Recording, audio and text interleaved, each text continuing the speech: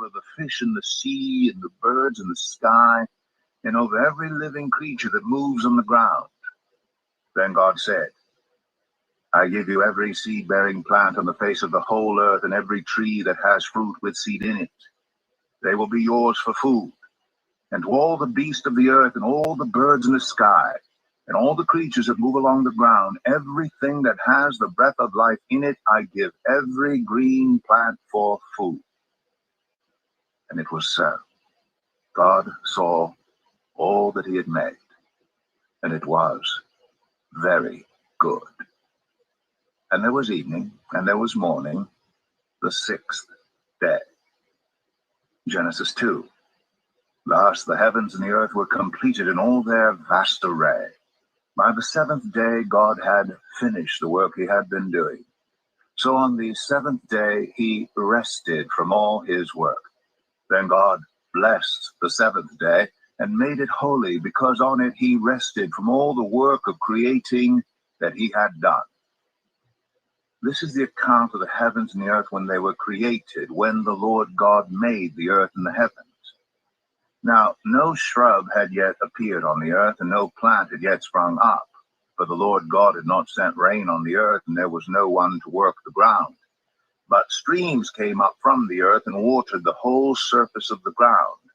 Then the Lord God formed a man from the dust of the ground, and breathed into his nostrils the breath of life, and the man became a living being. Now the Lord God had planted a garden in the east, in Eden, and there he put the man he had formed. The Lord God made all kinds of trees grow out of the ground, trees that were pleasing to the eye and good for food. In the middle of the garden were the tree of life, and the tree of the knowledge of good and evil. A river watering the garden flowed from Eden. From there it was separated into 4 headwaters. The name of the first is the Pishon. It winds through the entire land of Havilah, where there is gold. The gold of that land is good. Aromatic resin and onyx are also there. The name of the second river is the Gihon.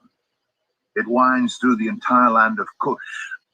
The name of the third river is the Tigris. It runs along the east side of Asher. And the fourth river is the Euphrates. The Lord God took the man and put him in the Garden of Eden to work it and take care of it. And the Lord God commanded the man, you are free to eat from any tree in the garden, but you must not eat from the tree of the knowledge of good and evil. For when you eat from it, you will certainly die. The Lord God said, it is not good for the man to be alone. I will make a helper suitable for him. Now the Lord God had formed out of the ground all the wild animals and all the birds in the sky. He brought them to the man to see what he would name them. And whatever the man called each living creature, that was its name. So the man gave names to all the livestock, the birds in the sky, and all the wild animals. But for Adam no suitable helper was found. So the Lord God caused the man to fall into a deep sleep, and while he was sleeping, he took one of the man's ribs and then closed up the place with flesh. Then the Lord God made a woman from the rib he had taken out of the man, and he brought her to the man. The man said, this is now bone of my bones and flesh of my flesh. She shall be called woman, for she was taken out of man. That is why a man leaves his father and mother and is united to his wife, and they become one flesh. Adam and his wife were both naked, and they felt no shame. Genesis 3. Now the serpent was more crafty than any of the wild animals the Lord God had made. He said to the woman, did God really say, you must not eat from any tree in the garden? The woman said to the serpent, we may eat fruit from the trees in the garden, but God did say, you must not eat fruit from the tree that is in the middle of the garden, and you must not touch it, or you will die. You will not certainly die. The serpent said to the woman, For God knows that when you eat from it, your eyes will be opened, and you will be like God, knowing good and evil. When the woman saw that the fruit of the tree was good for food, and pleasing to the eye, and also desirable for gaining wisdom, she took some and ate it. She also gave some to her husband who was with her, and he ate it. Then the eyes of both of them were opened, and they realized they were naked. So they sewed fig leaves together and made coverings for themselves. Then the man and his wife heard the sound of the Lord God as he was walking in the garden in the cool of the day, and they hid from the Lord God among the trees of the garden. But the Lord God called to the man, Where are you? He answered, I heard you in the garden, and I was afraid because I was naked, so I hid. And he said, Who told you that you were naked? Have you eaten from the tree that I commanded you not to eat from? The man said, The woman you put here with me, she gave me some fruit from the tree, and I ate it. Then the Lord God said to the woman, What is this you have done? The woman said, The serpent deceived me, and I ate. So the Lord God said to the serpent, Because you have done this, cursed are you above all livestock and all wild animals. You will crawl on your belly, and you will eat dust all the days of your life. And I will put enmity between you and the woman, and between your offspring and hers. He will crush your head, and you will strike his heel. To the woman, he said, I will make your pains in childbearing very severe. With painful labor you will give birth to children. Your desire will be for your husband, and he will rule over you. To Adam, he said, Because you listened to your wife and ate fruit from the tree about which I commanded you, you must not eat from it. Cursed is the ground because of you. Through painful toil you will eat food from it all the days of your life.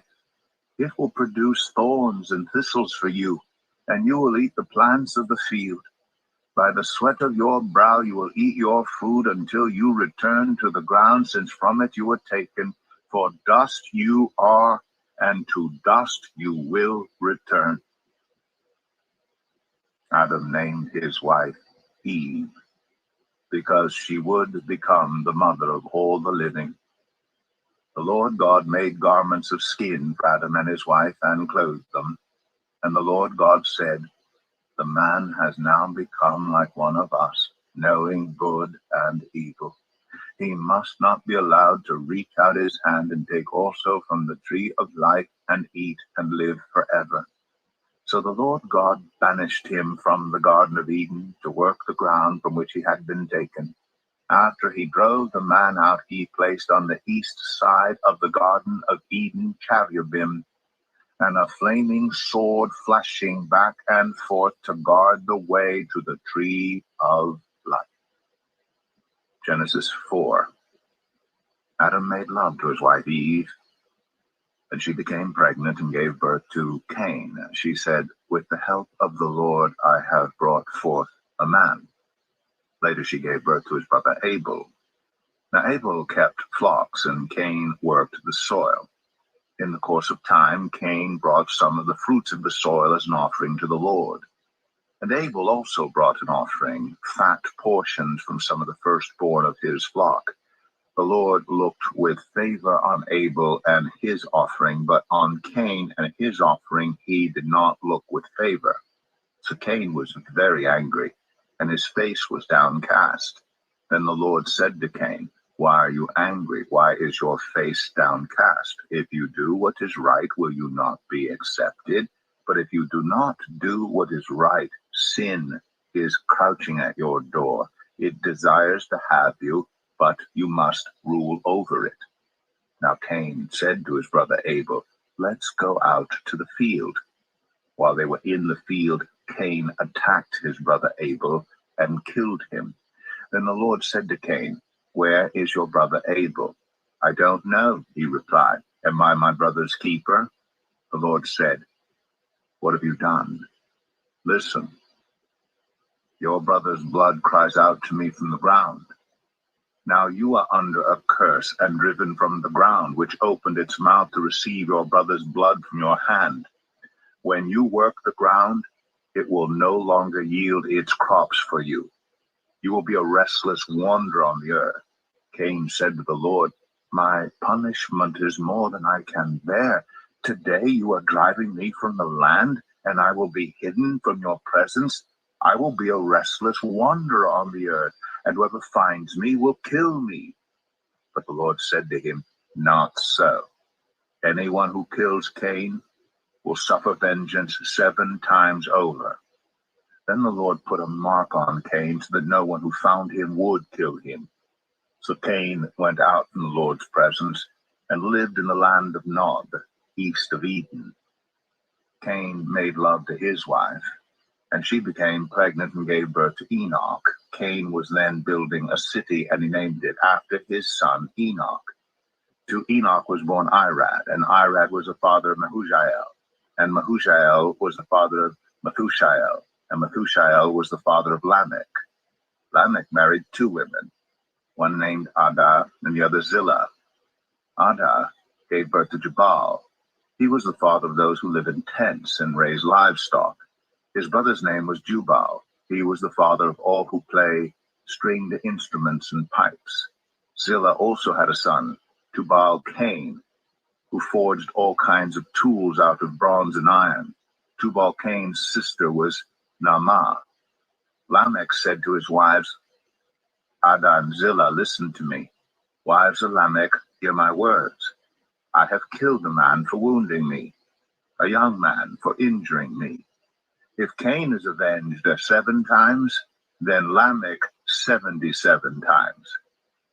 Adam made love to his wife again, and she gave birth to a son and named him Seth, saying, "God has granted me another child in place of Abel, since Cain killed him." Seth also had a son, and he named him Enosh. At that time, people began to call on the name of the Lord. Genesis 5. This is the written account of Adam's family line. When God created mankind, he made them in the likeness of God. He created them male and female and blessed them, and he named them mankind when they were created. When Adam had lived 130 years, he had a son in his own likeness, in his own image, and he named him Seth. After Seth was born, Adam lived 800 years and had other sons and daughters. Altogether, Adam lived a total of 930 years, and then he died. When Seth had lived 105 years, he became the father of Enosh. After he became the father of Enosh, Seth lived 807 years and had other sons and daughters. Altogether, Seth lived a total of 912 years, and then he died. When Enosh had lived 90 years, he became the father of Kenan. After he became the father of Kenan, Enosh lived 815 years and had other sons and daughters. Altogether, Enosh lived a total of 905 years, and then he died. When Kenan had lived 70 years, he became the father of Mahalalel. After he became the father of Mahalalel, Kenan lived 840 years and had other sons and daughters. Altogether, Kenan lived a total of 910 years, and then he died. When Mahalalel had lived 65 years, he became the father of Jared. After he became the father of Jared, Mahalalel lived 830 years and had other sons and daughters. Altogether, Mahalalel lived a total of 895 years, and then he died.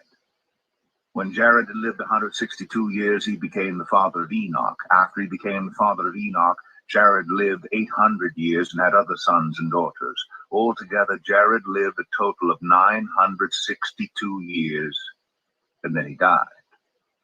When Enoch had lived 65 years, he became the father of Methuselah. After he became the father of Methuselah, Enoch walked faithfully with God 300 years and had other sons and daughters. Altogether, Enoch lived a total of 365 years. Enoch walked faithfully with God. Then he was no more, because God took him away. When Methuselah had lived 187 years, he became the father of Lamech. After he became the father of Lamech, Methuselah lived 782 years and had other sons and daughters. Altogether, Methuselah lived a total of 969 years. And then he died. When Lamech had lived 182 years, he had a son. He named him Noah, and said, "He will comfort us in the labor and painful toil of our hands caused by the ground the Lord has cursed." After Noah was born, Lamech lived 595 years and had other sons and daughters. Altogether, Lamech lived a total of 777 years, and then he died. After Noah was 500 years old, he became the father of Shem, Ham, and Japheth. Genesis 6. When human beings began to increase in number on the earth and daughters were born to them, the sons of God saw that the daughters of humans were beautiful, and they married any of them they chose. Then the Lord said, "My spirit will not contend with humans forever, for they are mortal. Their days will be 120 years. The Nephilim were on the earth in those days, and also afterward, when the sons of God went to the daughters of humans and had children by them. They were the heroes of old, men of renown. The Lord saw how great the wickedness of the human race had become on the earth, and that every inclination of the thoughts of the human heart were only evil all the time. The Lord regretted that he had made human beings on the earth, and his heart was deeply troubled. So the Lord said, "I will wipe from the face of the earth the human race I have created, and with them the animals, the birds, and the creatures that move along the ground, for I regret that I have made them." But Noah found favor in the eyes of the Lord. This is the account of Noah and his family.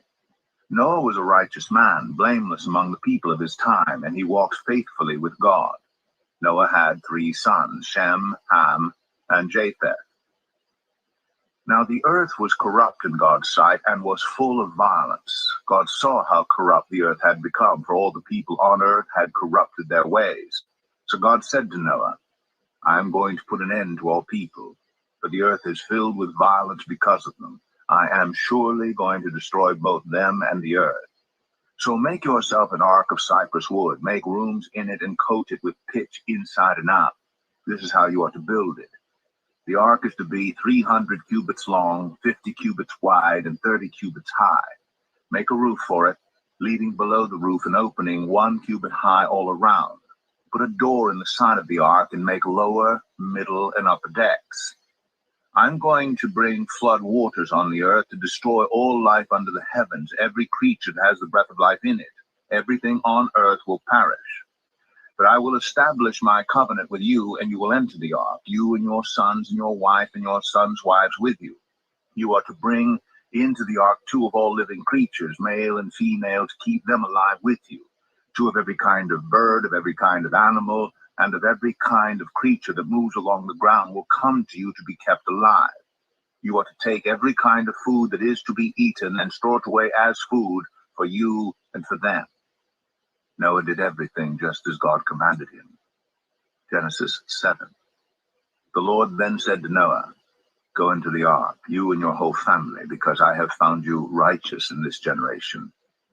Take with you 7 pairs of every kind of clean animal, a male and its mate, and 1 pair of every kind of unclean animal, a male and its mate, and also 7 pairs of every kind of bird, male and female, to keep their various kinds alive throughout the earth.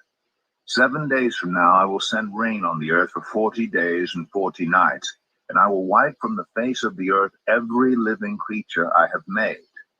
And Noah did all that the Lord commanded him. Noah was 600 years old when the flood waters came on the earth.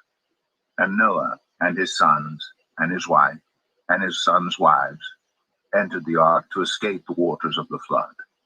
Pairs of clean and unclean animals, of birds, and of all creatures that moved along the ground, male and female, came to Noah and entered the ark, as God had commanded Noah. And after the 7 days, the flood waters came on the earth. In the 600th year of Noah's life, On the 17th day of the 2nd month, on that day, all the springs of the great deep burst forth, and the floodgates of the heavens were opened, and rain fell on the earth 40 days and 40 nights. On that very day, Noah and his sons Shem, Ham, and Japheth, together with his wife and the wives of his 3 sons, entered the ark. They had with them every wild animal according to its kind, all livestock according to their kinds, every creature that moves along the ground according to its kind, and every bird according to its kind, everything with wings. Pairs of all creatures that have the breath of life in them came to Noah and entered the ark. The animals going in were male and female of every living thing as God had commanded Noah. Then the Lord shut him in. For 40 days the flood kept coming on the earth, and as the waters increased, they lifted the ark high above the earth.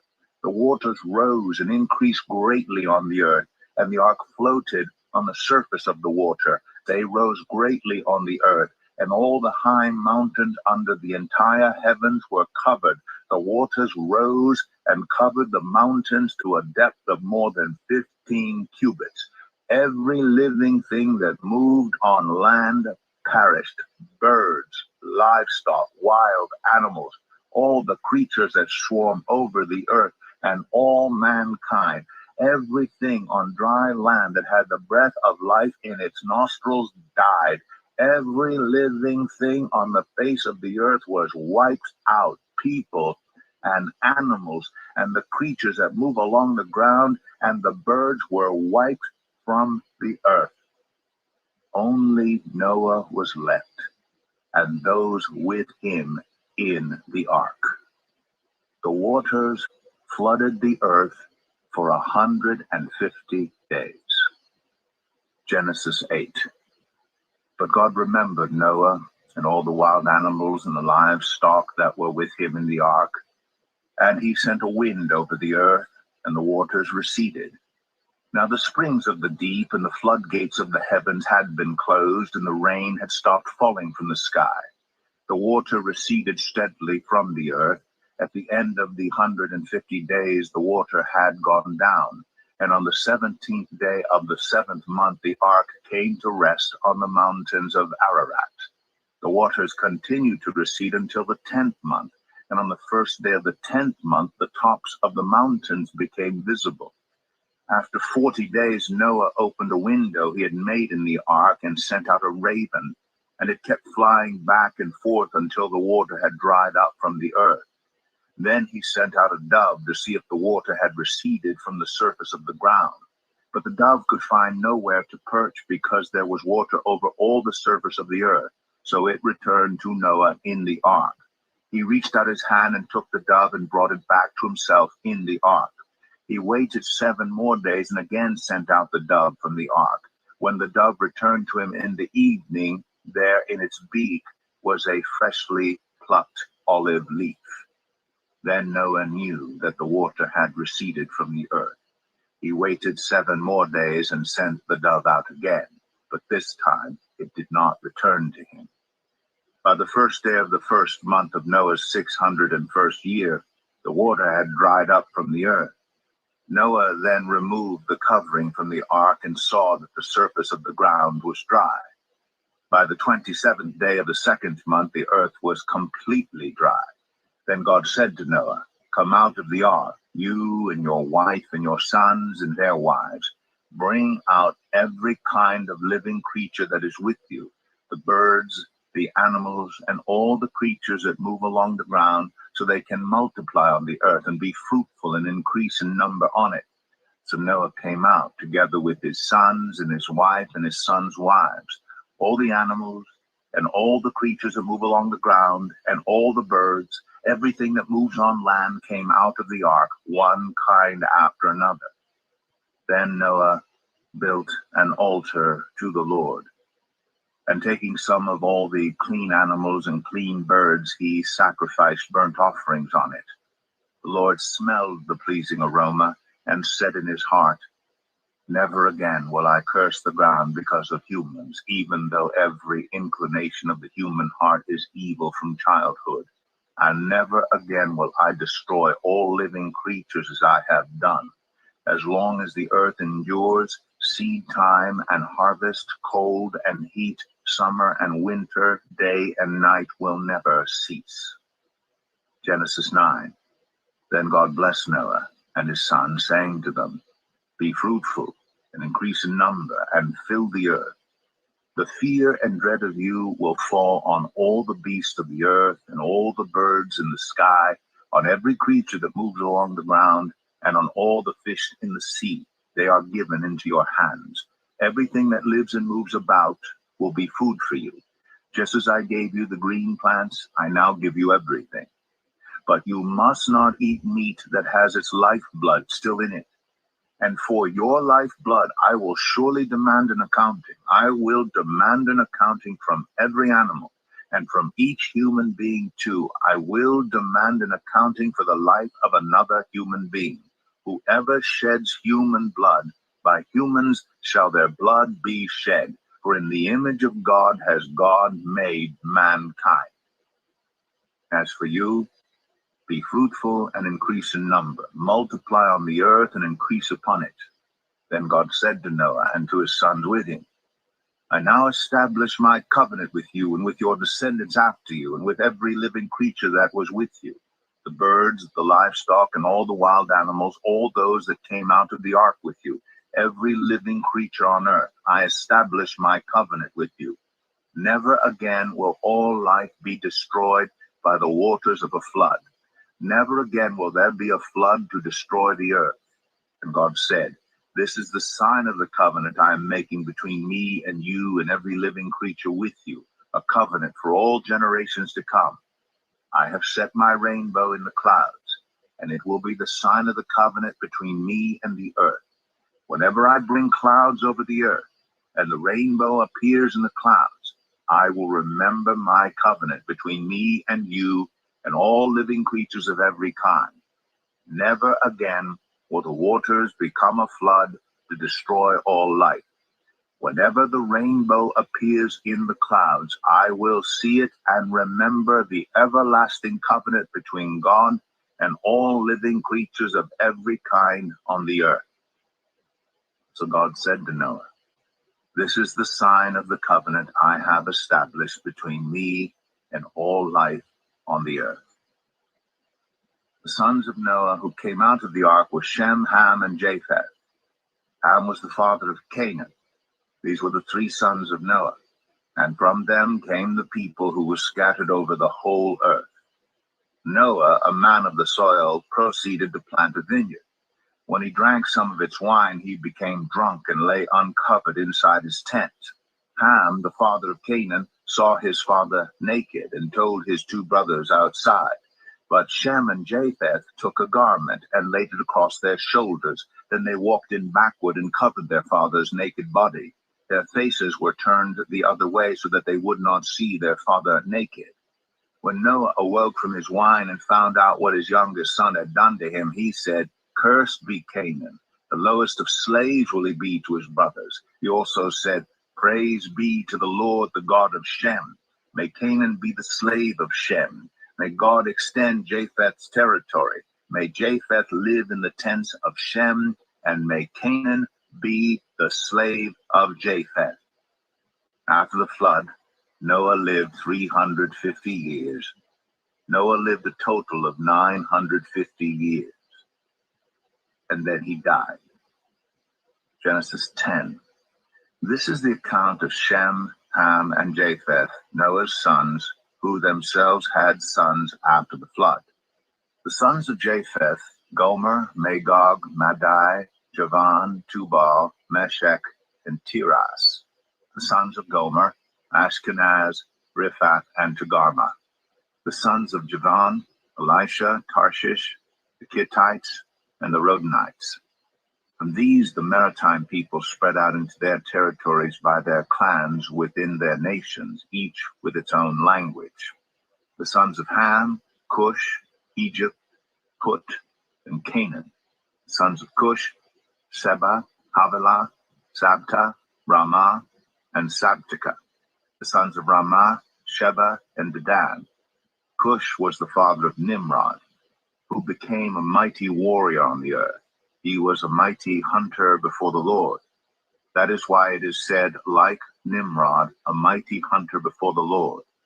The first centers of his kingdom were Babylon, Uruk, Akkad, and Calneh in Shinar. From that land he went to Assyria, where he built Nineveh, Rehoboth, Ir, Calah, and Resen, which is between Nineveh and Calah, which is the great city. Egypt was the father of the Ludites, the Anamites, Lehabites, Naphtuhites, Pathrusites, Caslahites, from whom the Philistines came, and Caphtorites. Canaan was the father of Sidon, his firstborn, and of the Hittites, Jebusites, Amorites, Girgashites, Hivites, Archites, Sinites, Arvadites, Zemarites, and Hamathites. Later the Canaanite clans scattered, and the borders of Canaan reached from Sidon toward Gerar as far as Gaza, and then towards Sodom, Gomorrah, Admah, and Zeboim as far as Lasha.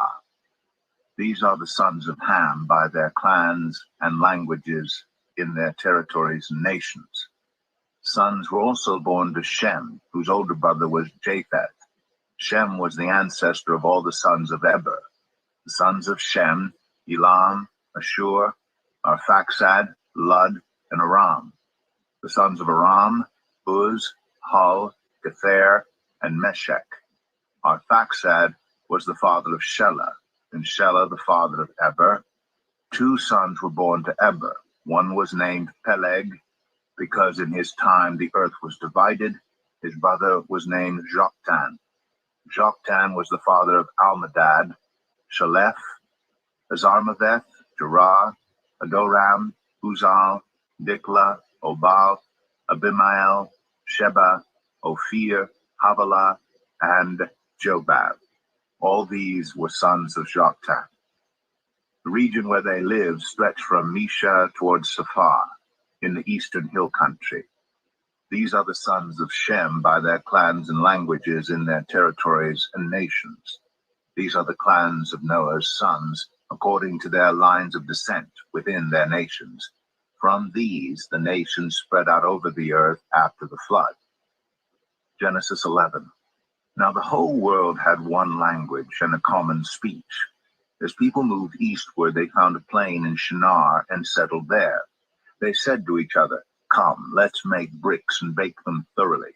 They used brick instead of stone and tar for mortar.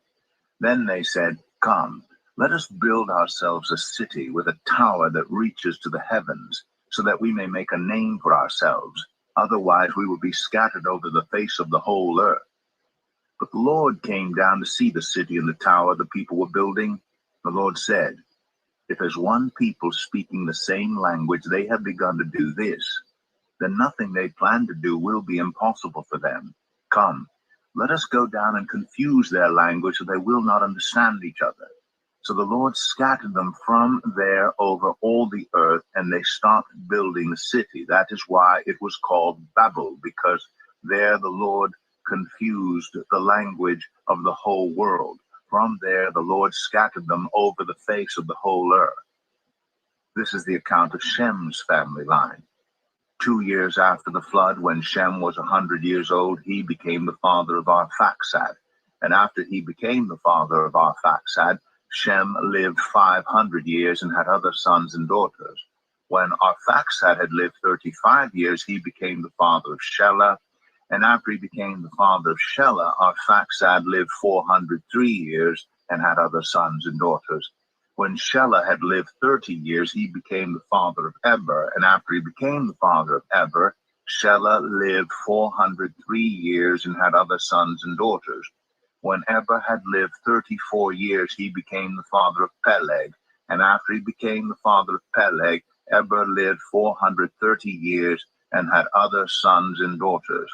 When Peleg had lived 30 years, he became the father of Reu. And after he became the father of Reu, Peleg lived 209 years and had other sons and daughters.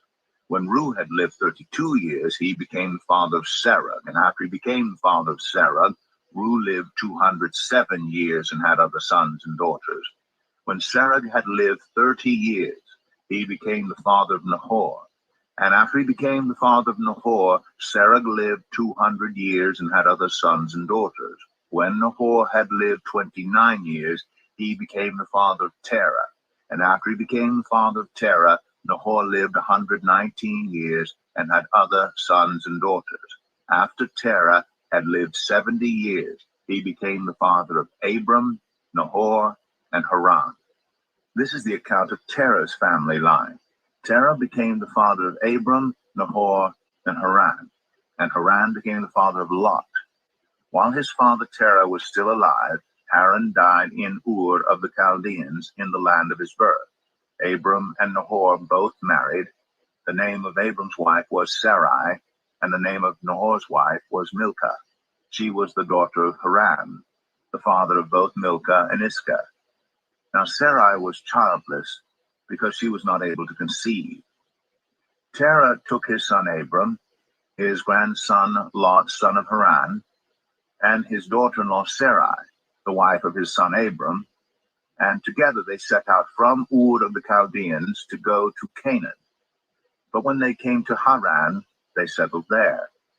Terah lived 205 years, and he died in Haran. Genesis 12. The Lord had said to Abram, "Go from your country, your people, and your father's household to the land I will show you. I will make you into a great nation, and I will bless you. I will make your name great, and you will be a blessing. I will bless those who bless you, and whoever curses you, I will curse. And all peoples on earth will be blessed through you." So Abram went, as the Lord had told him, and Lot went with him. Abram was 75 years old when he set out from Haran. He took his wife Sarai, his nephew Lot, all the possessions they had accumulated, and the people they had acquired in Haran, and they set out for the land of Canaan, and they arrived there. Abram traveled through the land as far as the site of the great tree of Moreh at Shechem. At that time the Canaanites were in the land. The Lord appeared to Abram and said, "To your offspring I will give this land." So he built an altar there to the Lord who had appeared to him. From there he went on toward the hills east of Bethel and pitched his tent with Bethel on the west and Ai on the east. There he built an altar to the Lord and called on the name of the Lord. Then Abram set out and continued toward the Negev. Now there was a famine in the land, and Abram went down to Egypt to live there for a while because the famine was severe. As he was about to enter Egypt, he said to his wife Sarai, "I know what a beautiful woman you are.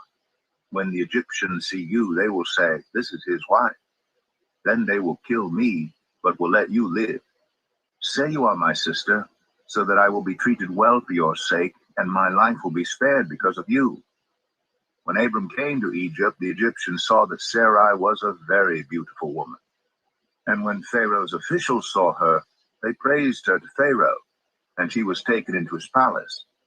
He treated Abram well for her sake, and Abram acquired sheep and cattle, male and female donkeys, male and female servants, and camels. But the Lord inflicted serious diseases on Pharaoh and his household because of Abram's wife Sarai. So Pharaoh summoned Abram. "What have you done to me?" he said. "Why didn't you tell me she was your wife? Why did you say, 'She is my sister,' so that I took her to be my wife? Now then, here is your wife. Take her and go." Then Pharaoh gave orders about Abram to his men, and they sent him on his way with his wife and everything he had. Genesis 13. So Abram went up from Egypt to the Negev with his wife and everything he had, and Lot went with him. Abram had become very wealthy in livestock and in silver and gold. From the Negev he went from place to place until he came to Bethel, to the place between Bethel and Ai where his tent had been earlier, and where he had first built an altar. There Abram called on the name of the Lord. Now Lot, who was moving about with Abram, also had flocks and herds and tents. But the land could not support them while they stayed together, for their possessions were so great that they were not able to stay together. And quarreling arose between Abram's herders and Lot's. The Canaanites and the Perizzites were also living in the land at that time. So Abram said to Lot, "Let's not have any quarreling between you and me, or between your herders and mine, for we are close relatives. Is not the whole land before you? Let's part company. If you go to the left, I'll go to the right. If you go to the right, I'll go to the left." Lot looked around and saw that the whole plain of the Jordan toward Zoar was well watered, like the garden of the Lord, like the land of Egypt. This was before the Lord destroyed Sodom and Gomorrah. So Lot chose for himself the whole plain of the Jordan and set out toward the east. The two men parted company. Abram lived in the land of Canaan, while Lot lived among the cities of the plain and pitched his tents near Sodom. Now the people of Sodom were wicked and were sinning greatly against the Lord. The Lord said to Abram after Lot had parted from him, "Look around from where you are, to the north and south, to the east and west. All the land that you see, I will give to you and your offspring forever. I will make your offspring like the dust of the earth, so that if anyone could count the dust, then your offspring could be counted. Go, walk through the length and breadth of the land, for I am giving it to you." So Abram went to live near the great trees of Mamre at Hebron, where he pitched his tents. There he built an altar to the Lord. Genesis 14. At the time when Amraphel was king of Shinar, Arioch king of Elasar, Chedorlaomer king of Elam, and Tidal king of Goyim, these kings went to war against Bera king of Sodom, Birsha king of Gomorrah, Shinab king of Admah, Shemaber king of Zeboim, and the king of Bela, that is, Zoar. All these latter kings joined forces in the valley of Siddim, that is, the Dead Sea Valley. For 12 years they had been subject to Chedorlaomer, but in the 13th year they rebelled. In the 14th year, Chedorlaomer and the kings allied with him went out and defeated the Rephaites in Ashtoreth Karnaim, the Zerzites in Ham, the Emites in Shaveh Kiriathaim, and the Horites in the hill country of Seir, as far as El Paran, near the desert. Then they turned back and went to En Mishpat, that is Kadesh, and they conquered the whole territory of the Amalekites, as well as the Amorites who were living in Hazazon Tamar. Then the king of Sodom, the king of Gomorrah, the king of Admah, the king of Zeboim, and the king of Bela, that is Zoar, marched out and drew up their battle lines in the valley of Siddim against Chedorlaomer, king of Elam, Tidal, king of Goyim, Amraphel, king of Shinar, and Arioch, king of Elasar, 4 kings against 5. Now the valley of Siddim was full of tar pits, and when the kings of Sodom and Gomorrah fled, some of the men fell into them, and the rest fled to the hills. The 4 kings seized all the goods of Sodom and Gomorrah and all their food. Then they went away. They also carried off Abram's nephew Lot and his possessions, since he was living in Sodom. A man who had escaped came and reported this to Abram the Hebrew. Now Abram was living near the great trees of Mamre, the Amorite, a brother of Eshcol, and Aner, all of whom were allied with Abram. When Abram heard that his relative had been taken captive, he called out the 318 trained men born in his household and went in pursuit as far as Dan. During the night, Abram divided his men to attack them, and he routed them, pursuing them as far as Hobah, north of Damascus. He recovered all the goods and brought back his relative Lot and his possessions, together with the women and the other people. After Abram returned from defeating Chedorlaomer and the kings allied with him, the king of Sodom came out to meet him in the valley of Shaveh, that is, the king's valley. Then Melchizedek, king of Salem, brought out bread and wine. He was priest of God Most High, and he blessed Abram, saying, "Blessed be Abram by God Most High, creator of heaven and earth, and praise be to God Most High, who delivered your enemies into your hand." Then Abram gave him 1/10 of everything. The king of Sodom said to Abram, "Give me the people and keep the goods for yourself." But Abram said to the king of Sodom, with raised hand, "I have sworn an oath to the Lord, God Most High, creator of heaven and earth, that I will accept nothing belonging to you, not even a thread or the strap of a sandal, so that you will never be able to say, 'I made Abram rich.' I will accept nothing but what my men have eaten, and the share that belongs to the men who went with me, to Aner, Eshcol, and Mamre. Let them have their share." Genesis 15. After this, the word of the Lord came to Abram in a vision. "Do not be afraid, Abram. I am your shield, your very great reward." But Abram said, "Sovereign Lord, what can you give me since I remain childless? And the one who will inherit my estate is Eliezer of Damascus." And Abram said, "You have given me no children, so a servant in my household will be my heir." Then the word of the Lord came to him, "This man will not be your heir, but a son who is your own flesh and blood will be your heir." He took him outside and said, "Look up at the sky and count the stars, if indeed you can count them." Then he said to him, "So shall your offspring be." Abram believed the Lord, and he credited it to him as righteousness. He also said to him, "I am the Lord, who brought you out of Ur of the Chaldeans to give you this land to take possession of it." But Abram said, "Sovereign Lord, how can I know that I will gain possession of it?" So the Lord said to him, "Bring me a heifer, a goat, and a ram, each 3 years old, along with a dove and a young pigeon."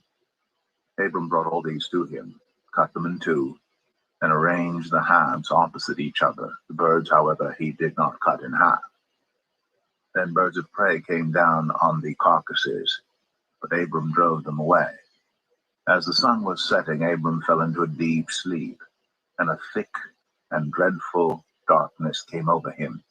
Then the Lord said to him, "Know for certain that for 400 years your descendants will be strangers in a country not their own, and that they will be enslaved and mistreated there. But I will punish the nation they serve as slaves, and afterward they will come out with great possessions. You, however, will go to your ancestors in peace and be buried at a good old age. In the 4th generation your descendants will come back here, for the sin of the Amorites has not yet reached its full measure." When the sun had set and darkness had fallen, a smoking fire pot with a blazing torch appeared and passed between the pieces. On that day, the Lord made a covenant with Abram and said, "To your descendants I give this land, from the Wadi of Egypt to the great river the Euphrates, the land of the Kenites, Kenizzites, Cadmonites, Hittites, Perizzites, Rephites, Amorites, Canaanites, Girgashites, and Jebusites." Genesis 16. Now Sarai, Abram's wife, had borne him no children, but she had an Egyptian slave named Hagar. So she said to Abram, "The Lord has kept me from having children. Go sleep with my slave. Perhaps I can build a family through her." Abram agreed to what Sarai said. So after Abram had been living in Canaan 10 years, Sarai, his wife, took her Egyptian slave Hagar and gave her to a husband to be his wife. He slept with Hagar, and she conceived. When she knew she was pregnant, she began to despise her mistress. Then Sarai said to Abram, "You are responsible for the wrong I am suffering. I've put my slave in your arms, and now that she knows she is pregnant, she despises me. May the Lord judge between you and me." "Your slave is in your hands," Abram said. "Do with her whatever you think best." Then Sarai mistreated Hagar, so she fled from her. The angel of the Lord found Hagar near a spring in the desert. It was the spring that is beside the road to Shur. And he said, "Hagar, slave of Sarai, where have you come from? And where are you going?" "I'm running away from my mistress Sarai," she answered. Then the angel of the Lord told her, "Go back to your mistress and submit to her."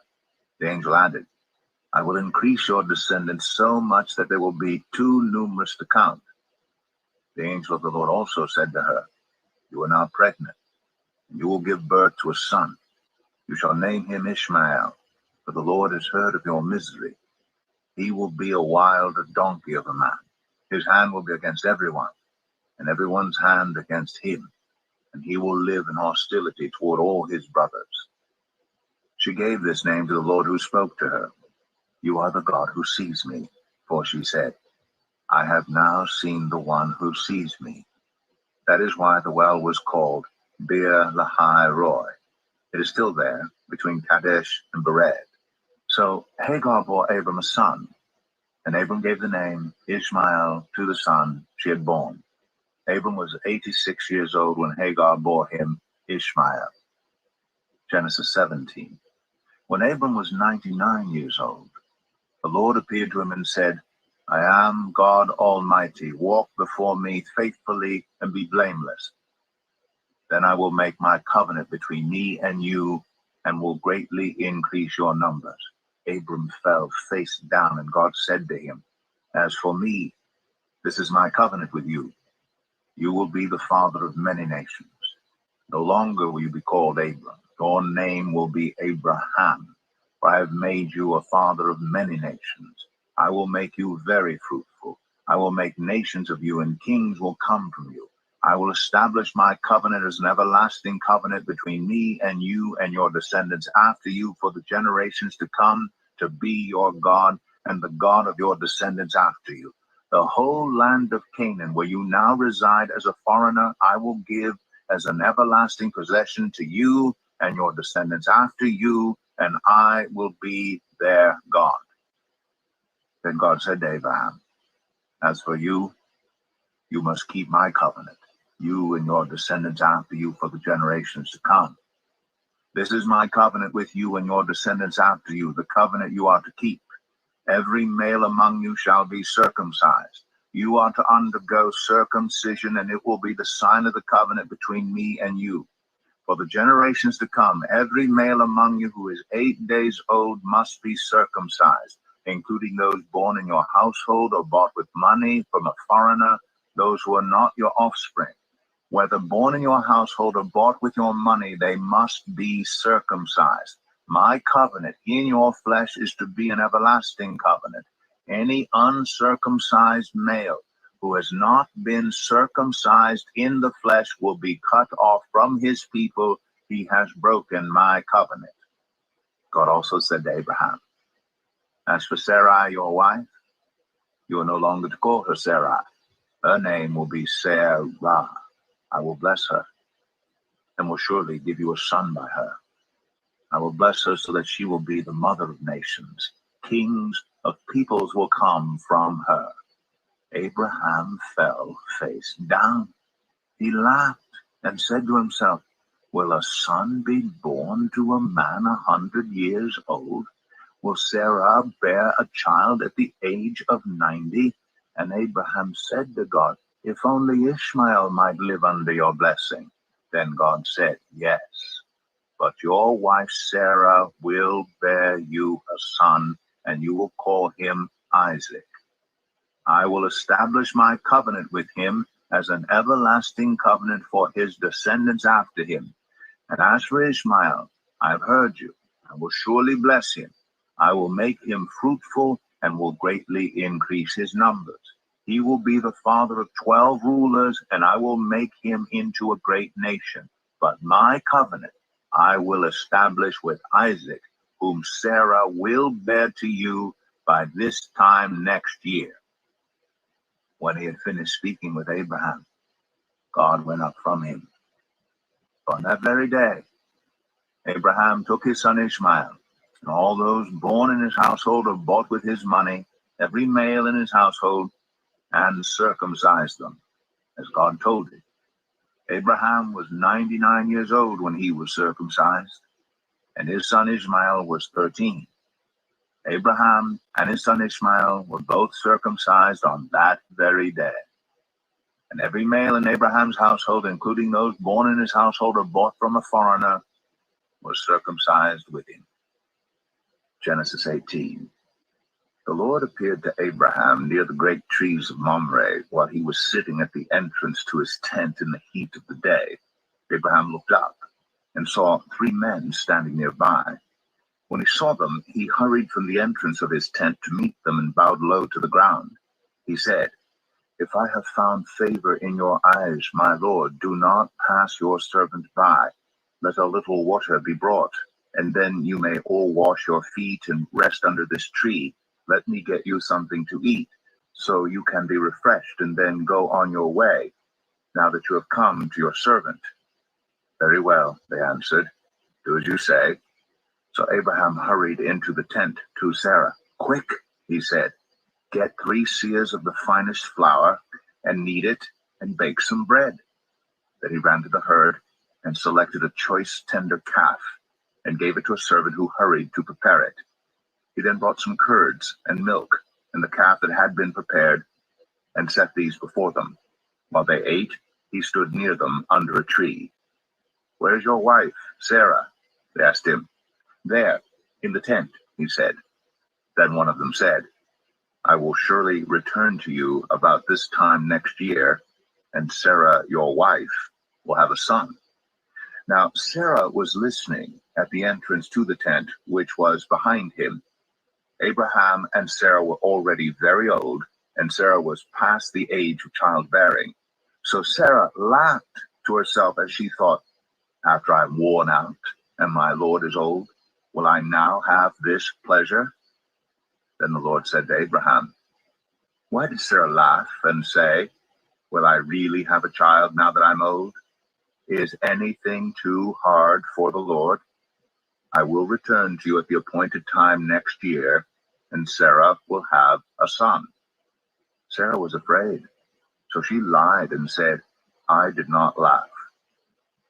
But he said, "Yes, you did laugh." When the men got up to leave, they looked down toward Sodom, and Abraham walked along with them to see them on their way. Then the Lord said, "Shall I hide from Abraham what I am about to do? Abraham will surely become a great and powerful nation, and all nations on earth will be blessed through him. For I have chosen him so that he will direct his children and his household after him to keep the way of the Lord by doing what is right and just, so that the Lord will bring about for Abraham what he has promised him." Then the Lord said, "The outcry against Sodom and Gomorrah is so great, and their sin so grievous, that I will go down and see if what they have done is as bad as the outcry that has reached me. If not, I will know." The men turned away and went toward Sodom, but Abraham remained standing before the Lord. Then Abraham approached him and said, "Will you sweep away the righteous with the wicked? What if there are 50 righteous people in the city? Will you really sweep it away and not spare the place for the sake of the 50 righteous people in it? Far be it from you to do such a thing, to kill the righteous with the wicked, treating the righteous and the wicked alike. Far be it from you. Will not the judge of all the earth do right?" The Lord said, "If I find 50 righteous people in the city of Sodom, I will spare the whole place for their sake." Then Abraham spoke up again. "Now that I have been so bold as to speak to the Lord, though I am nothing but dust and ashes, what if the number of the righteous is 5 less than 50? Will you destroy the whole city for lack of 5 people? If I find 45 there," he said, "I will not destroy it." Once again he spoke to him. "What if only 40 are found there?" He said, "For the sake of 40, I will not do it." Then he said, "May the Lord not be angry, but let me speak. What if only 30 can be found there?" He answered, "I will not do it if I find 30 there." Abraham said, "Now that I've been so bold as to speak to the Lord, what if only 20 can be found there?" He said, "For the sake of 20, I will not destroy it." Then he said, "May the Lord not be angry, but let me speak just once more. What if only 10 can be found there?" He answered, "For the sake of 10, I will not destroy it." When the Lord had finished speaking with Abraham, he left, and Abraham returned home. Genesis 19. The two angels arrived at Sodom in the evening, and Lot was sitting in the gateway of the city. When he saw them, he got up to meet them and bowed down with his face to the ground. "My lords," he said, "please turn aside to your servant's house. You can wash your feet and spend the night, and then go on your way early in the morning." "No," they answered, "we will spend the night in the square." But he insisted so strongly that they did go with him and entered his house. He prepared a meal for them, baking bread without yeast, and they ate. Before they had gone to bed, all the men from every part of the city of Sodom, both young and old, surrounded the house. They called to Lot, "Where are the men who came to you tonight? Bring them out to us, so that we can have sex with them." Lot went outside to meet them, and shut the door behind him, and said, "No, my friends, don't do this wicked thing. Look, I have two daughters who have never slept with a man. Let me bring them out to you, and you can do what you like with them, but don't do anything to these men, for they have come under the protection of my roof." "Get out of our way," they replied. "This fellow came here as a foreigner, and now he wants to play the judge. We'll treat you worse than them." They kept bringing pressure on Lot and moved forward to break down the door. But the men inside reached out and pulled Lot back into the house and shut the door. Then they struck the men who were at the door of the house, young and old, with blindness, so that they could not find the door. The two men said to Lot, "Do you have anyone else here, sons-in-laws, sons or daughters, or anyone else in the city who belongs to you? Get them out of here, because we are going to destroy this place. The outcry to the Lord against its people is so great that he has sent us to destroy it." So Lot went out and spoke to his sons-in-law, who were pledged to marry his daughters. He said, "Hurry and get out of this place, because the Lord is about to destroy the city." But his sons-in-law thought he was joking. With the coming of dawn, the angels urged Lot, saying, "Hurry, take your wife and your two daughters who are here, or you will be swept away when the city is punished." When he hesitated, the men grasped his hand and the hands of his wife and of his two daughters, and led them safely out of the city, for the Lord was merciful to them. As soon as they had brought them out, one of them said, "Flee for your lives. Don't look back, and don't stop anywhere in the plain. Flee to the mountains, or you will be swept away." But Lot said to them, "No, my lords, please. Your servant has found favor in your eyes, and you have shown great kindness to me in sparing my life. But I can't flee to the mountains. This disaster will overtake me, and I'll die. Look, here is a town near enough to run to, and it is small. Let me flee to it. It is very small, isn't it? Then my life will be spared." He said to him, "Very well, I will grant this request too. I will not overthrow the town you speak of, but flee there quickly, because I cannot do anything until you reach it." That is why the town was called Zoar. By the time Lot reached Zoar, the sun had risen over the land. Then the Lord rained down burning sulfur on Sodom and Gomorrah from the Lord out of the heavens. Thus he overthrew those cities and the entire plain, destroying all those living in the cities and also the vegetation in the land. But Lot's wife looked back, and she became a pillar of salt. Early the next morning, Abraham got up and returned to the place where he had stood before the Lord. He looked down toward Sodom and Gomorrah, toward all the land of the plain, and he saw dense smoke rising from the land, like smoke from a furnace. So when God destroyed the cities of the plain, he remembered Abraham, and he brought Lot out of the catastrophe that overthrew the cities where Lot had lived. Lot and his two daughters left Zoar and settled in the mountains, for he was afraid to stay in Zoar. He and his two daughters lived in a cave. One day the older daughter said to the younger, "Our father is old, and there is no man around here to give us children, as is the custom all over the earth. Let's get our father to drink wine, and then sleep with him, and preserve our family line through our father." That night they got their father to drink wine, and the older daughter went in and slept with him. He was not aware of it when she lay down or when she got up. The next day the older daughter said to the younger, "Last night I slept with my father. Let's get him to drink wine again tonight, and you go in and sleep with him, so we can preserve our family line to our father." So they got their father to drink wine that night also. And the younger daughter went in and slept with him. Again, he was not aware of it when she lay down or when she got up. So both of Lot's daughters became pregnant by their father. The older daughter had a son, and she named him Moab. He is the father of the Moabites of today. The younger daughter also had a son, and she named him Ben-Ami. He is the father of the Ammonites of today. Genesis 20. Now Abraham moved on from there into the region of the Negev and lived between Kadesh and Shur. For a while he stayed in Gerar, and there Abraham said of his wife Sarah, "She is my sister." Then Abimelech, king of Gerar, sent for Sarah and took her. But God came to Abimelech in a dream one night and said to him, "You are as good as dead because of the woman you have taken. She is a married woman." Now Abimelech had not gone near her, so he said, "Lord, will you destroy an innocent nation? Did he not say to me, 'She is my sister'? And didn't she also say, 'He is my brother'? I have done this with a clear conscience and clean hands." Then God said to him in the dream, "Yes, I know you did this with a clear conscience, and so I have kept you from sinning against me. That is why I did not let you touch her.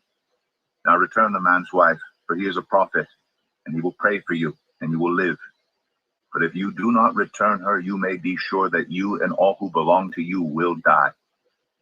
Early the next morning, Abimelech summoned all his officials, and when he told them all that had happened, they were very much afraid.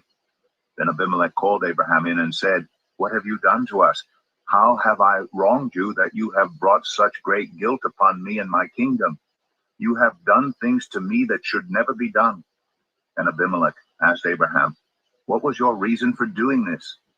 Abraham replied, "I said to myself, there is surely no fear of God in this place, and they will kill me because of my wife. Besides, she really is my sister, the daughter of my father, though not of my mother, and she became my wife. And when God had me wander from my father's household, I said to her, 'This is how you can show your love to me. Everywhere we go, say of me, he is my brother.' Then Abimelech brought sheep and cattle and male and female slaves and gave them to Abraham, and he returned Sarah his wife to him. And Abimelech said, 'My land is before you. Live wherever you like.' To Sarah he said, 'I am giving your brother 1,000 shekels of silver. This is to cover the offense against you before all who are with you. You are completely vindicated.' Then Abraham prayed to God, and God healed Abimelech his wife and his female slaves, so they could have children again. For the Lord had kept all the women in Abimelech's household from conceiving because of Abraham's wife Sarah." Genesis 21. Now the Lord was gracious to Sarah, as he had said, and the Lord did for Sarah what he had promised. Sarah became pregnant and bore a son to Abraham in his old age, at the very time God had promised him. Abraham gave the name Isaac to the son Sarah bore him. When his son Isaac was 8 days old, Abraham circumcised him as God commanded him. Abraham was 100 years old when his son Isaac was born to him. Sarah said, "God has brought me laughter, and everyone who hears about this will laugh with me." And she added, "Who would have said to Abraham that Sarah would nurse children? Yet I have borne him a son in his old age." The child grew and was weaned. And on the day Isaac was weaned, Abraham held a great feast. But Sarah saw that the son whom Hagar the Egyptian had borne to Abraham was mocking. And she said to Abraham, "Get rid of that slave woman and her son, for that woman's son will never share in the inheritance with my son Isaac." The matter distressed Abraham greatly because it concerned his son. But God said to him, "Do not be so distressed about the boy and your slave woman. Listen to whatever Sarah tells you, because it is through Isaac that your offspring will be reckoned. I will make the son of the slave into a nation also, because he is your offspring." Early the next morning, Abraham took some food and a skin of water and gave them to Hagar. He set them on her shoulders and then sent her off with the boy. She went on her way and wandered in the desert of Beersheba. When the water in the skin was gone, she put the boy under one of the bushes, Then she went off and sat down about a bowshot away, for she thought, I cannot watch the boy die. And as she sat there, she began to sob. God heard the boy crying, and the angel of God called to Hagar from heaven and said to her, What is the matter, Hagar? Do not be afraid. God has heard the boy crying as he lies there. Lift the boy up and take him by the hand, for I will make him into a great nation. Then God opened her eyes, and she saw a well of water. So she went and filled the skin with water and gave the boy a drink. God was with the boy as he grew up. He lived in the desert and became an archer. While he was living in the desert of Paran, his mother got a wife for him from Egypt. At that time Abimelech and Phicol, the commander of his forces, said to Abraham, God is with you in everything you do. Now swear to me here before God that you will not deal falsely with me or my children or my descendants. Show to me in the country where you now reside as a foreigner the same kindness I have shown to you. Abraham said, I swear it. Then Abraham complained to Abimelech about a well of water that Abimelech's servants had seized. But Abimelech said, I don't know who has done this. You did not tell me, and I heard about it only today. So Abraham brought sheep and cattle and gave them to Abimelech, and the two men made a treaty. Abraham set apart 7 ewe lambs from the flock. And Abimelech asked Abraham, What is the meaning of these 7 ewe lambs you have set apart by themselves? He replied, Accept these 7 lambs from my hand as a witness that I dug this well. So that place was called Beersheba, because the 2 men swore an oath there. After the treaty had been made at Beersheba, Abimelech and Phicol, the commander of his forces, returned to the land of the Philistines. Abraham planted a tamarisk tree in Beersheba, and there he called on the name of the Lord, the eternal God. And Abraham stayed in the land of the Philistines for a long time. Genesis 22. Sometime later, God tested Abraham. He said to him, Abraham. Here I am, he replied. Then God said, Take your son, your only son, whom you love, Isaac, and go to the region of Moriah. Sacrifice him there as a burnt offering on a mountain I will show you. Early the next morning, Abraham got up and loaded his donkey. He took with him 2 of his servants and his son, Isaac. When he had cut enough wood for the burnt offering, he set out for the place God had told him about. On the 3rd day, Abraham looked up and saw the place in the distance. He said to his servants, Stay here with the donkey, while I and the boy go over there. We will worship, and then we will come back to you. Abraham took the wood for the burnt offering and placed it on his son Isaac, and he himself carried the fire and the knife. As the 2 of them went on together, Isaac spoke up and said to his father Abraham, Father? Yes, my son, Abraham replied. The fire and wood are here, Isaac said. But where is the lamb for the burnt offering? Abraham answered, God himself will provide the lamb for the burnt offering, my son. And the 2 of them went on together. When they reached the place God had told him about, Abraham built an altar there and arranged the wood on it. He bound his son Isaac and laid him on the altar on top of the wood. Then he reached out his hand and took the knife to slay his son. But the angel of the Lord called out to him from heaven, Abraham, Abraham, here I am, he replied. Do not lay a hand on the boy, he said. Do not do anything to him. Now I know that you fear God, because you have not withheld from me your son, your only son. Abraham looked up, and there in a thicket he saw a ram caught by its horns. He went over and took the ram and sacrificed it as a burnt offering instead of his son. So Abraham called that place, The Lord Will Provide. And to this day it is said, On the mountain of the Lord it will be provided. The angel of the Lord called to Abraham from heaven a second time and said, I swear by myself, declares the Lord, that because you have done this and have not withheld your son, your only son, I will surely bless you and make your descendants as numerous as the stars in the sky and as the sand on the seashore. Your descendants will take possession of the cities of their enemies, and through your offspring all nations on earth will be blessed because you have obeyed me.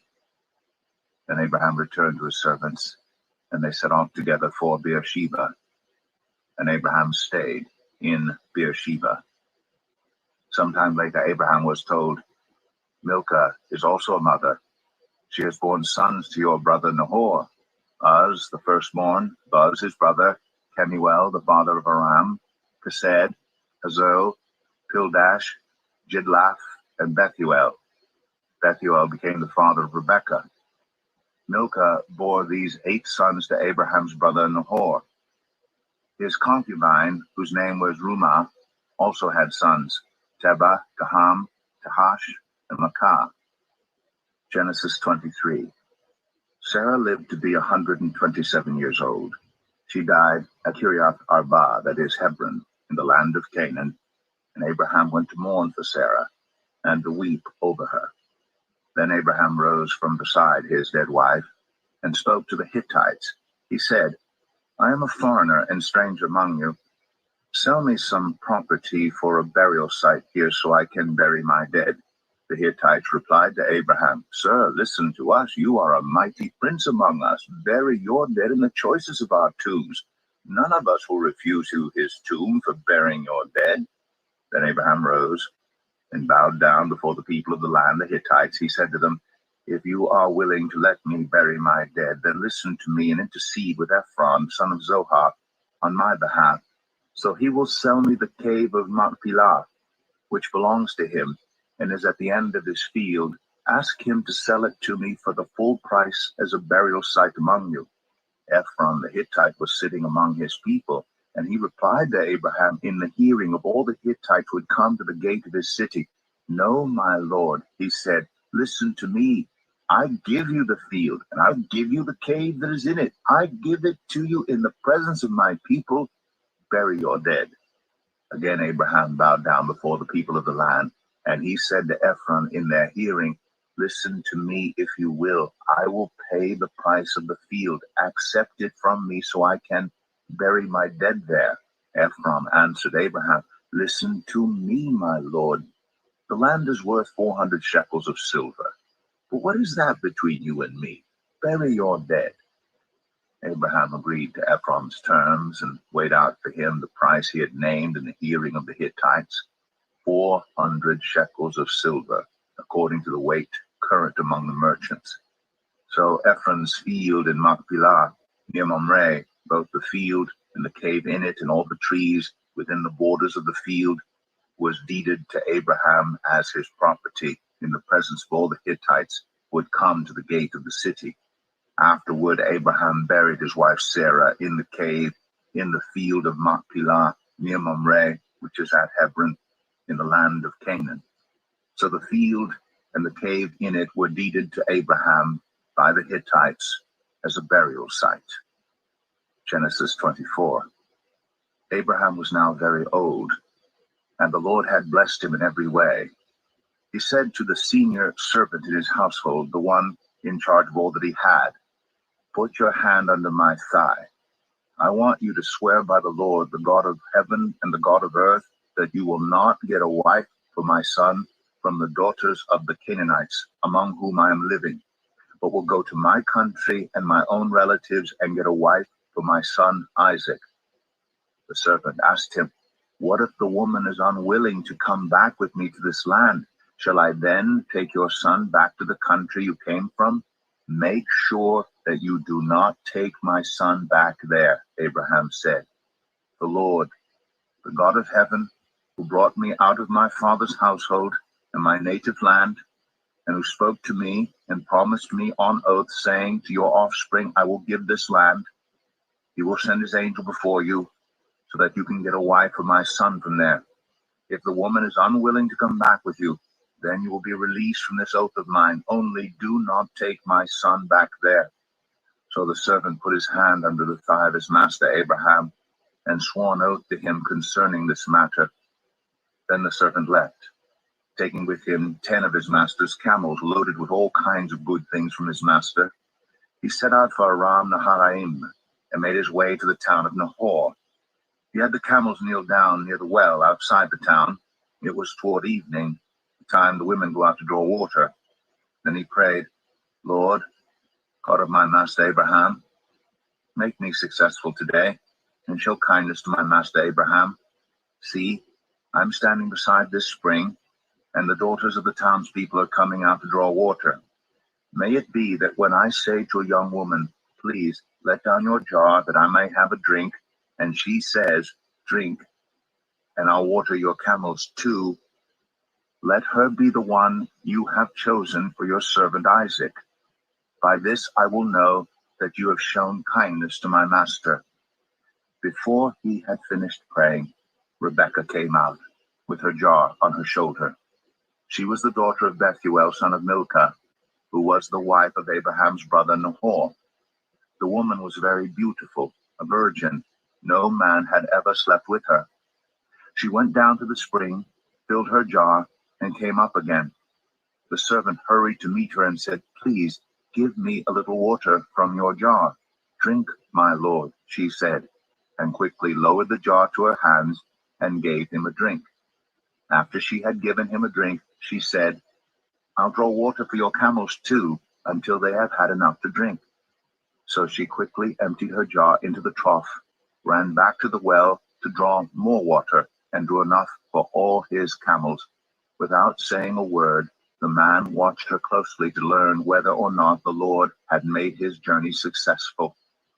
When the camels had finished drinking, the man took out a gold nose ring weighing a beka, and 2 gold bracelets weighing 10 shekels. Then he asked, "Whose daughter are you? Please tell me, is there room in your father's house for us to spend the night?" She answered him, "I am the daughter of Bethuel, the son that Milcah bore to Nahor." And she added, "We have plenty of straw and fodder, as well as room for you to spend the night." Then the man bowed down and worshipped the Lord, saying, "Praise be to the Lord, the God of my master Abraham, who has not abandoned his kindness and faithfulness to my master. As for me, the Lord has led me on the journey to the house of my master's relatives." The young woman ran and told her mother's household about these things. Now Rebekah had a brother named Laban, and he hurried out to the man at the spring. As soon as he had seen the nose ring and the bracelets on his sister's arms, and had heard Rebekah tell what the man said to her, he went out to the man and found him standing by the camels near the spring. "Come, you who are blessed by the Lord," he said. "Why are you standing out here? I have prepared the house and a place for the camels." So the man went to the house, and the camels were unloaded. Straw and fodder were brought for the camels, and water for him and his men to wash their feet. Then food was set before him, but he said, "I will not eat until I have told you what I have to say." "Then tell us," Laban said. So he said, "I am Abraham's servant. The Lord has blessed my master abundantly, and he has become wealthy. He has given him sheep and cattle, silver and gold, male and female servants, and camels and donkeys. My master's wife Sarah has borne him a son in her old age, and he has given him everything he owns. And my master made me swear an oath and said, 'You must not get a wife for my son from the daughters of the Canaanites in whose land I live, but go to my father's family and to my own clan and get a wife for my son.' Then I asked my master, 'What if the woman will not come back with me?' He replied, 'The Lord, before whom I have walked faithfully, will send his angel with you and make your journey a success, so that you can get a wife for my son from my own clan and from my father's family. You will be released from my oath if, when you go to my clan, they refuse to give her to you. Then you will be released from my oath.' When I came to the spring today, I said, 'Lord, God of my master Abraham, if you will, please grant success to the journey on which I have come. See, I am standing beside this spring. If a young woman comes out to draw water, and I say to her, please let me drink a little water from your jar, and if she says to me, drink, and I'll draw water for your camels too, let her be the one the Lord has chosen for my master's son. Before I finished praying in my heart, Rebekah came out with her jar on her shoulder. She went down to the spring and drew water, and I said to her, please give me a drink. She quickly lowered her jar from her shoulder and said, drink, and I'll water your camels too. So I drank, and she watered the camels also. I asked her, whose daughter are you? She said, the daughter of Bethuel, son of Nahor, whom Milcah bore to him. Then I put the ring in her nose and the bracelets on her arms, and I bowed down and worshipped the Lord. I praised the Lord, the God of my master Abraham, who had led me on the right road to get the granddaughter of my master's brother for his son. Now if you will show kindness and faithfulness to my master, tell me, and if not, tell me, so I may know which way to turn. Laban and Bethuel answered, this is from the Lord. We can say nothing to you one way or the other. Here is Rebekah. Take her and go, and let her become the wife of your master's son, as the Lord has directed. When Abraham's servant heard what they said, he bowed down to the ground before the Lord. Then the servant brought out gold and silver jewelry and articles of clothing and gave them to Rebekah. He also gave costly gifts to her brother and to her mother. Then he and the men who were with him ate and drank and spent the night there. When they got up the next morning, he said, send me on my way to my master. But her brother and her mother replied, let the young woman remain with us 10 days or so, then you may go. But he said to them, do not detain me, now that the Lord has granted success to my journey. Send me on my way so I may go to my master. Then they said, let's call the young woman and ask her about it. So they called Rebekah and asked her, will you go with this man? I will go, she said. So they sent their sister Rebekah on her way, along with her nurse and Abraham's servant and his men.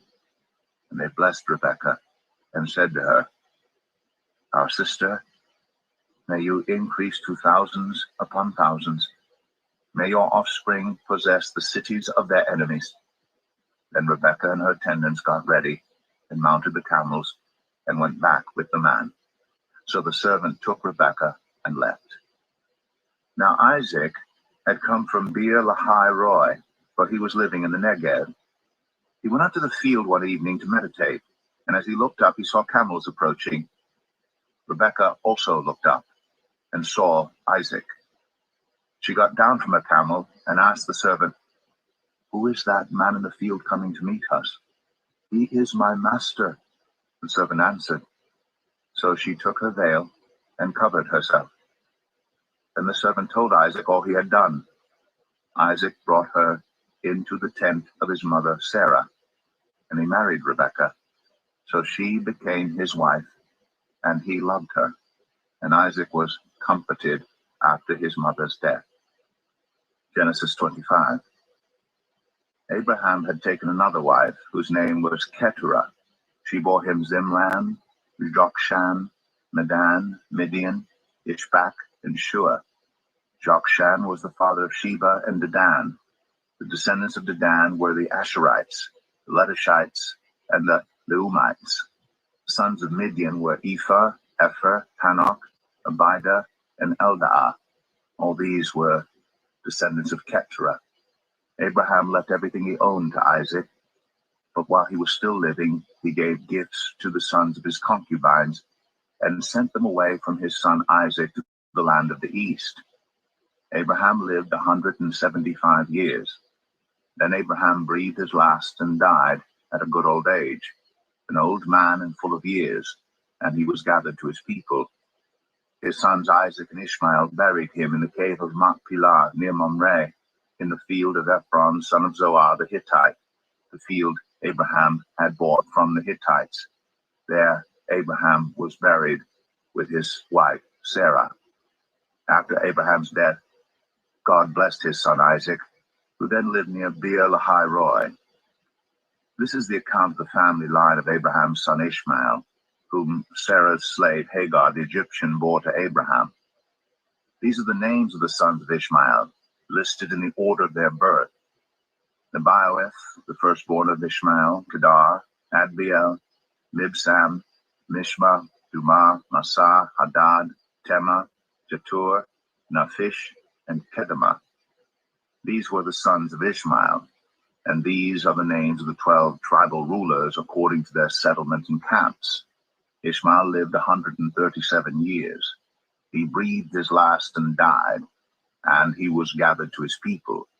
His descendants settled in the area from Havilah to Shur, near the eastern border of Egypt as you go toward Ashur, and they lived in hostility toward all the tribes related to them.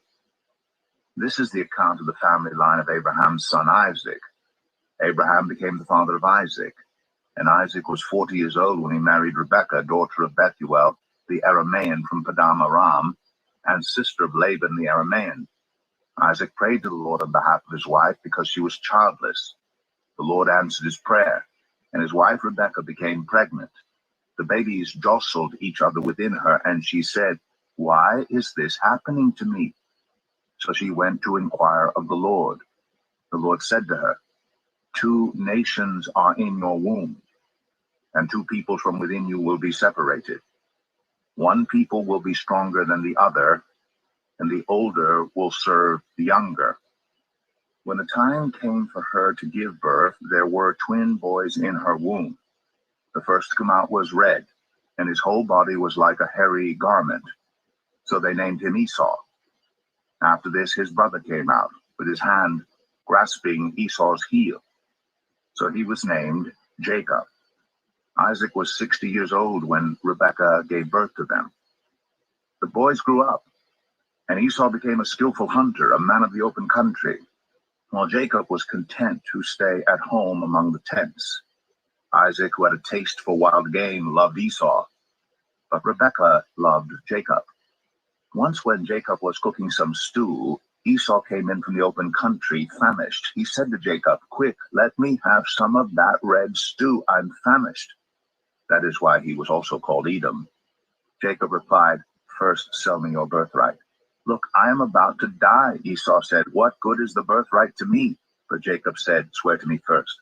So he swore an oath to him, selling his birthright to Jacob. Then Jacob gave Esau some bread and some lentil stew. He ate and drank, and then got up and left. So Esau despised his birthright. Genesis 26. Now there was a famine in the land, besides the previous famine in Abraham's time. And Isaac went to Abimelech, king of the Philistines, in Gerar. The Lord appeared to Isaac and said, "Do not go down to Egypt. Live in the land where I tell you to live. Stay in this land for a while, and I will be with you and will bless you. For to you and your descendants I will give all these lands, and will confirm the oath I swore to your father Abraham. I will make your descendants as numerous as the stars in the sky, and will give them all these lands.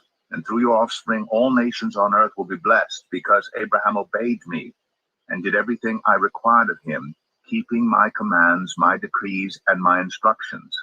So Isaac stayed in Gerar. When the men of that place asked him about his wife, he said, "She is my sister," because he was afraid to say, "She is my wife." He thought, "The men of this place might kill me on account of Rebekah, because she is beautiful." When Isaac had been there a long time, Abimelech, king of the Philistines, looked down from a window and saw Isaac caressing his wife Rebekah. So Abimelech summoned Isaac and said, "She is really your wife. Why did you say she is my sister?" Isaac answered him, "Because I thought I might lose my life on account of her." Then Abimelech said, "What is this you have done to us? One of the men might well have slept with your wife, and you would have brought guilt upon us." So Abimelech gave orders to all the people, "Anyone who harms this man or his wife shall surely be put to death." Isaac planted crops in that land, and the same year reaped 100-fold, because the Lord blessed him. The man became rich, and his wealth continued to grow until he became very wealthy. He had so many flocks and herds and servants that the Philistines envied him. So all the wells that his father's servants had dug in the time of his father Abraham, the Philistines stopped up, filling them with earth. Then Abimelech said to Isaac, "Move away from us. You have become too powerful for us." So Isaac moved away from there and encamped in the valley of Gerar, where he settled. Isaac reopened the wells that had been dug in the time of his father Abraham, which the Philistines had stopped up after Abraham died, and he gave them the same names his father had given them. Isaac's servants dug in the valley and discovered a well of fresh water there. But the herders of Gerar quarreled with those of Isaac and said, "The water is ours." So he named the well Esek, because they disputed with him. Then they dug another well, but they quarreled over that one also. So he named it Sitnah. He moved on from there and dug another well, and no one quarreled over it. He named it Rehoboth, saying, "Now the Lord has given us room, and we will flourish in the land." From there he went up to Beersheba. That night the Lord appeared to him and said, "I am the God of your father Abraham. Do not be afraid, for I am with you. I will bless you and will increase the number of your descendants for the sake of my servant Abraham." Isaac built an altar there and called on the name of the Lord. There he pitched his tent, and there his servants dug a well. Meanwhile, Abimelech had come to him from Gerar with Ahuzath, his personal advisor, and Phicol, the commander of his forces. Isaac asked them, "Why have you come to me, since you were hostile to me and sent me away?"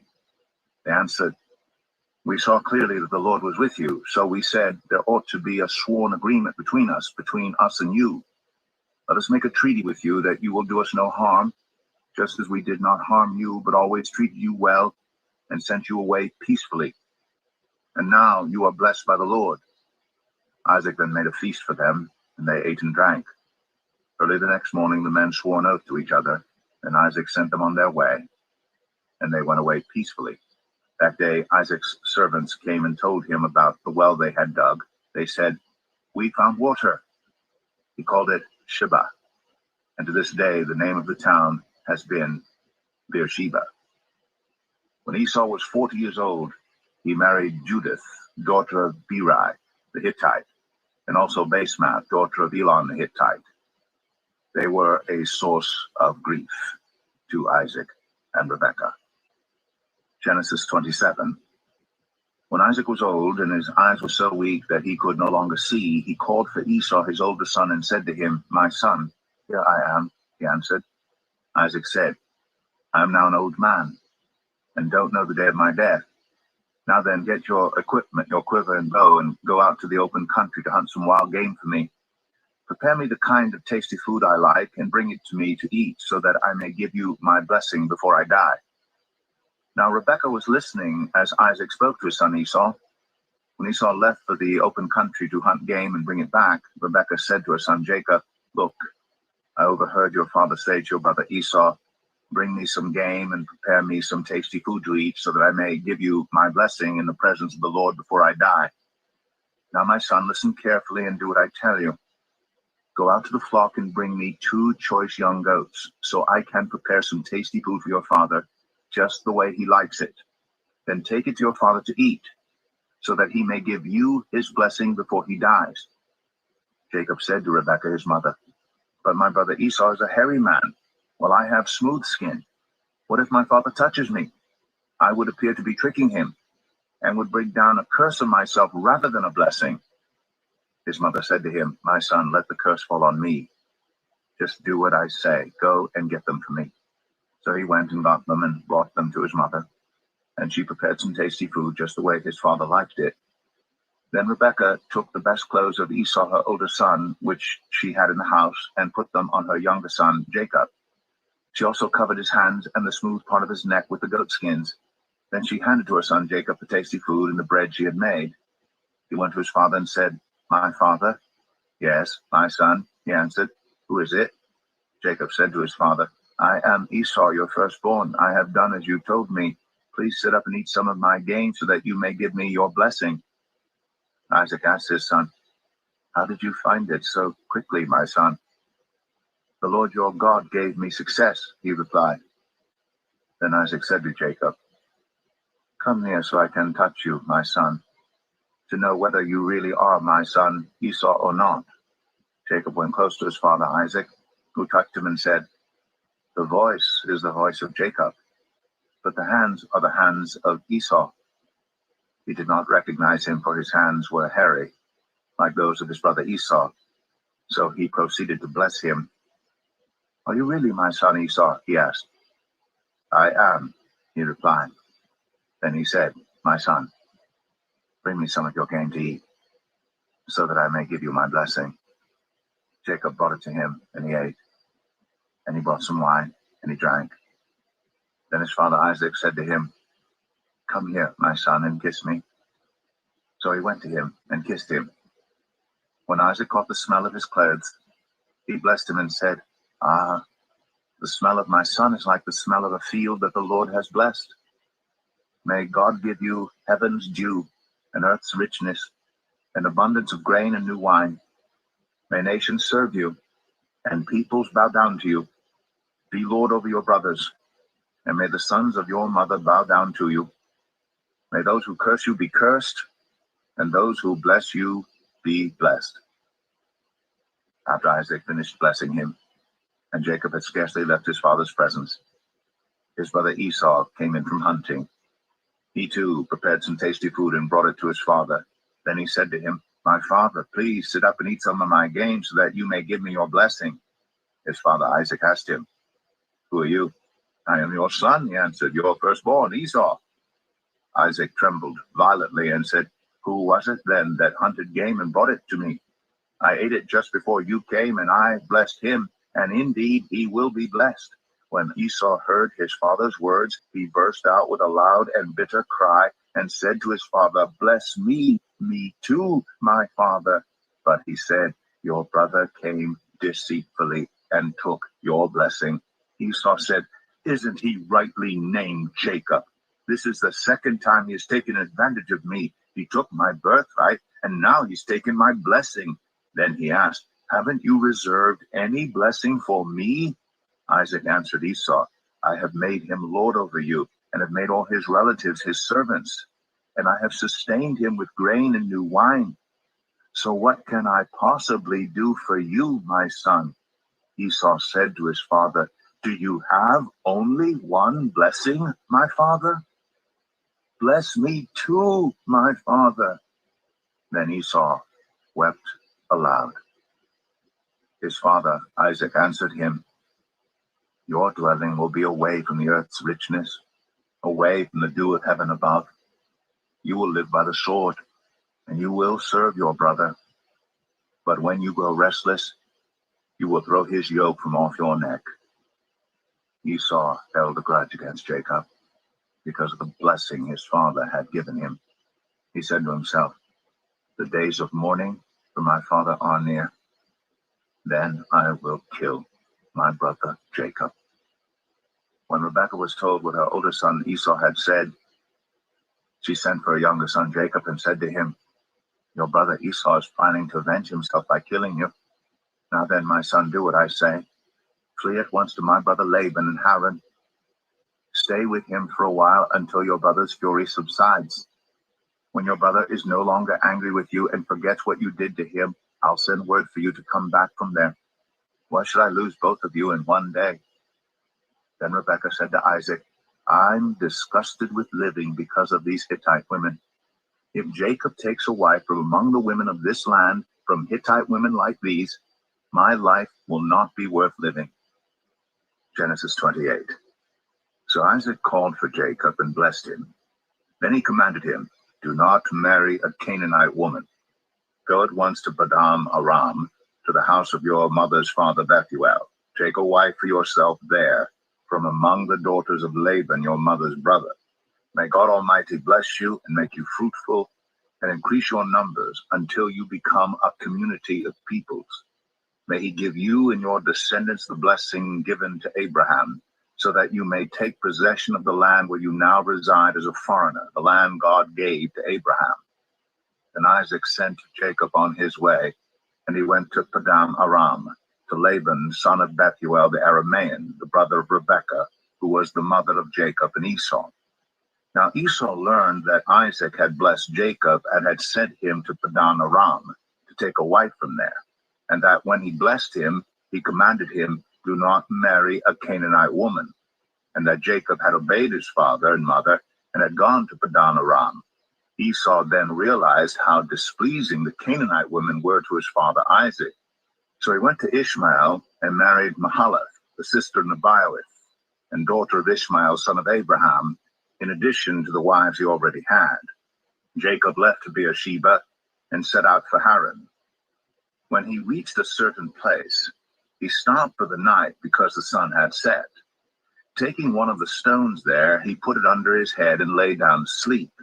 He had a dream in which he saw a stairway resting on the earth with its top reaching to heaven, and the angels of God were ascending and descending on it. There above it stood the Lord, and he said, I am the Lord, the God of your father Abraham and the God of Isaac. I will give you and your descendants the land on which you are lying. Your descendants will be like the dust of the earth, and you will spread out to the west and to the east, to the north and to the south. All peoples on earth will be blessed through you and your offspring. I am with you and will watch over you wherever you go, and I will bring you back to this land. I will not leave you until I have done what I have promised you. When Jacob awoke from his sleep, he thought, surely the Lord is in this place, and I was not aware of it. He was afraid and said, how awesome is this place! This is none other than the house of God. This is the gate of heaven. Early the next morning, Jacob took the stone he had placed under his head and set it up as a pillar and poured oil on top of it. He called that place Bethel, though the city used to be called Luz. Then Jacob made a vow, saying, if God will be with me and will watch over me on this journey I'm taking, and will give me food to eat and clothes to wear, so that I return safely to my father's household, then the Lord will be my God. And this stone that I have set up as a pillar will be God's house. And of all that you give me, I will give you a tenth. Genesis 29. Then Jacob continued on his journey and came to the land of the eastern peoples. There he saw a well in the open country, with 3 flocks of sheep lying near it, because the flocks were watered from that well. The stone over the mouth of the well was large. When all the flocks were gathered there, the shepherds would roll the stone away from the well's mouth and water the sheep. Then they would return the stone to its place over the mouth of the well. Jacob asked the shepherds, my brothers, where are you from? We're from Haran, they replied.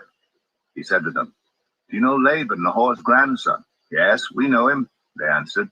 Then Jacob asked them, is he well? Yes, he is, they said. And here comes his daughter Rachel with the sheep. Look, he said, the sun is still high. It is not time for the flocks to be gathered. Water the sheep and take them back to pasture. We can't, they replied, until all the flocks are gathered and the stone has been rolled away from the mouth of the well. Then we will water the sheep. While he was still talking with them, Rachel came with her father's sheep, for she was a shepherd. When Jacob saw Rachel, daughter of his uncle Laban, and Laban's sheep, he went over and rolled the stone away from the mouth of the well and watered his uncle's sheep. Then Jacob kissed Rachel and began to weep aloud. He had told Rachel that he was a relative of her father and a son of Rebekah. So she ran and told her father. As soon as Laban heard the news about Jacob, his sister's son, he hurried to meet him. He embraced him and kissed him and brought him to his home. And there Jacob told him all these things. Then Laban said to him, you are my own flesh and blood.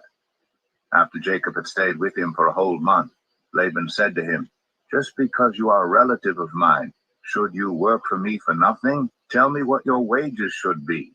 Now Laban had 2 daughters. The name of the older was Leah, and the name of the younger was Rachel. Leah had weak eyes, but Rachel had a lovely figure and was beautiful. Jacob was in love with Rachel and said, I'll work for you 7 years in return for your younger daughter Rachel. Laban said, it's better that I give her to you than to some other man. Stay here with me. So Jacob served 7 years to get Rachel, but they seemed like only a few days to him because of his love for her. Then Jacob said to Laban, give me my wife, my time is completed, and I want to make love to her. So Laban brought together all the people of the place and gave a feast. But when evening came, he took his daughter Leah and brought her to Jacob, and Jacob made love to her. And Laban gave his servant Zilpah to his daughter as her attendant. When morning came, there was Leah. So Jacob said to Laban, "What is this you have done to me? I served you for Rachel, didn't I? Why have you deceived me?" Laban replied, "It is not our custom here to give the younger daughter in marriage before the older one. Finish this daughter's bridal week, then we will give you the younger one also in return for another 7 years of work." And Jacob did so. He finished the week with Leah, and then Laban gave him his daughter Rachel to be his wife. Laban gave his servant Bilhah to his daughter Rachel as her attendant. Jacob made love to Rachel also, and his love for Rachel was greater than his love for Leah. And he worked for Laban another 7 years. When the Lord saw that Leah was not loved, he enabled her to conceive, but Rachel remained childless. Leah became pregnant and gave birth to a son. She named him Reuben, for she said, "It is because the Lord has seen my misery. Surely my husband will love me now." She conceived again, and when she gave birth to a son, she said, "Because the Lord heard that I am not loved, he gave me this one too." So she named him Simeon. Again she conceived, and when she gave birth to a son, she said, "Now at last my husband will become attached to me, because I have borne him 3 sons. So he was named Levi. She conceived again, and when she gave birth to a son, she said, "This time I will praise the Lord." So she named him Judah. Then she stopped having children. Genesis 30. When Rachel saw that she was not bearing Jacob any children, she became jealous of her sister. So she said to Jacob, "Give me children or I'll die." Jacob became angry with her and said, "Am I in the place of God? Who has kept you from having children?" Then she said, "Here is Bilhah, my servant. Sleep with her so that she can bear children for me, and I too can build a family through her." So she gave him her servant Bilhah as a wife. Jacob slept with her, and she became pregnant and bore him a son. Then Rachel said, "God has vindicated me. He has listened to my plea and given me a son." Because of this, she named him Dan. Rachel's servant Bilhah conceived again and bore Jacob a second son. Then Rachel said, "I have had a great struggle with my sister, and I have won." So she named him Naphtali. When Leah saw that she had stopped having children, she took her servant Zilpah and gave her to Jacob as a wife. Leah's servant Zilpah bore Jacob a son. Then Leah said, "What good fortune!" So she named him Gad. Leah's servant Zilpah bore Jacob a second son. Then Leah said, "How happy I am! The women will call me happy." So she named him Asher. During wheat harvest, Reuben went out into the fields and found some mandrake plants, which he brought to his mother Leah. Rachel said to Leah, "Please, give me some of your son's mandrakes." But she said to her, "Wasn't it enough that you took away my husband? Will you take my son's mandrakes too?" "Very well," Rachel said. "He can sleep with you tonight, in return for your son's mandrakes." So when Jacob came in from the fields that evening, Leah went out to meet him. "You must sleep with me," she said. "I have hired you with my son's mandrakes." So he slept with her that night. God listened to Leah, and she became pregnant and bore Jacob a 5th son. Then Leah said, "God has rewarded me for giving my servant to my husband."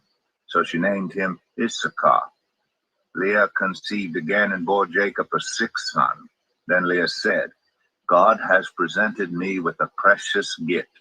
This time my husband will treat me with honor, because I have borne him 6 sons."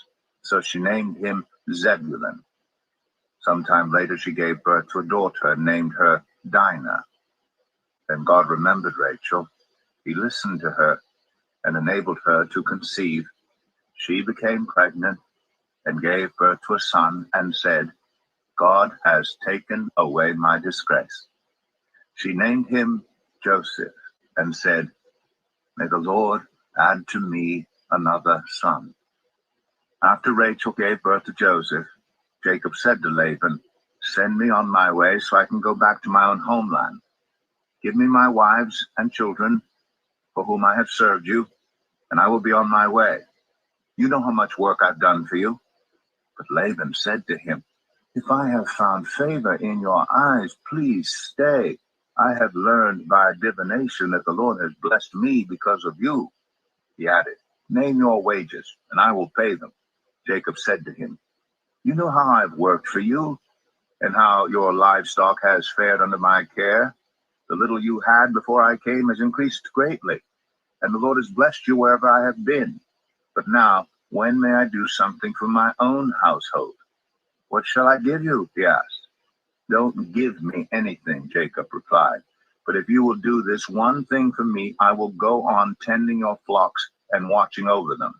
Let me go through all your flocks today and remove from them every speckled or spotted sheep, every dark-colored lamb, and every spotted or speckled goat. They will be my wages.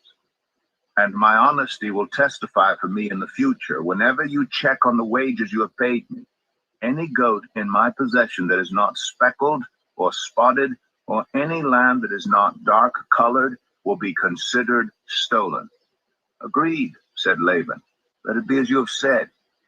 That same day he removed all the male goats that were streaked or spotted, and all the speckled or spotted female goats, all that had white on them, and all the dark-colored lambs, and he placed them in the care of his sons. Then he put a 3-day journey between himself and Jacob, while Jacob continued to tend the rest of Laban's flocks. Jacob, however, took fresh-cut branches from poplar, almond, and plane trees, and made white stripes on them by peeling the bark and exposing the white inner wood of the branches. Then he placed the peeled branches in all the watering troughs, so that they would be directly in front of the flocks when they came to drink. When the flocks were in heat and came to drink, they mated in front of the branches, and they bore young that were streaked or speckled or spotted. Jacob set apart the young of the flock by themselves, but made the rest face the streaked and dark-colored animals that belonged to Laban. Thus he made separate flocks for himself, and did not put them with Laban's animals. Whenever the stronger females were in heat, Jacob would place the branches in the troughs in front of the animals, so they would mate near the branches. But if the animals were weak, he would not place them there. So the weak animals went to Laban, and the strong ones to Jacob. In this way, the man grew exceedingly prosperous and came to own large flocks and female and male servants and camels and donkeys. Genesis 31. Jacob heard that Laban's sons were saying, Jacob has taken everything our father owned and has gained all this wealth from what belonged to our father. And Jacob noticed that Laban's attitude toward him was not what it had been. Then the Lord said to Jacob, Go back to the land of your fathers and to your relatives, and I will be with you. So Jacob sent word to Rachel and Leah to come out to the fields where his flocks were. He said to them, I see that your father's attitude toward me is not what it was before, but the God of my father has been with me. You know that I've worked for your father with all my strength, yet your father has cheated me by changing my wages 10 times. However, God has not allowed him to harm me. If he said the speckled ones will be your wages, then all the flocks gave birth to speckled young. And if he said the streaked ones will be your wages, then all the flocks bore streaked young. So God has taken away your father's livestock and has given them to me. In breeding season, I once had a dream in which I looked up and saw that the male goats mating with the flock were streaked, speckled, or spotted. The angel of God said to me in the dream, Jacob. I answered, Here I am. And he said, Look up and see that all the male goats mating with the flock are streaked, speckled, or spotted. For I have seen all that Laban has been doing to you. I am the God of Bethel, where you anointed a pillar, and where you made a vow to me. Now leave this land at once, and go back to your native land. Then Rachel and Leah replied, Do we still have any share in the inheritance of our father's estate? Does he not regard us as foreigners? Not only has he sold us, but he has used up what was paid for us. Surely all the wealth that God took away from our father belongs to us and our children. So do whatever God has told you." Then Jacob put his children and his wives on camels, and he drove all his livestock ahead of him, along with all the goods he had accumulated in Padan Aram, to go to his father Isaac in the land of Canaan. When Laban had gone to shear his sheep, Rachel stole her father's household gods. Moreover, Jacob deceived Laban the Aramean by not telling him he was running away. So he fled with all he had, crossed Euphrates River, and headed for the hill country of Gilead. On the third day, Laban was told that Jacob had fled. Taking his relatives with him, he pursued Jacob for 7 days and caught up with him in the hill country of Gilead. Then God came to Laban the Aramean in a dream at night and said to him, "Be careful not to say anything to Jacob, either good or bad." Jacob had pitched his tent in the hill country of Gilead when Laban overtook him, and Laban and his relatives camped there too. Then Laban said to Jacob, "What have you done? You've deceived me, and you've carried off my daughters like captives in war. Why did you run off secretly and deceive me? Why didn't you tell me so I could send you away with joy and singing to the music of timbrels and harps? You didn't even let me kiss my grandchildren and my daughters goodbye. You've done a foolish thing. I have the power to harm you. But last night the God of your father said to me, 'Be careful not to say anything to Jacob, either good or bad.' Now you've gone off because you longed to return to your father's household. But why did you steal my gods?" Jacob answered Laban, "I was afraid because I thought you would take your daughters away from me by force. But if you find anyone who has your gods, that person shall not live. In the presence of our relatives, see for yourself whether there is anything of yours here with me, and if so, take it." Now Jacob did not know that Rachel had stolen the gods. So Laban went into Jacob's tent, into Leah's tent, and into the tent of the 2 female servants, but he found nothing. After he came out of Leah's tent, he entered Rachel's tent. Now Rachel had taken the household gods and put them inside her camel's saddle and was sitting on them. Laban searched through everything in the tent but found nothing. Rachel said to her father, "Don't be angry, my lord, that I cannot stand up in your presence. I'm having my period." So he searched but could not find the household gods. Jacob was angry and took Laban to task. "What is my crime?" he asked Laban. "How have I wronged you that you hunt me down? Now that you have searched through all my goods, what have you found that belongs to your household? Put it here in front of your relatives and mine, and let them judge between the 2 of us. I have been with you for 20 years now. Your sheep and goats have not miscarried, nor have I eaten rams from your flocks. I did not bring you animals torn by wild beasts. I bore the loss myself, and you demanded payment from me for whatever was stolen by day or night. This was my situation. The heat consumed me in the daytime and the cold at night, and sleep fled from my eyes. It was like this for the 20 years I was in your household. I worked for you 14 years for your 2 daughters and 6 years for your flocks, and you changed my wages 10 times. If the God of my father, the God of Abraham, and the fear of Isaac had not been with me, you would surely have sent me away empty-handed.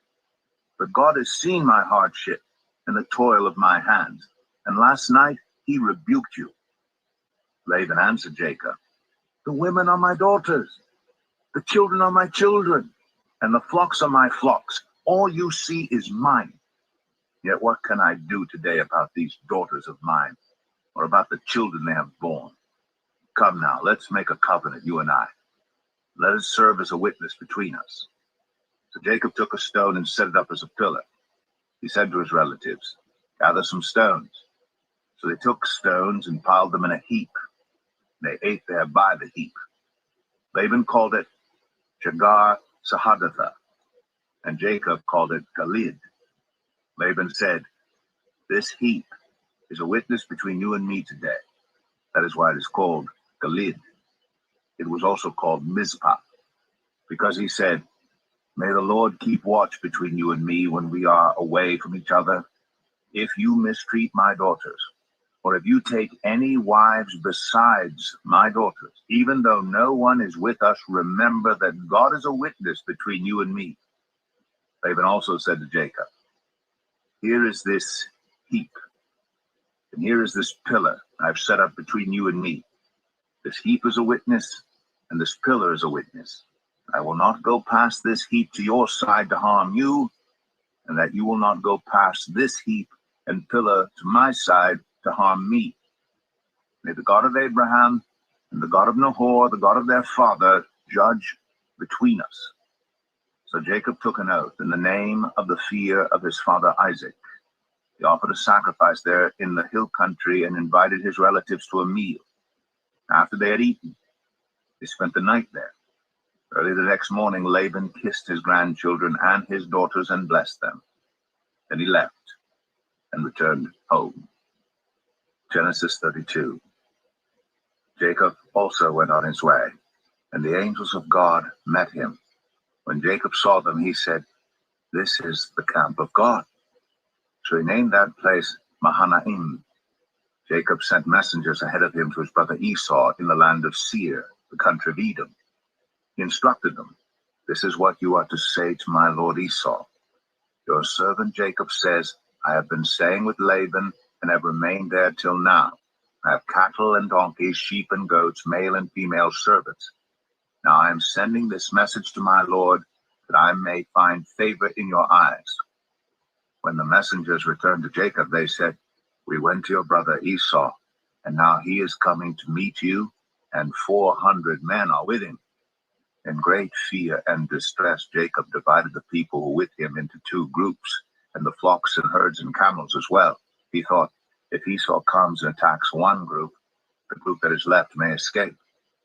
Then Jacob prayed, O God of my father Abraham, God of my father Isaac, Lord, you who said to me, go back to your country and your relatives, and I will make you prosper. I am unworthy of all the kindness and faithfulness you have shown your servant. I had only my staff when I crossed to this Jordan, but now I have become two camps. Save me, I pray, from the hand of my brother Esau, for I am afraid he will come and attack me, and also the mothers with their children. But you have said, I will surely make you prosper, and will make your descendants like the sand of the sea, which cannot be counted. He spent the night there, and from what he had with him, he selected a gift for his brother Esau, 200 female goats and 20 male goats, 200 ewes and 20 rams, 30 female camels with their young, 40 cows and 10 bulls, and 20 female donkeys and 10 male donkeys. He put them in the care of his servants, each herd by itself, and said to his servants, go ahead of me, and keep some space between the herds. He instructed the one in the lead, when my brother Esau meets you and asks, who do you belong to, and where are you going, and who owns all these animals in front of you, then you are to say, they belong to your servant Jacob. They are a gift sent to my lord Esau, and he is coming behind us. He also instructed the second, the third, and all the others who followed the herds. You are to say the same thing to Esau when you meet him, and be sure to say, your servant Jacob is coming behind us. For he thought, I will pacify him with these gifts I am sending on ahead. Later, when I see him, perhaps he will receive me. So Jacob's gifts went on ahead of him, but he himself spent the night in the camp. That night, Jacob got up and took his 2 wives, his 2 female servants, and his 11 sons, and crossed the ford of the Jabbok. After he had sent them across the stream, he sent over all his possessions. So Jacob was left alone, and a man wrestled with him till daybreak. When the man saw that he could not overpower him, he touched the socket of Jacob's hip, so that his hip was wrenched as he wrestled with the man. Then the man said, let me go, for it is daybreak. But Jacob replied, I will not let you go, unless you bless me. The man asked him, what is your name? Jacob, he answered. Then the man said, your name will no longer be Jacob, but Israel, because you have struggled with God and with humans and have overcome." Jacob said, "Please tell me your name." But he replied, "Why do you ask my name?" Then he blessed him there. So Jacob called the place Peniel, saying, "It is because I saw God face to face, and yet my life was spared." The sun rose above him as he passed Peniel, and he was limping because of his hip. Therefore, to this day, the Israelites do not eat the tendon attached to the socket of the hip, because the socket of Jacob's hip was touched near the tendon. Genesis 33. Jacob looked up, and there was Esau coming with his 400 men. So he divided the children among Leah, Rachel, and the 2 female servants.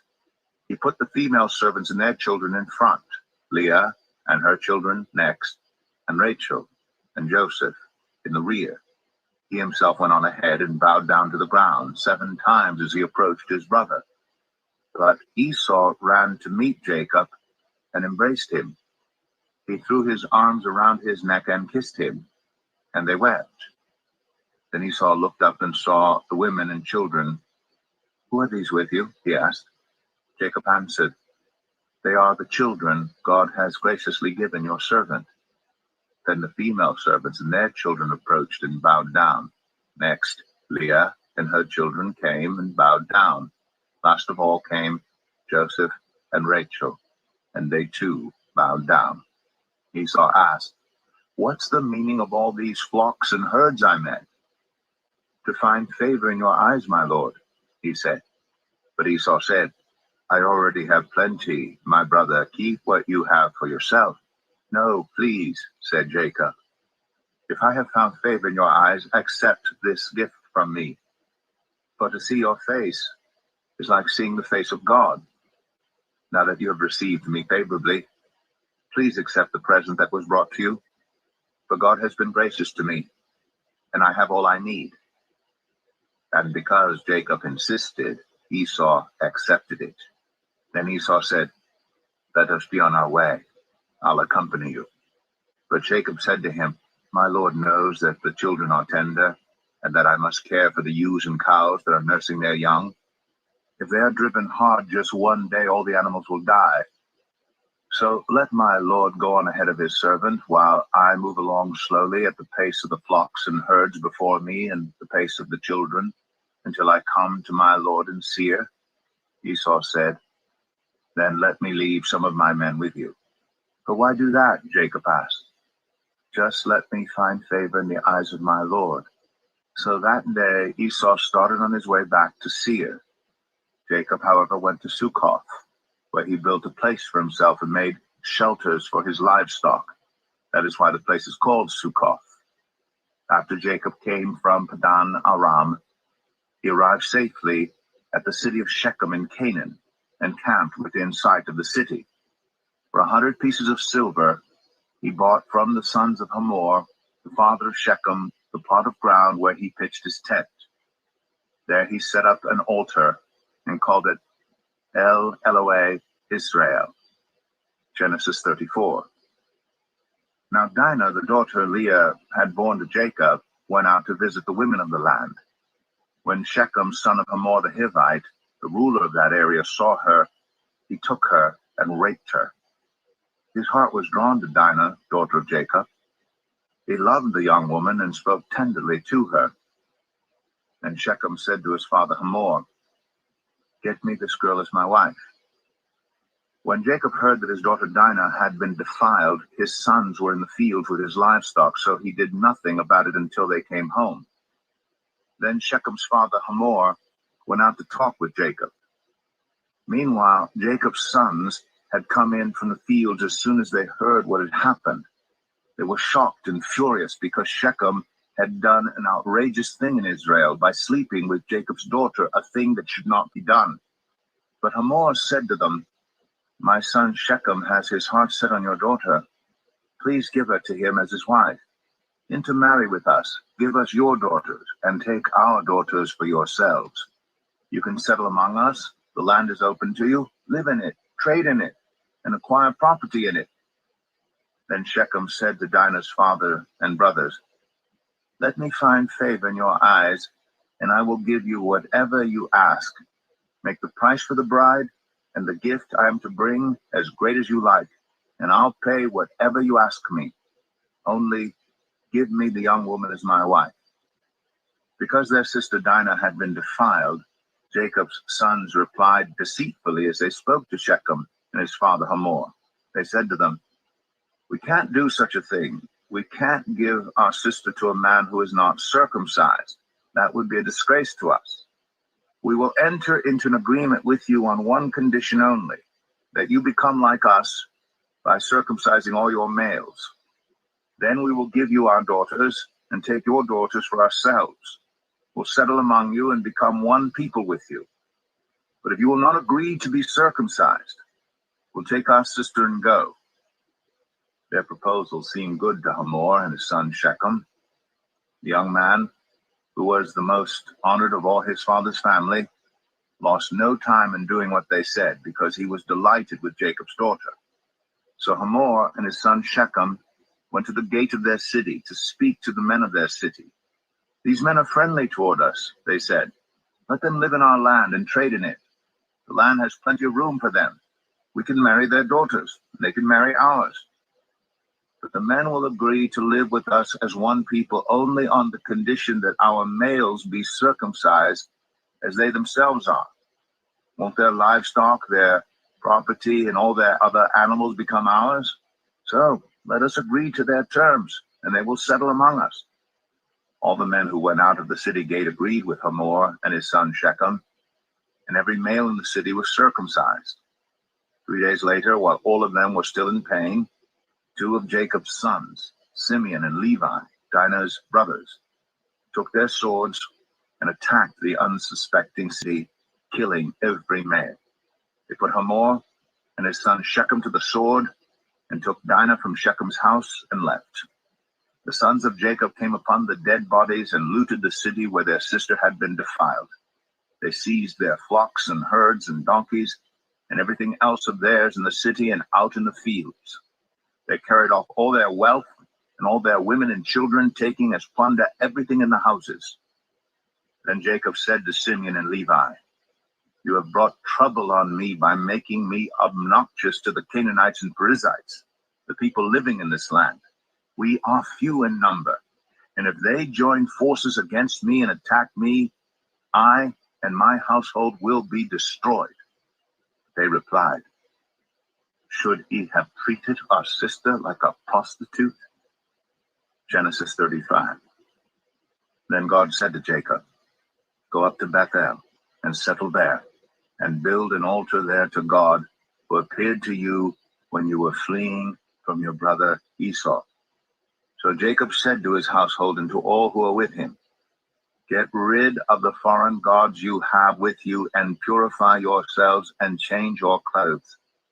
Then come, let us go up to Bethel, where I will build an altar to God, who answered me in the day of my distress, and who has been with me wherever I have gone." So they gave Jacob all the foreign gods they had, and the rings in their ears, and Jacob buried them under the oak at Shechem. Then they set out, and the terror of God fell on the towns all around them, so that no one pursued them. Jacob and all the people with him came to Luz, that is, Bethel, in the land of Canaan. There he built an altar, and he called the place El Bethel, because it was there that God revealed himself to him when he was fleeing from his brother. Now Deborah, Rebekah's nurse, died and was buried under the oak outside Bethel. So it was named Allon Bacuth. After Jacob returned from Padan Aram, God appeared to him again and blessed him. God said to him, "Your name is Jacob, but you will no longer be called Jacob. Your name will be Israel." So he named him Israel. And God said to him, "I am God Almighty. Be fruitful and increase in number. A nation and a community of nations will come from you, and kings will be among your descendants. The land I gave to Abraham and Isaac, I also give to you, and I will give this land to your descendants after you." Then God went up from him at the place where he had talked with him, Jacob set up a stone pillar at the place where God had talked with him, and he poured out a drink offering on it. He also poured oil on it. Jacob called the place where God had talked with him Bethel. Then they moved on from Bethel. While they were still some distance from Ephrath, Rachel began to give birth and had great difficulty. And as she was having great difficulty in childbirth, the midwife said to her, "Don't despair, for you have another son." As she breathed her last, for she was dying, she named her son Ben-Oni, but his father named him Benjamin. So Rachel died and was buried on the way to Ephrath, that is, Bethlehem. Over her tomb Jacob set up a pillar, and to this day that pillar marks Rachel's tomb. Israel moved on again and pitched his tent beyond Migdal-Eder. While Israel was living in that region, Reuben went in and slept with his father's concubine Bilhah, and Israel heard of it. Jacob had 12 sons. The sons of Leah, Reuben, the firstborn of Jacob, Simeon, Levi, Judah, Issachar, and Zebulun. The sons of Rachel, Joseph, and Benjamin. The sons of Rachel's servant Bilhah, Dan and Naphtali. The sons of Leah's servant Zilpah, Gad, and Asher. These were the sons of Jacob, who were born to him in Padan Aram. Jacob came home to his father Isaac in Mamre, near Kiriath Arba, that is Hebron, where Abraham and Isaac had stayed. Isaac lived 180 years. Then he breathed his last and died, and was gathered to his people, old and full of years, and his sons Esau and Jacob buried him. Genesis 36. This is the account of the family line of Esau, that is Edom. Esau took his wives from the women of Canaan, Adah, daughter of Elon the Hittite, and Oholibamah, daughter of Anah, and granddaughter of Zibeon the Hivite, also Basemath, daughter of Ishmael, and sister of Nebaioth.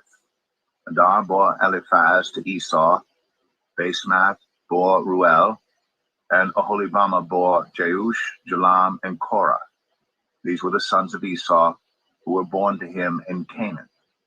Esau took his wives and sons and daughters and all the members of his household, as well as his livestock, and all his other animals and all the goods he had acquired in Canaan, and moved to a land some distance from his brother Jacob.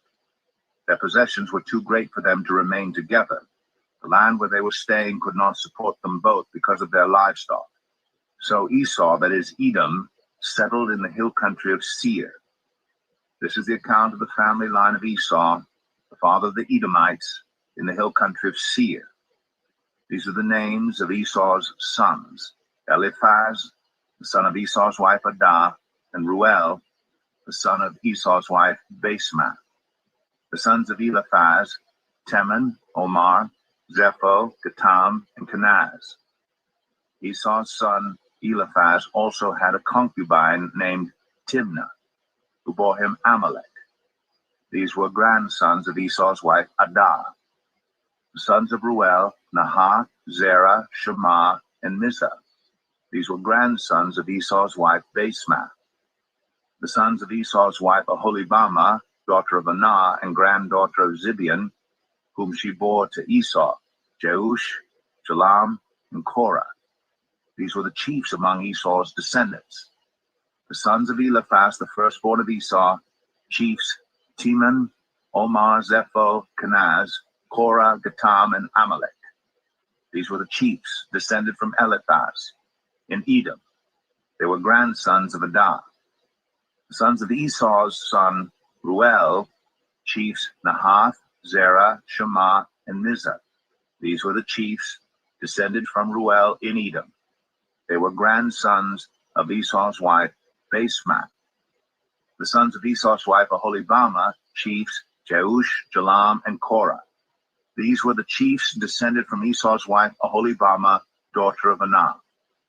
These were the sons of Esau, that is Edom, and these were their chiefs. These were the sons of Seir the Horite, who were living in the region: Lotan, Shobal, Zibeon, Anah, Dishan, Ezer, and Dishan. These sons of Seir in Edom were Horite chiefs. The sons of Lotan, Hori and Hamam. Timnah was Lotan's sister. The sons of Shobal, Alvan, Manahath, Ebal, Shepho, and Onam. The sons of Zibeon, Allah and Anah. This is the Anah who discovered the hot springs in the desert while he was grazing the donkeys of his father Zibeon. The children of Anah, Dishan and Oholibamah, daughter of Anah. The sons of Dishan, Hemdan, Eshban, Ithran, and Karan. The sons of Ezer, Bilhan, Zavam, and Akan. The sons of Dishan, Buz, and Aran. These were the Horite chiefs, Lotan, Shobal, Zibeon, Anah, Dishan, Ezer, and Dishan. These were the Horite chiefs, according to their divisions in the land of Seir. These were the kings who reigned in Edom, before any Israelite king reigned. Bela, son of Beor, became king of Edom. His city was named Din-Habah. When Bela died, Jobab, son of Zerah, from Bozrah, succeeded him as king. When Jobab died, Husham, from the land of the Temanites, succeeded him as king. When Husham died, Hadad, son of Bedad, who defeated Midian in the country of Moab, succeeded him as king. His city was named Avith. When Hadad died, Samlah from Masrekah succeeded him as king. When Samlah died, Shaul from Rehoboth on the river succeeded him as king. When Shaul died, Baal-Hanan, son of Akbor, succeeded him as king. When Baal-Hanan, son of Akbor, died, Hadad succeeded him as king. His city was named Pau, and his wife's name was Mehetabel, daughter of Matred, the daughter of Mezahab. These were the chiefs descended from Esau by name, according to their clans and regions: Timnah, Alvah, Japheth, Oholibamah, Elah, Canaan, Kenaz, Teman, Mibzar, Magdiel, and Aram. These were the chiefs of Edom, according to their settlements in the land that they occupied. This is the family line of Esau, the father of the Edomites. Genesis 37. Jacob lived in the land where his father had stayed, the land of Canaan. This is the account of Jacob's family line. Joseph, a young man of 17, was tending the flocks with his brothers, the sons of Bilhah and the sons of Zilpah, his father's wives, and he brought their father a bad report about them. Now Israel loved Joseph more than any of his other sons, because he had been born to him in his old age, and he made an ornate robe for him. When his brothers saw that their father loved him more than any of them, they hated him and could not speak a kind word to him. Joseph had a dream, and when he told it to his brothers, they hated him all the more. He said to them, "Listen to this dream I had. We were binding sheaves of grain out in the field when suddenly my sheaf rose and stood upright while your sheaves gathered around mine and bowed down to it." His brothers said to him, "Do you intend to reign over us? Will you actually rule us?" And they hated him all the more because of his dream and what he had said.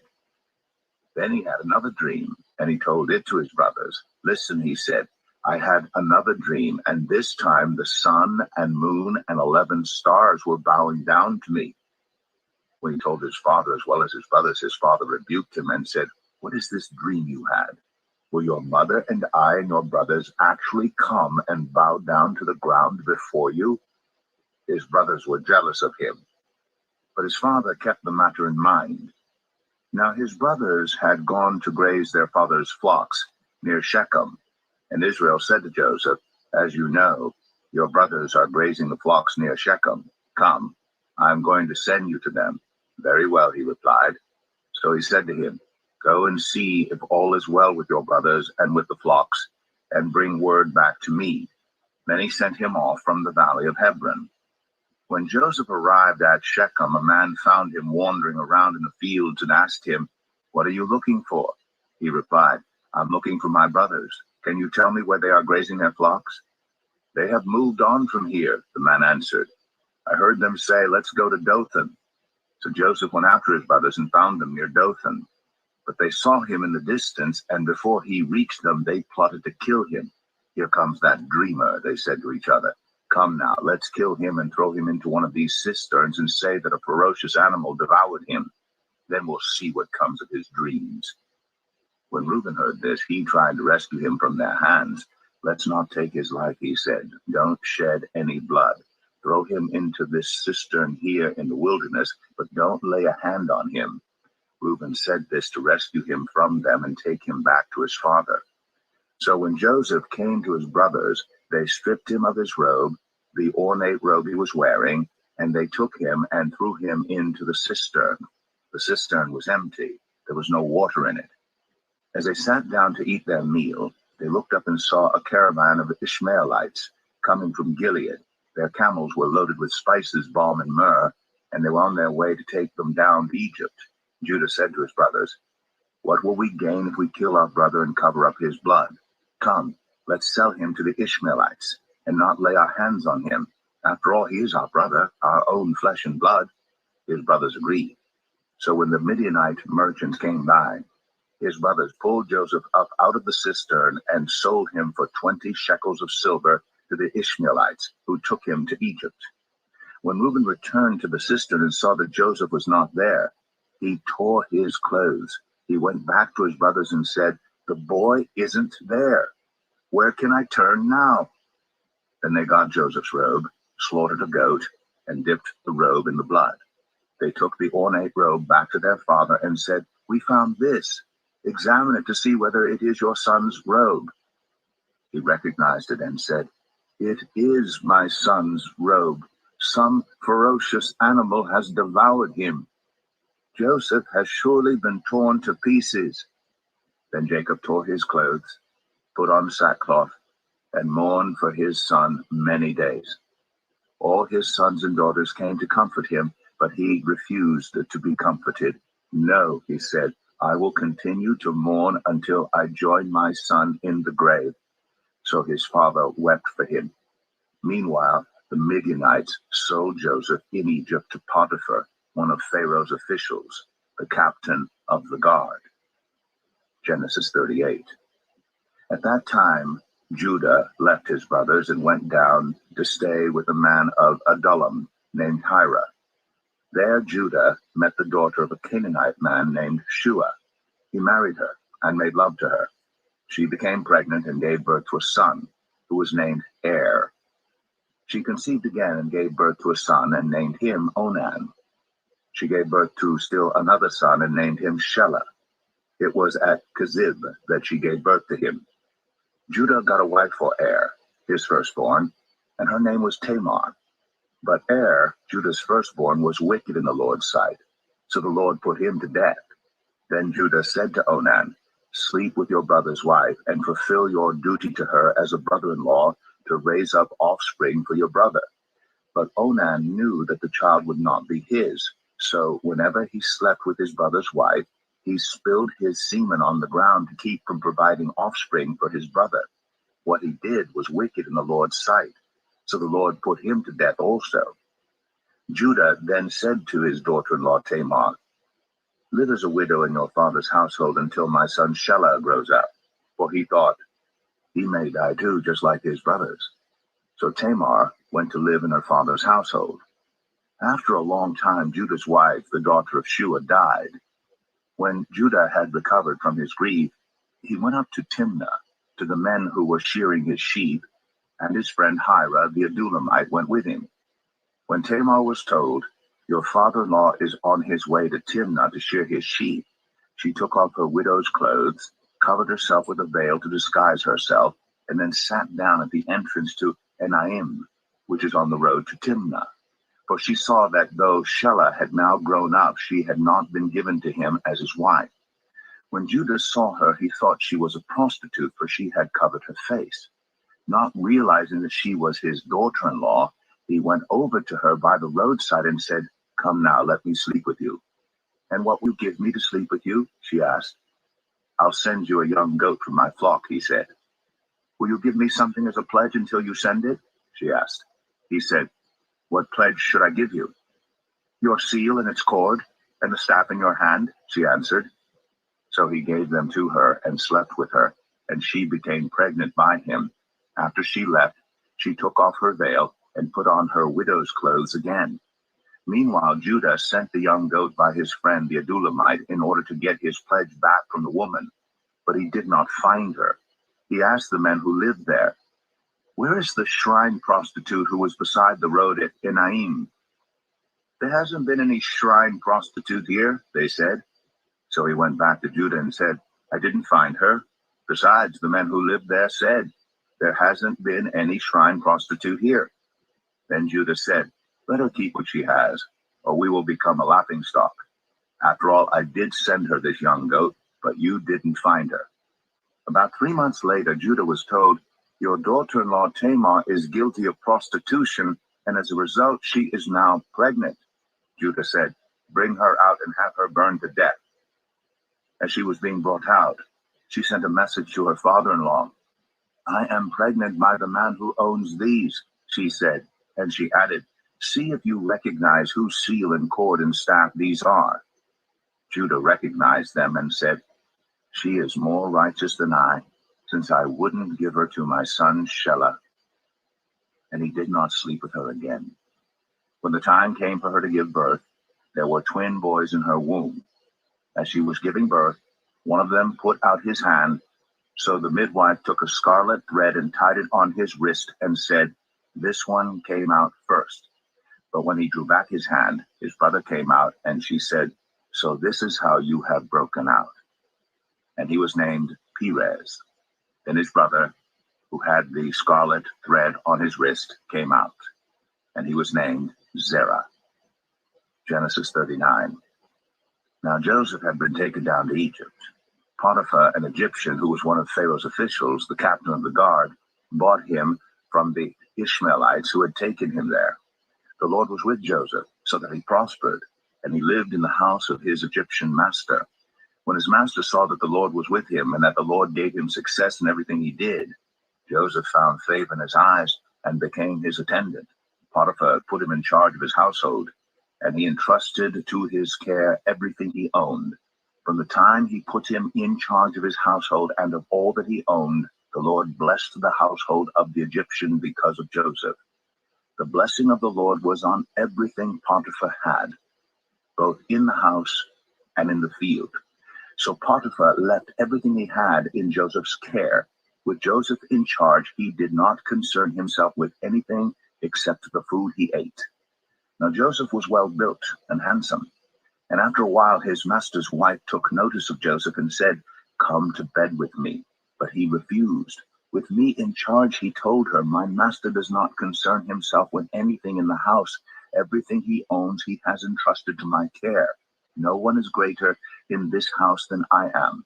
My master has withheld nothing from me except you, because you are his wife.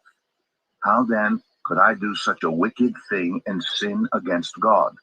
And though she spoke to Joseph day after day, he refused to go to bed with her or even be with her. One day he went into the house to attend to his duties, and none of the household servants was inside. She caught him by his cloak and said, "Come to bed with me." But he left his cloak in her hand and ran out of the house. When she saw that he had left his cloak in her hand and had run out of the house, she called her household servants. "Look," she said to them, "this Hebrew has been brought to us to make sport of us. He came in here to sleep with me, but I screamed. When he heard me scream for help, he left his cloak beside me and ran out of the house." She kept his cloak beside her until his master came home. Then she told him this story: "That Hebrew slave you brought us came to me to make sport of me, but as soon as I screamed for help, he left his cloak beside me and ran out of the house." When his master heard the story his wife told him, saying, "This is how your slave treated me," he burned with anger. Joseph's master took him and put him in prison, the place where the king's prisoners were confined. But while Joseph was there in the prison, the Lord was with him. He showed him kindness and granted him favor in the eyes of the prison warden. So the warden put Joseph in charge of all those held in the prison, and he was made responsible for all that was done there. The warden paid no attention to anything under Joseph's care because the Lord was with Joseph and gave him success in whatever he did. Genesis 40. Sometime later, the cupbearer and the baker of the king of Egypt offended their master, the king of Egypt. Pharaoh was angry with his two officials, the chief cupbearer and the chief baker, and put them in custody in the house of the captain of the guard, in the same prison where Joseph was confined. The captain of the guard assigned them to Joseph, and he attended them. After they had been in custody for some time, each of the two men, the cupbearer and the baker of the king of Egypt, who were being held in prison, had a dream the same night, and each dream had a meaning of its own. When Joseph came to them the next morning, he saw that they were dejected. So he asked Pharaoh's officials who were in custody with him in his master's house, "Why do you look so sad today?" "We both had dreams," they answered, "but there is no one to interpret them." Then Joseph said to them, "Do not interpretations belong to God? Tell me your dreams." So the chief cupbearer told Joseph his dream. He said to him, "In my dream I saw a vine in front of me, and on the vine were 3 branches. As soon as it budded, it blossomed, and its clusters ripened into grapes. Pharaoh's cup was in my hand, and I took the grapes, squeezed them into Pharaoh's cup, and put the cup in his hand." "This is what it means," Joseph said to him. "The 3 branches are 3 days. Within 3 days, Pharaoh will lift up your head and restore you to your position, and you will put Pharaoh's cup in his hand, just as you used to do when you were his cupbearer. But when all goes well with you, remember me and show me kindness. Mention me to Pharaoh and get me out of this prison. I was forcibly carried off from the land of the Hebrews, and even here I have done nothing to deserve being put in a dungeon." When the chief baker saw that Joseph had given a favorable interpretation, he said to Joseph, "I too had a dream. On my head were 3 baskets of bread. In the top basket were all kinds of baked goods for Pharaoh, but the birds were eating them out of the basket on my head." "This is what it means," Joseph said. "The 3 baskets are 3 days. Within 3 days, Pharaoh will lift off your head and impale your body on a pole, and the birds will eat away your flesh." Now the 3rd day was Pharaoh's birthday, and he gave a feast for all his officials. He lifted up the heads of the chief cupbearer and the chief baker in the presence of his officials. He restored the chief cupbearer to his position so that he once again put the cup into Pharaoh's hand. But he impaled the chief baker, just as Joseph had said to them in his interpretation. The chief cupbearer, however, did not remember Joseph. He forgot him. Genesis 41. When 2 full years had passed, Pharaoh had a dream. He was standing by the Nile when out of the river there came up 7 cows, sleek and fat, and they grazed among the reeds. After them, 7 other cows, ugly and gaunt, came up out of the Nile and stood beside those on the riverbank. And the cows that were ugly and gaunt ate up the 7 sleek, fat cows. Then Pharaoh woke up. He fell asleep again and had a second dream. 7 heads of grain, healthy and good, were growing on a single stalk. After them, 7 other heads of grain sprouted, thin and scorched by the east wind. The thin heads of grain swallowed up the 7 healthy, full heads. Then Pharaoh woke up. It had been a dream. In the morning, his mind was troubled, so he sent for all the magicians and wise men of Egypt. Pharaoh told them his dreams, but no one could interpret them for him. Then the chief cupbearer said to Pharaoh, "Today I am reminded of my shortcomings. Pharaoh was once angry with his servants, and he imprisoned me and the chief baker in the house of the captain of the guard. Each of us had a dream the same night, and each dream had a meaning of its own. Now a young Hebrew was there with us, a servant of the captain of the guard. We told him our dreams, and he interpreted them for us, giving each man the interpretation of his dream. And things turned out exactly as he interpreted them to us. I was restored to my position, and the other man was impaled." So Pharaoh sent for Joseph, and he was quickly brought from the dungeon. When he had shaved and changed his clothes, He came before Pharaoh. Pharaoh said to Joseph, I had a dream, and no one can interpret it. But I have heard it said of you that when you hear a dream, you can interpret it. I cannot do it, Joseph replied to Pharaoh, but God will give Pharaoh the answer he desires. Then Pharaoh said to Joseph, in my dream I was standing on the bank of the Nile, when out of the river there came up 7 cows, fat and sleek, and they grazed among the reeds. After them 7 other cows came up, scrawny and very ugly and lean. I had never seen such ugly cows in all the land of Egypt. The lean, ugly cows ate up the 7 fat cows that came up first. But even after they ate them, no one could tell that they had done so. They looked just as ugly as before. Then I woke up. In my dream, I saw 7 heads of grain, full and good, growing on a single stalk. After them, 7 other heads sprouted, withered and thin and scorched by the east wind. The thin heads of grain swallowed up the 7 good heads. I told this to the magicians, but none of them could explain it to me. Then Joseph said to Pharaoh, the dreams of Pharaoh are one and the same. God has revealed to Pharaoh what he is about to do. The 7 good cows are 7 years, and the 7 good heads of grain are 7 years. It is one and the same dream. The 7 lean, ugly cows that came up afterward are 7 years, and so are the 7 worthless heads of grain scorched by the east wind. They are 7 years of famine. It is just as I said to Pharaoh. God has shown Pharaoh what he is about to do. 7 years of great abundance are coming throughout the land of Egypt, but 7 years of famine will follow them. And all the abundance in Egypt will be forgotten, and the famine will ravage the land. The abundance in the land will not be remembered, because the famine that follows it will be so severe. The reason the dream was given to Pharaoh in 2 forms is that the matter has been firmly decided by God, and God will do it soon. And now let Pharaoh look for a discerning and wise man, and put him in charge of the land of Egypt.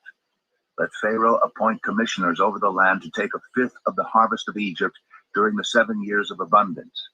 They should collect all the food of these good years that are coming, and store up the grain under the authority of Pharaoh to be kept in the cities for food. This food should be held in reserve for the country to be used during the 7 years of famine that will come upon Egypt, so that the country may not be ruined by the famine. The plan seemed good to Pharaoh and to all his officials. So Pharaoh asked them, can we find anyone like this man, one in whom is the Spirit of God? Then Pharaoh said to Joseph, since God has made all this known to you, there is no one so discerning and wise as you. You shall be in charge of my palace, and all my people are to submit to your orders. Only with respect to the throne will I be greater than you. So Pharaoh said to Joseph, I hereby put you in charge of the whole land of Egypt. Then Pharaoh took his signet ring from his finger and put it on Joseph's finger. He dressed him in robes of fine linen and put a gold chain around his neck. He had him ride in a chariot as his second in command, and people shouted before him, make way! Thus he put him in charge of the whole land of Egypt. Then Pharaoh said to Joseph, I am Pharaoh, but without your word, no one will lift hand or foot in all Egypt. Pharaoh gave Joseph the name Zaphenath-Paneah, and gave him Asnath, the daughter of Potipharah, priest of On, to be his wife. And Joseph went throughout the land of Egypt. Joseph was 30 years old when he entered the service of Pharaoh, king of Egypt. And Joseph went out from Pharaoh's presence and traveled throughout Egypt. During the 7 years of abundance, the land produced plentifully.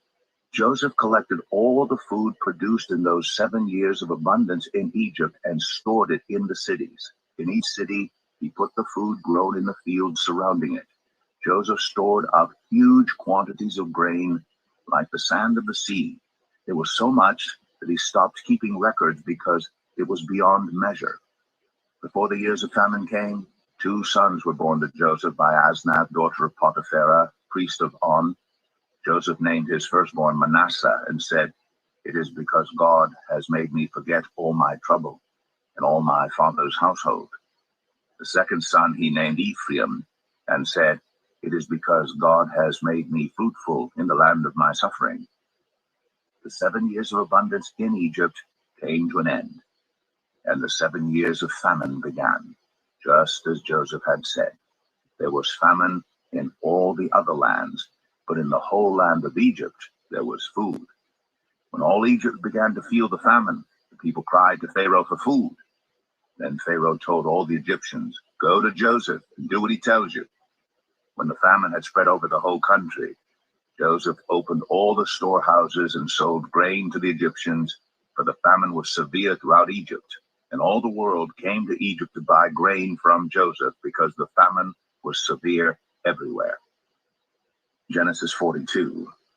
When Jacob learned that there was grain in Egypt, he said to his sons, "Why do you just keep looking at each other?" He continued, "I have heard that there is grain in Egypt. Go down there and buy some for us so that we may live and not die." Then 10 of Joseph's brothers went down to buy grain from Egypt.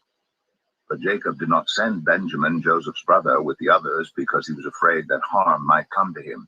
So Israel's sons were among those who went to buy grain, but there was famine in the land of Canaan also.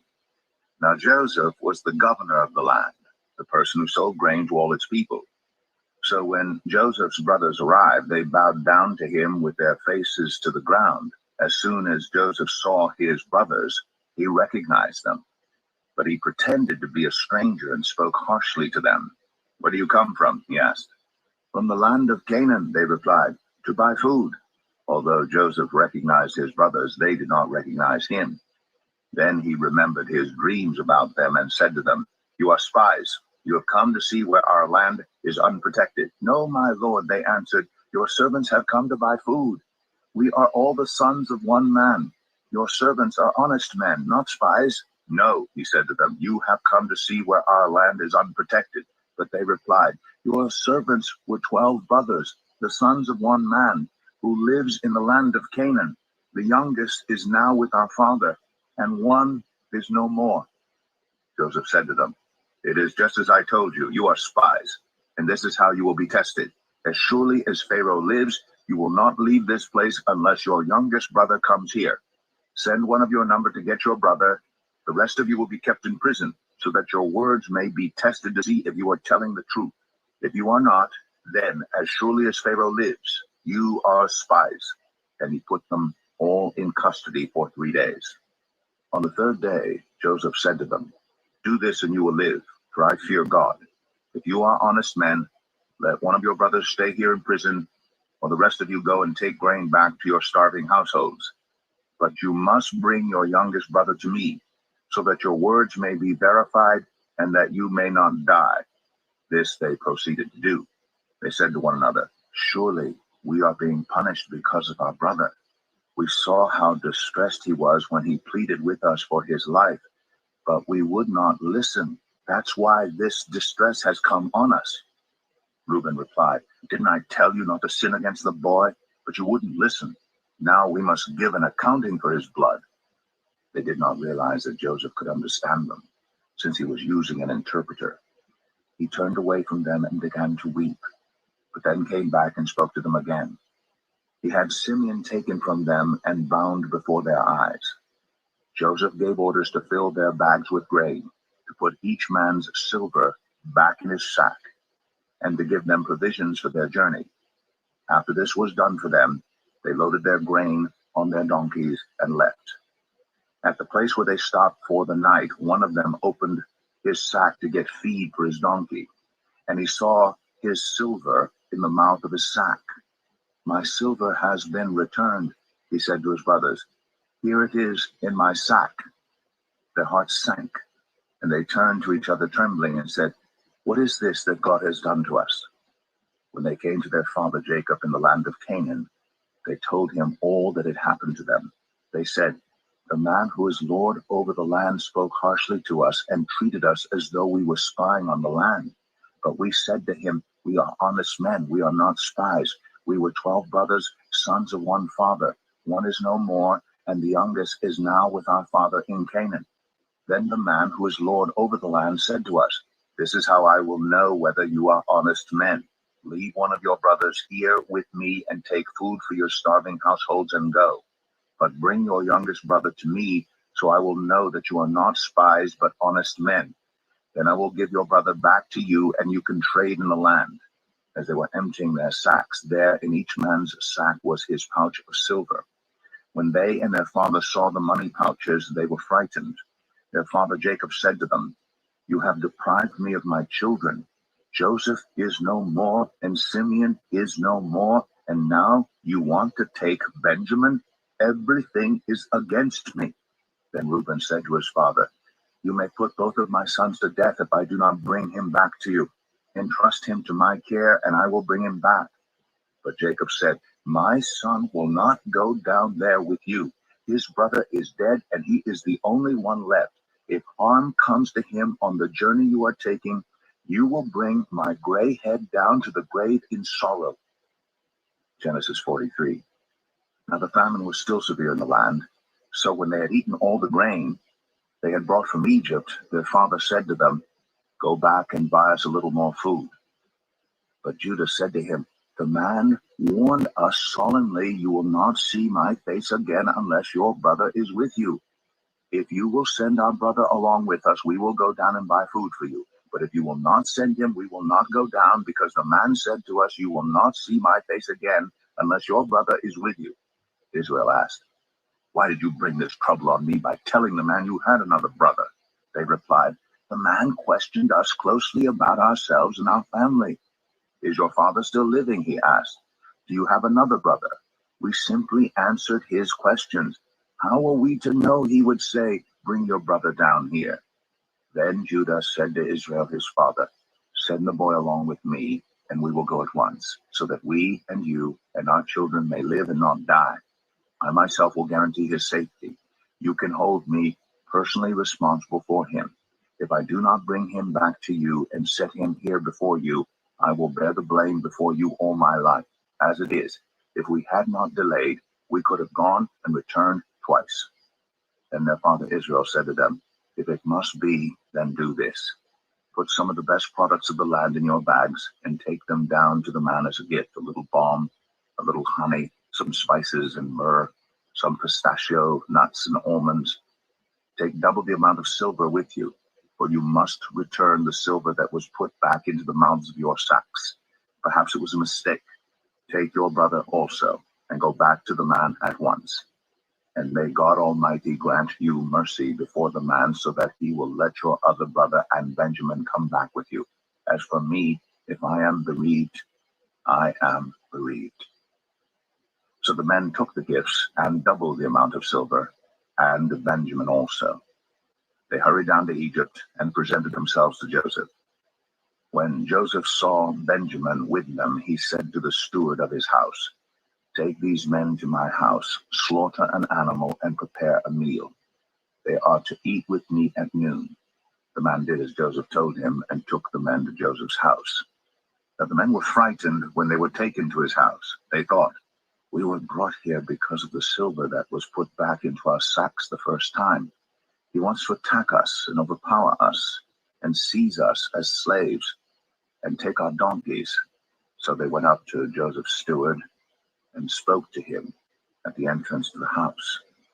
"We beg your pardon, our lord," they said.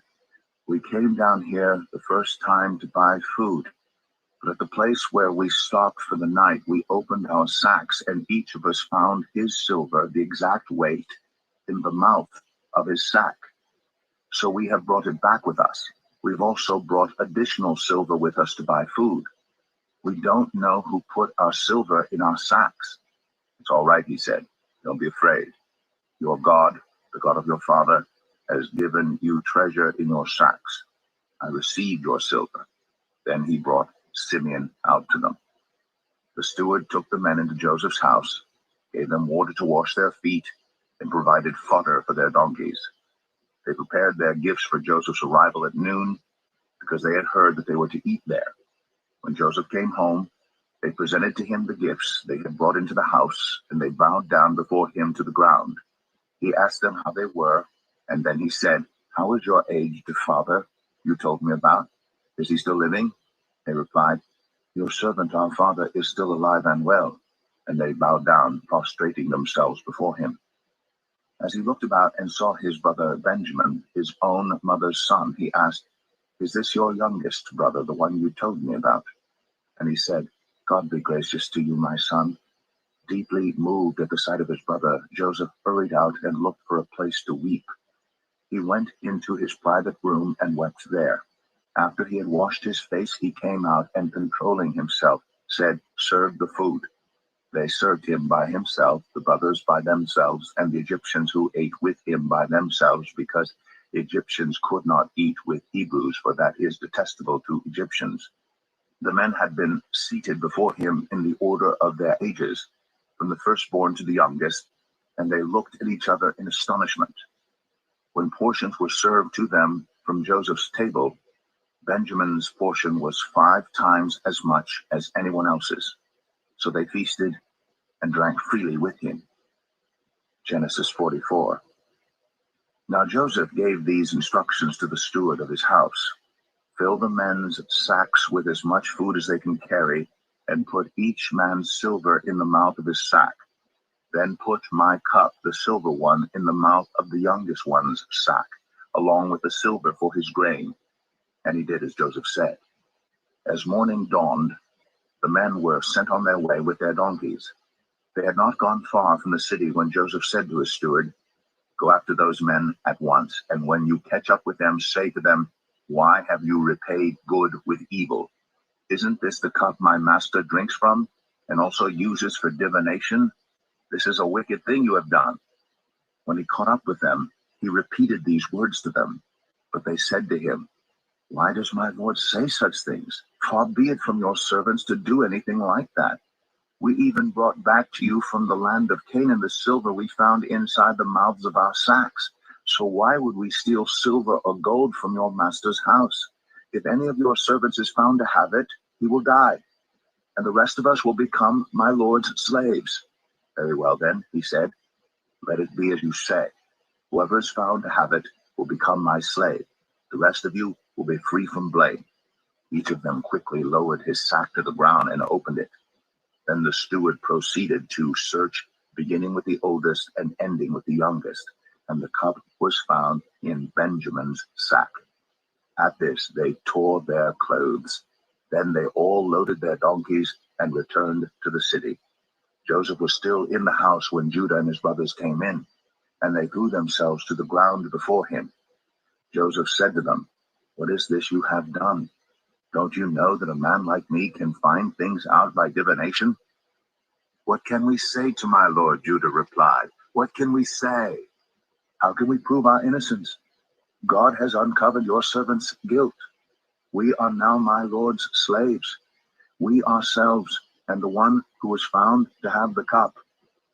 But Joseph said, "Far be it from me to do such a thing. Only the man who was found to have the cup will become my slave. The rest of you, go back to your father in peace." Then Judah went up to him and said, "Pardon your servant, my lord. Let me speak a word to my lord. Do not be angry with your servant, though you are equal to Pharaoh himself.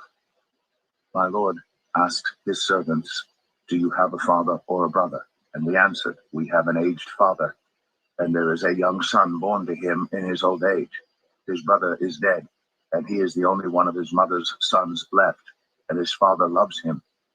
Then you said to your servants, "Bring him down to me so I can see him for myself." And we said to my lord, "The boy cannot leave his father. If he leaves him, his father will die." But you told your servants, "Unless your youngest brother comes down with you, you will not see my face again." When we went back to your servant, my father, we told him what my lord had said. Then our father said, "Go back and buy a little more food." But we said, "We cannot go down. Only if our youngest brother is with us will we go. We cannot see the man's face unless our youngest brother is with us."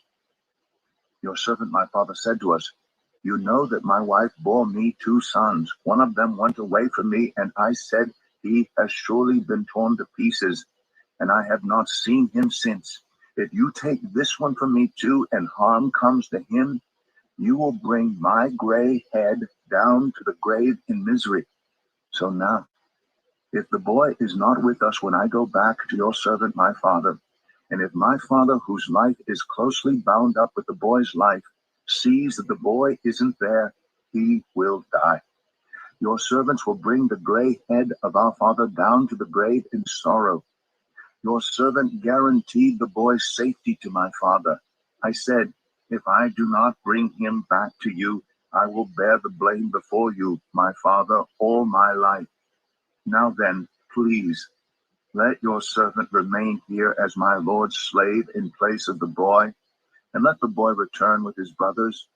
How can I go back to my father if the boy is not with me?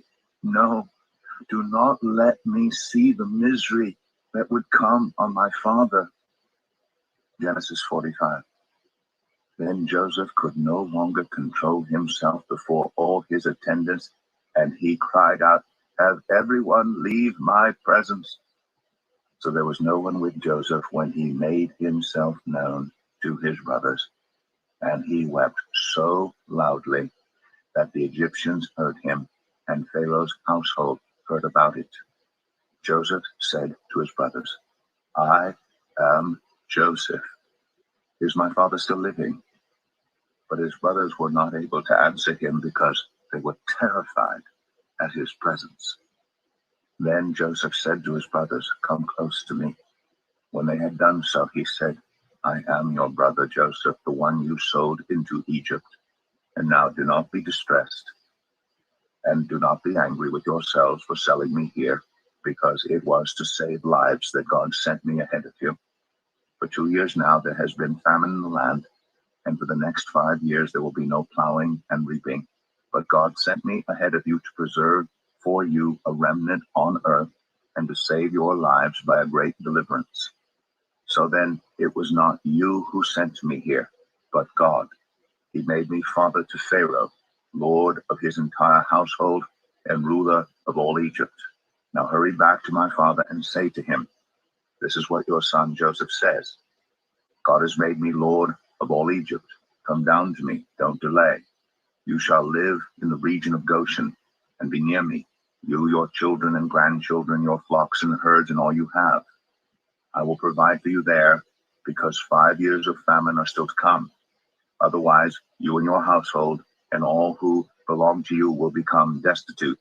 You can see for yourselves, and so can my brother Benjamin, that it is really I who am speaking to you.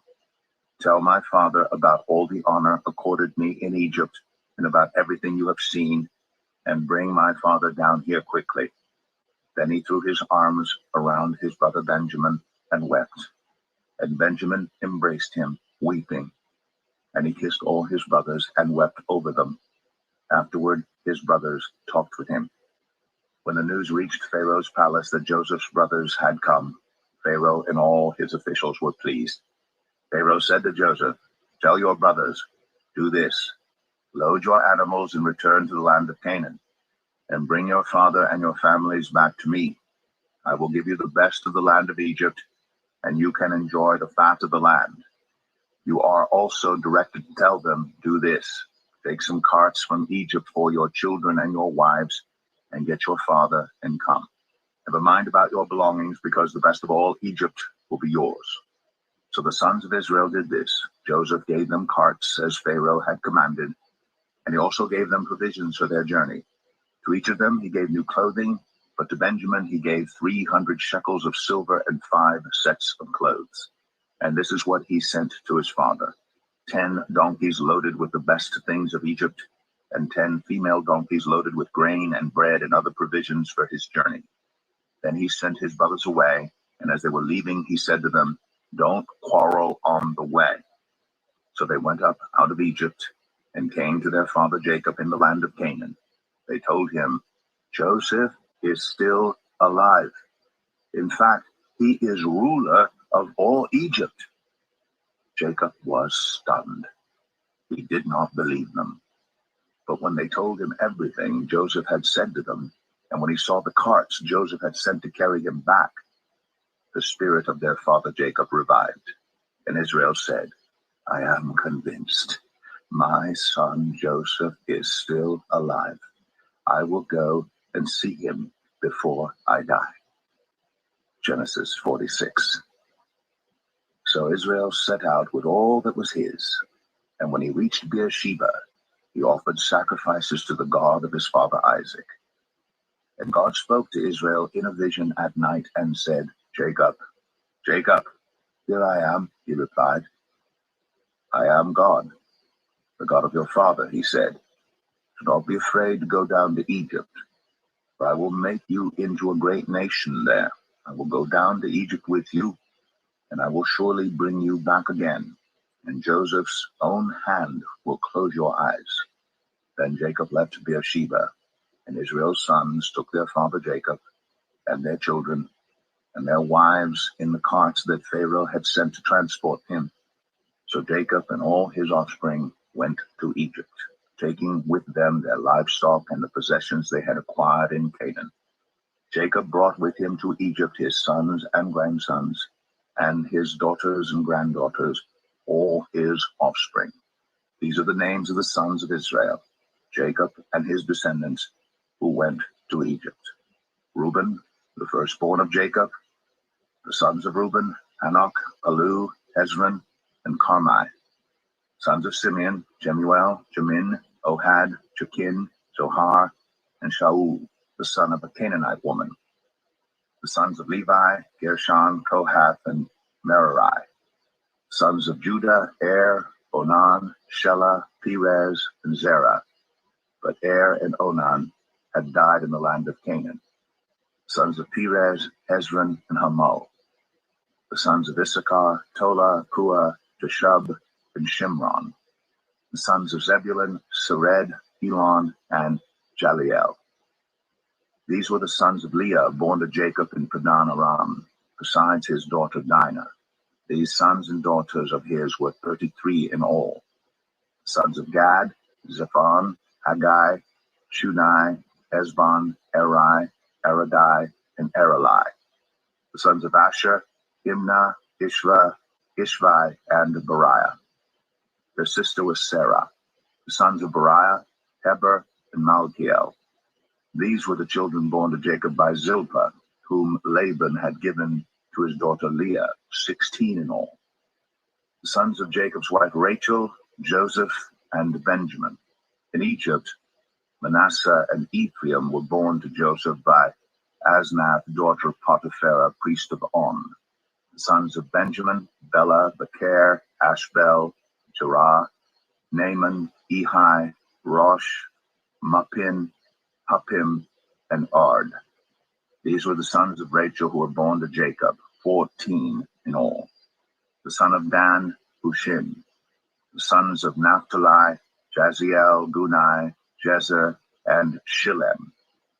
These were the sons born to Jacob by Bilhah, whom Laban had given to his daughter Rachel, 7 in all.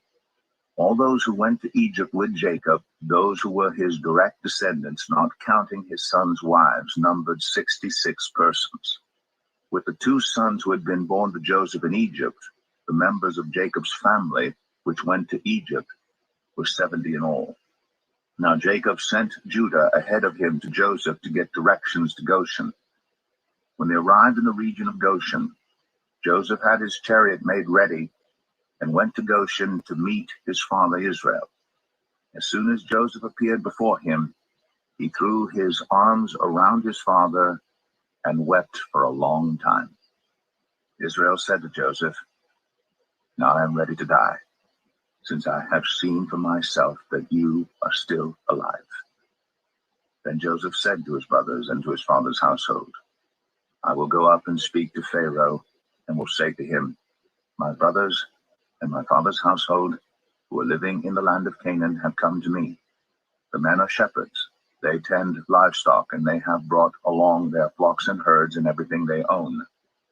When Pharaoh calls you in and asks, 'What is your occupation?' you should answer, 'Your servants have tended livestock from our boyhood on, just as our fathers did.' Then you will be allowed to settle in the region of Goshen, for all shepherds are detestable to the Egyptians." Genesis 47. Joseph went and told Pharaoh, "My father and brothers, with their flocks and herds and everything they own, have come from the land of Canaan and are now in Goshen." He chose 5 of his brothers and presented them before Pharaoh. Pharaoh asked the brothers, "What is your occupation?" "Your servants are shepherds," they replied to Pharaoh, "just as our fathers were." They also said to him, "We have come to live here for a while because the famine is severe in Canaan, and your servants' flocks have no pasture. So now, please let your servants settle in Goshen." Pharaoh said to Joseph, "Your father and your brothers have come to you, and the land of Egypt is before you. Settle your father and your brothers in the best part of the land. Let them live in Goshen. And if you know of any among them with special ability, put them in charge of my own livestock." Then Joseph brought his father Jacob in and presented him before Pharaoh. After Jacob blessed Pharaoh, Pharaoh asked him, "How old are you?" And Jacob said to Pharaoh, "The years of my pilgrimage are 130. My years have been few and difficult, and they do not equal the years of the pilgrimage of my fathers." Then Jacob blessed Pharaoh and went out from his presence. So Joseph settled his father and his brothers in Egypt and gave them property in the best part of the land, the district of Ramses, as Pharaoh directed. Joseph also provided his father and his brothers and all his father's household with food, according to the number of their children. There was no food, however, in the whole region because the famine was severe. Both Egypt and Canaan wasted away because of the famine. Joseph collected all the money that was to be found in Egypt and Canaan in payment for the grain they were buying, and he brought it to Pharaoh's palace. When the money of the people of Egypt and Canaan was gone, all Egypt came to Joseph and said, "Give us food. Why should we die before your eyes? Our money is all gone." "Then bring your livestock," said Joseph. "I will sell you food in exchange for your livestock, since your money is gone." So they brought their livestock to Joseph, and he gave them food in exchange for their horses, their sheep and goats, their cattle and donkeys, and he brought them through that year with food in exchange for all their livestock. When that year was over, they came to him the following year and said, "We cannot hide from our Lord the fact that since our money is gone and our livestock belongs to you, there is nothing left for our Lord except our bodies and our land. Why should we perish before your eyes, we and our land as well? Buy us and our land in exchange for food, and we with our land will be in bondage to Pharaoh. Give us seed so that we may live and not die, and that the land may not become desolate." So Joseph bought all the land in Egypt for Pharaoh. The Egyptians, one and all, sold their fields because the famine was too severe for them. The land became Pharaoh's, and Joseph reduced the people to servitude, from one end of Egypt to the other. However, he did not buy the land of the priests because they received a regular allotment from Pharaoh and had food enough from the allotment Pharaoh gave them. That is why they did not sell their land. Joseph said to the people, "Now that I have bought you and your land today for Pharaoh, here is seed for you so you can plant the ground. But when the crop comes in, give a fifth of it to Pharaoh. The other 4/5 you may keep as seed for the fields and as food for yourselves and your households and your children." "You have saved our lives," they said. "May we find favor in the eyes of our Lord. We will be in bondage to Pharaoh." So Joseph established it as a law concerning land in Egypt, still in force today, that 1/5 of the produce belongs to Pharaoh. It was only the land of the priests that did not become Pharaoh's. Now the Israelites settled in Egypt in the region of Goshen. They acquired property there and were fruitful and increased greatly in number. Jacob lived in Egypt 17 years, and the years of his life were 147. When the time drew near for Israel to die, he called for his son Joseph and said to him, "If I have found favor in your eyes, put your hand under my thigh and promise that you will show me kindness and faithfulness. Do not bury me in Egypt. But when I rest with my fathers, carry me out of Egypt and bury me where they are buried." "I will do as you say," he said. "Swear to me," he said. Then Joseph swore to him, and Israel worshipped as he leaned on the top of his staff. Genesis 48. Sometime later, Joseph was told, "Your father is ill." So he took his 2 sons, Manasseh and Ephraim, along with him. When Jacob was told, "Your son Joseph has come to you," Israel rallied his strength and sat up on the bed. Jacob said to Joseph, "God Almighty appeared to me at Luz in the land of Canaan. And there he blessed me and said to me, I'm going to make you fruitful and increase your numbers. I will make you a community of peoples, and I will give this land as an everlasting possession to your descendants after you. Now then, your 2 sons born to you in Egypt before I came to you here will be reckoned as mine. Ephraim and Manasseh will be mine, just as Reuben and Simeon are mine. Any children born to you after them will be yours. In the territory they inherit, they will be reckoned under the names of their brothers. As I was returning from Padan, to my sorrow, Rachel died in the land of Canaan while we were still on the way, a little distance from Ephrath. So I buried her there beside the road to Ephrath, that is Bethlehem. When Israel saw the sons of Joseph, he asked, Who are these? They are the sons God has given me here, Joseph said to his father.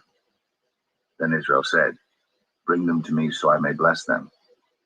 Now Israel's eyes were failing because of old age, and he could hardly see.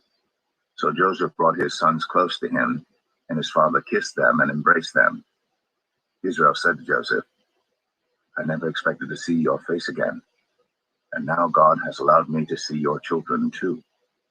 Then Joseph removed them from Israel's knees and bowed down with his face to the ground. And Joseph took both of them, Ephraim on his right toward Israel's left hand, and Manasseh on his left toward Israel's right hand, and brought them close to him. But Israel reached out his right hand and put it on Ephraim's head, though he was the younger, and crossing his arms, he put his left hand on Manasseh's head, even though Manasseh was the firstborn. Then he blessed Joseph and said, May the God before whom my fathers, Abraham and Isaac, walked faithfully, the God who has been my shepherd all my life to this day, the angel who has delivered me from all harm, may he bless these boys. May they be called by my name and the names of my fathers, Abraham and Isaac, and may they increase greatly on the earth. When Joseph saw his father placing his right hand on Ephraim's head, he was displeased, so he took hold of his father's hand to move it from Ephraim's head to Manasseh's head. Joseph said to him, No, my father, this one is the firstborn. Put your right hand on his head. But his father refused and said, I know, my son, I know. He too will become a people, and he too will become great. Nevertheless, his younger brother will be greater than he, and his descendants will become a group of nations. He blessed them that day and said, In your name will Israel pronounce this blessing.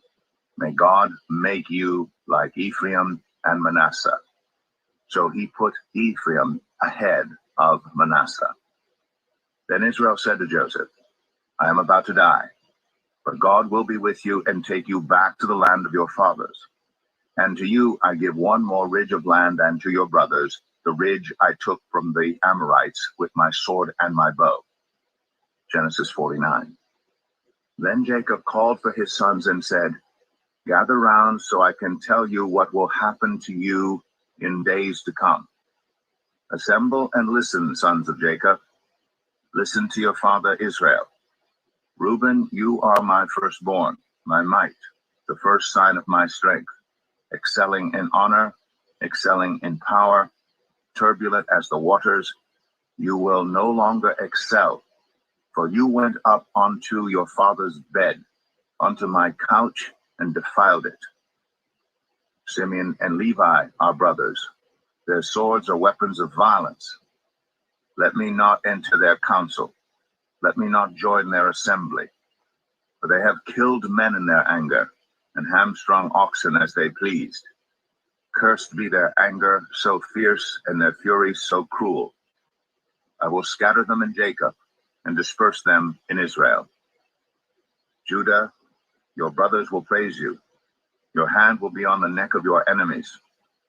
Your father's sons will bow down to you. You are a lion's cub, Judah. You return from the prey, my son. Like a lion, he crouches and lies down. Like a lioness, who dares to rouse him? The scepter will not depart from Judah, nor the ruler's staff from between his feet, until he to whom it belongs shall come, and the obedience of the nations shall be his. He will tether his donkey to a vine, his coat to the choicest branch. He will wash his garments in wine, his robes in the blood of grapes. His eyes will be darker than wine, his teeth whiter than milk. Zebulun will live by the seashore and become a haven for ships. His border will extend towards Sidon.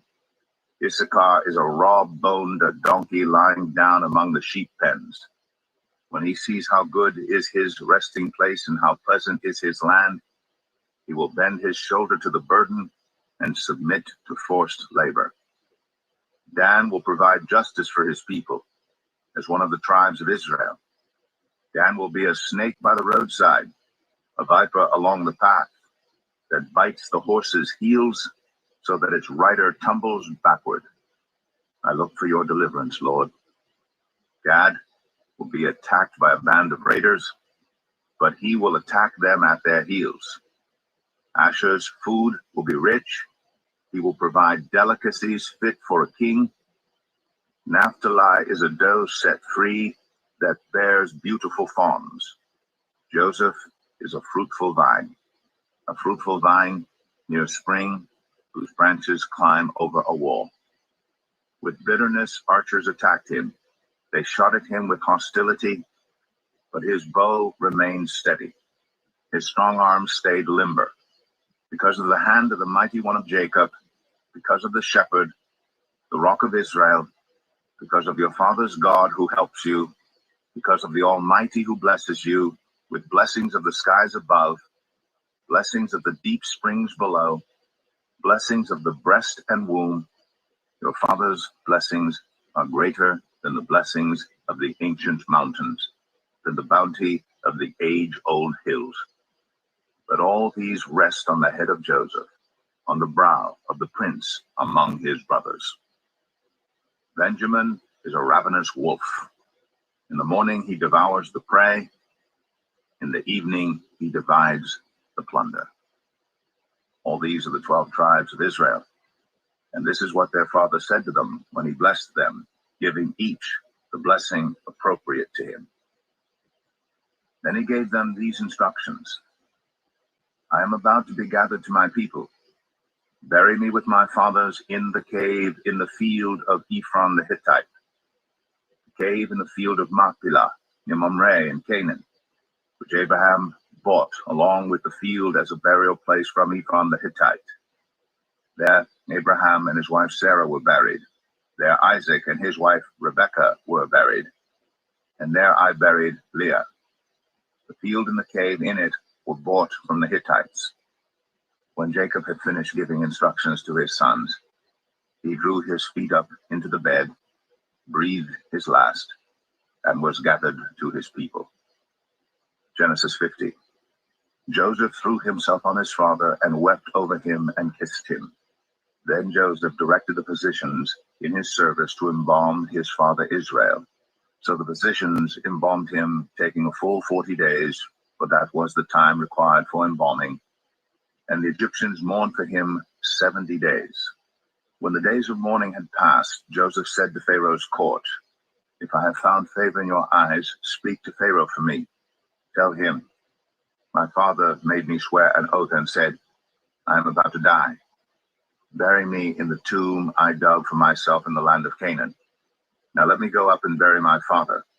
Then I will return. Pharaoh said, Go up and bury your father, as he made you swear to do.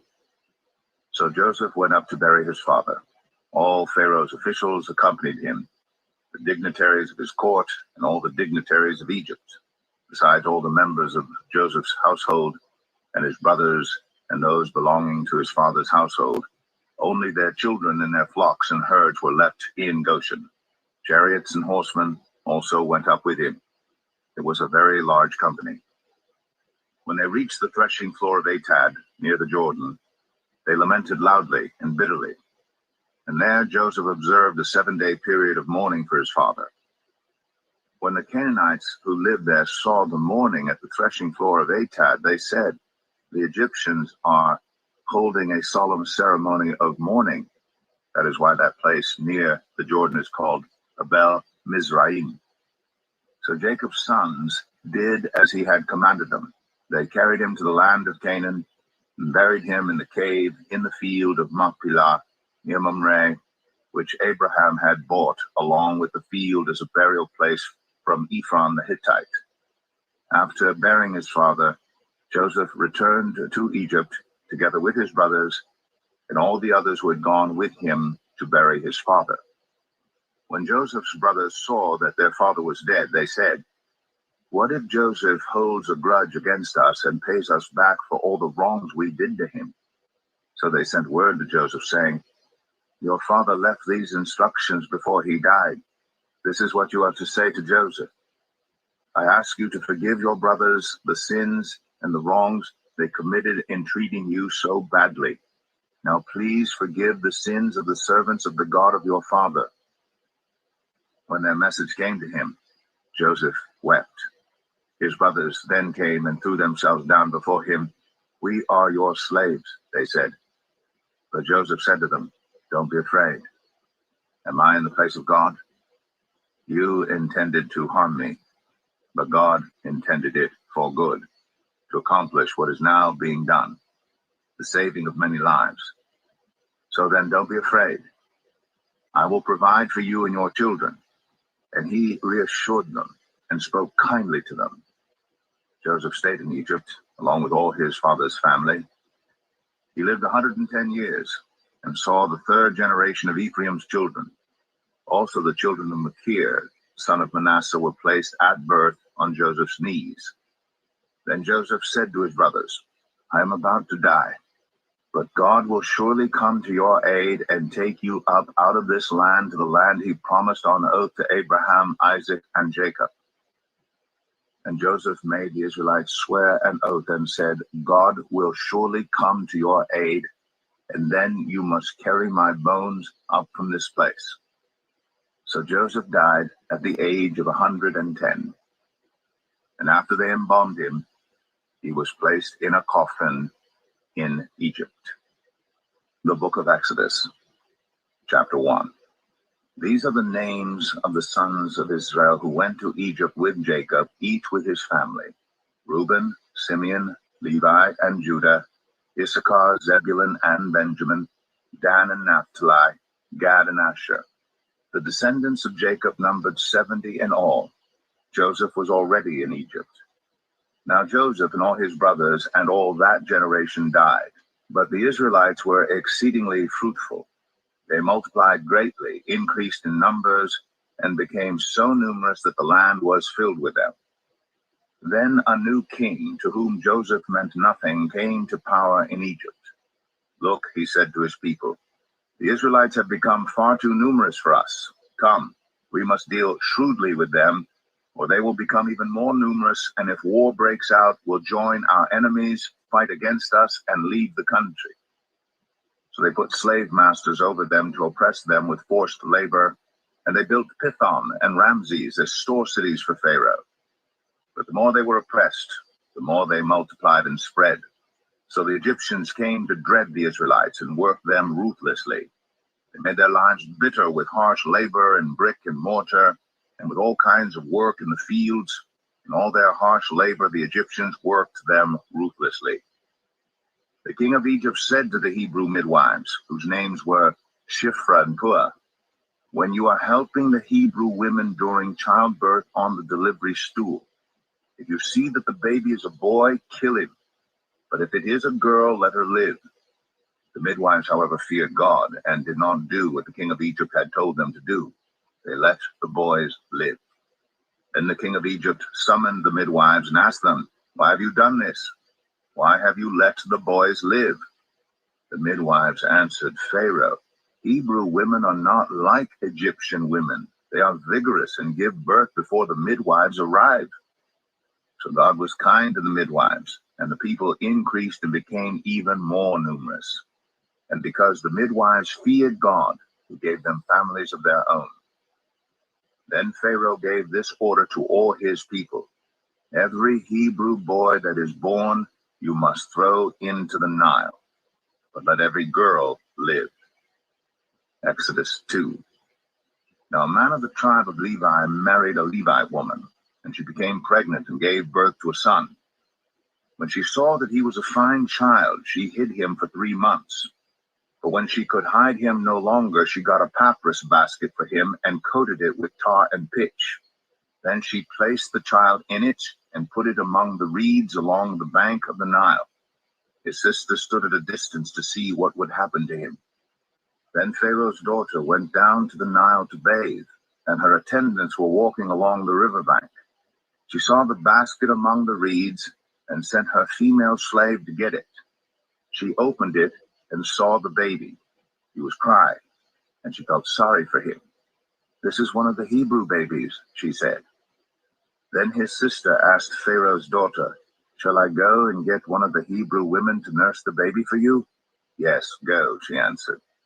So the girl went and got the baby's mother. Pharaoh's daughter said to her, "Take this baby and nurse him for me, and I will pay you." So the woman took the baby and nursed him.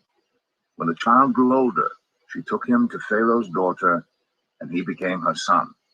She named him Moses, saying, "I drew him out of the water." One day after Moses had grown up, he went out to where his own people were and watched them at their hard labor. He saw an Egyptian beating a Hebrew, one of his own people. Looking this way and that and seeing no one, he killed the Egyptian and hid him in the sand. The next day he went out and saw 2 Hebrews fighting.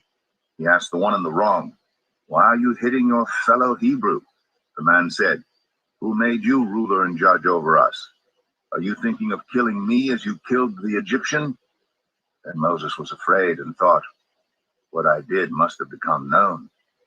When Pharaoh heard of this, he tried to kill Moses, but Moses fled from Pharaoh and went to live in Midian, where he sat down by a well. Now a priest of Midian had 7 daughters, and they came to draw water and filled the troughs to water their father's flock. Some shepherds came along and drove them away, but Moses got up and came to their rescue and watered their flock. When the girls returned to Reuel, their father, he asked them, "Why have you returned so early today?" They answered, "An Egyptian rescued us from the shepherds. He even drew water for us and watered the flock." "And where is he?" Reuel asked his daughters. "Why did you leave him? Invite him to have something to eat." Moses agreed to stay with the man, who gave his daughter Zipporah to Moses in marriage.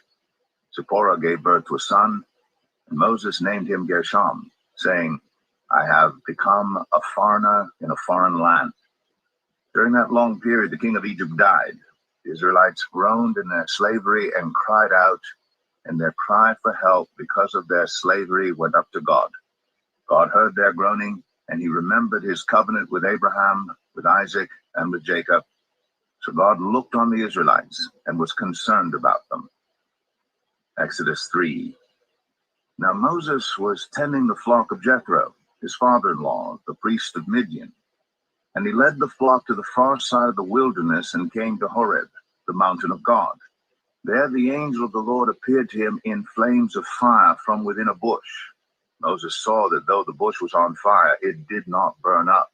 So Moses thought, "I will go over and see this strange sight, why the bush does not burn up." When the Lord saw that he had gone over to look, God called to him from within the bush, "Moses, Moses." And Moses said, "Here I am." "Do not come any closer," God said. "Take off your sandals, for the place where you are standing is holy ground." Then he said, "I am the God of your father, the God of Abraham, the God of Isaac, and the God of Jacob." At this, Moses hid his face because he was afraid to look at God. The Lord said, "I have indeed seen the misery of my people in Egypt. I have heard them crying out because of their slave drivers, and I am concerned about their suffering. So I have come down to rescue them from the hand of the Egyptians and to bring them up out of that land into a good and spacious land, a land flowing with milk and honey, the home of the Canaanites, Hittites, Amorites, Perizzites, Hivites, and Jebusites. And now the cry of the Israelites has reached me, and I have seen the way the Egyptians are oppressing them. So now go. I am sending you to Pharaoh to bring my people, the Israelites, out of Egypt." But Moses said to God, "Who am I that I should go to Pharaoh and bring the Israelites out of Egypt?" And God said, "I will be with you, And this will be the sign to you that it is I who have sent you. When you have brought the people out of Egypt, you will worship God on this mountain." Moses said to God, "Suppose I go to the Israelites and say to them, 'The God of your fathers has sent me to you.' And they ask me, 'What is his name?' Then what shall I tell them?" God said to Moses, "I am who I am. This is what you are to say to the Israelites. 'I am has sent me to you.'" God also said to Moses, "Say to the Israelites, 'The Lord, the God of your fathers, the God of Abraham, the God of Isaac, and the God of Jacob, has sent me to you. This is my name forever, the name you shall call me from generation to generation. Go, assemble the elders of Israel and say to them, "The Lord, the God of your fathers, the God of Abraham, Isaac, and Jacob, appeared to me and said, I have watched over you and have seen what has been done to you in Egypt. And I have promised to bring you up out of your misery in Egypt into the land of the Canaanites, Hittites, Amorites, Perizzites, Hivites, and Jebusites, a land flowing with milk and honey. The elders of Israel will listen to you. Then you and the elders are to go to the king of Egypt and say to him, 'The Lord, the God of the Hebrews, has met with us. Let us take a 3-day journey into the wilderness to offer sacrifices to the Lord our God. But I know that the king of Egypt will not let you go unless a mighty hand compels him. So I will stretch out my hand and strike the Egyptians with all the wonders that I will perform among them. After that, he will let you go. And I will make the Egyptians favorably disposed toward this people, so that when you leave, you will not go empty-handed. Every woman is to ask her neighbor and any woman living in her house for articles of silver and gold, and for clothing, which you will put on your sons and daughters. And so you will plunder the Egyptians." Exodus 4. Moses answered, "What if they do not believe me or listen to me and say, 'The Lord did not appear to you'?" Then the Lord said to him, "What is that in your hand?" "A staff," he replied. The Lord said, "Throw it on the ground." Moses threw it on the ground, and it became a snake, and he ran from it. Then the Lord said to him, "Reach out your hand and take it by the tail." So Moses reached out and took hold of the snake, and it turned back into a staff in his hand. "This," said the Lord, "is so that they may believe that the Lord, the God of their fathers, the God of Abraham, the God of Isaac, and the God of Jacob, has appeared to you." Then the Lord said, "Put your hand inside your cloak." So Moses put his hand into his cloak, and when he took it out, the skin was leprous. It had become as white as snow. "Now put it back into your cloak," he said. So Moses put his hand back into his cloak, and when he took it out, it was restored, like the rest of his flesh. Then the Lord said, "If they do not believe you or pay attention to the first sign, they may believe the second. But if they do not believe these 2 signs or listen to you, take some water from the Nile and pour it on the dry ground. The water you take from the river will become blood on the ground." Moses said to the Lord, "Pardon your servant, Lord. I have never been eloquent, neither in the past nor since you have spoken to your servant. I am slow of speech and tongue." The Lord said to him, "Who gave human beings their mouths? Who makes them deaf or mute? Who gives them sight or makes them blind? Is it not I, the Lord? Now go, I will help you speak and will teach you what to say." But Moses said, "Pardon your servant, Lord. Please send someone else." And the Lord's anger burned against Moses, and he said, "What about your brother Aaron the Levite? I know he can speak well. He is already on his way to meet you, and he will be glad to see you. You shall speak to him and put words in his mouth. I will help both of you speak and will teach you what to do. He will speak to the people for you, and it will be as if he were your mouth and as if you were God to him. But take this staff in your hand so you can perform the signs with it." Then Moses went back to Jethro, his father-in-law, and said to him, "Let me return to my own people in Egypt to see if any of them are still alive." Jethro said, "Go, and I wish you well." Now the Lord had said to Moses in Midian, "Go back to Egypt, for all those who wanted to kill you are dead." So Moses took his wife and sons, put them on a donkey, and started back to Egypt. And he took the staff of God in his hand. The Lord said to Moses, "When you return to Egypt, see that you perform before Pharaoh all the wonders I have given you the power to do. But I will harden his heart so that he will not let the people go. And say to Pharaoh, 'This is what the Lord says. Israel is my firstborn son, and I told you, let my son go, so he may worship me. But you refused to let him go. So I will kill your firstborn son.'" At a lodging place on the way, the Lord met Moses and was about to kill him. But Zipporah took a flint knife, cut off her son's foreskin, and touched Moses' feet with it. "Surely you are a bridegroom of blood to me," she said. So the Lord let him alone. At that time she said, "bridegroom of blood," referring to circumcision. The Lord said to Aaron, "Go into the wilderness to meet Moses." So he met Moses at the mountain of God and kissed him. Then Moses told Aaron everything the Lord had sent him to say, and also about all the signs he had commanded him to perform. Moses and Aaron brought together all the elders of the Israelites, and Aaron told them everything the Lord had said to Moses. He also performed the signs before the people, and they believed. And when they heard that the Lord was concerned about them and had seen their misery, they bowed down and worshipped. Exodus 5. Afterward, Moses and Aaron went to Pharaoh and said, "This is what the Lord, the God of Israel, says. Let my people go so that they may hold a festival to me in the wilderness." Pharaoh said, "Who is the Lord that I should obey him and let Israel go? I do not know the Lord, and I will not let Israel go."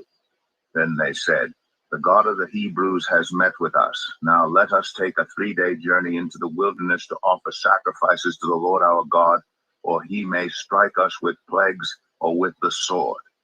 But the king of Egypt said, "Moses and Aaron, why are you taking the people away from their labor? Get back to your work." Then Pharaoh said, "Look, the people of the land are now numerous, and you are stopping them from working."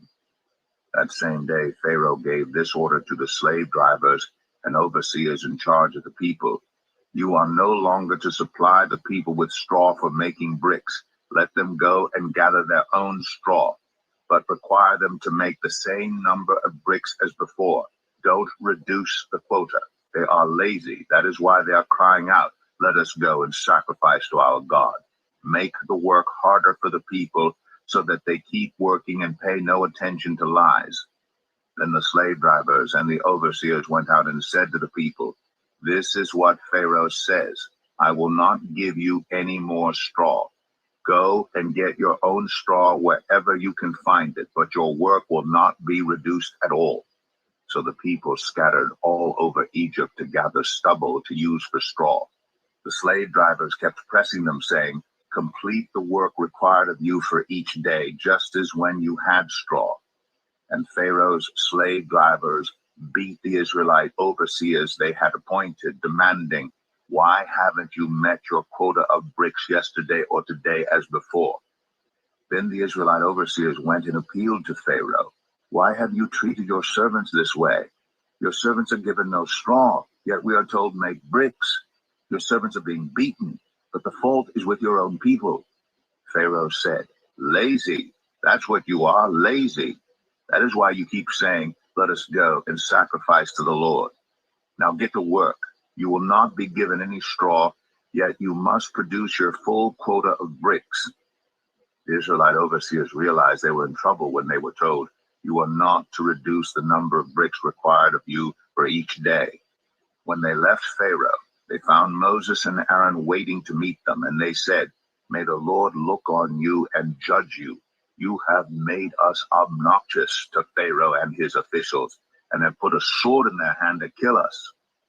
Moses returned to the Lord and said, "Why, Lord? Why have you brought trouble on this people? Is this why you sent me? Ever since I went to Pharaoh to speak in your name, he has brought trouble on this people, and you have not rescued your people at all." Exodus 6. Then the Lord said to Moses, "Now you will see what I will do to Pharaoh. Because of my mighty hand he will let them go. Because of my mighty hand he will drive them out of his country." God also said to Moses, I am the Lord. I appeared to Abraham, to Isaac, and to Jacob as God Almighty, but by my name, the Lord, I did not make myself known to them.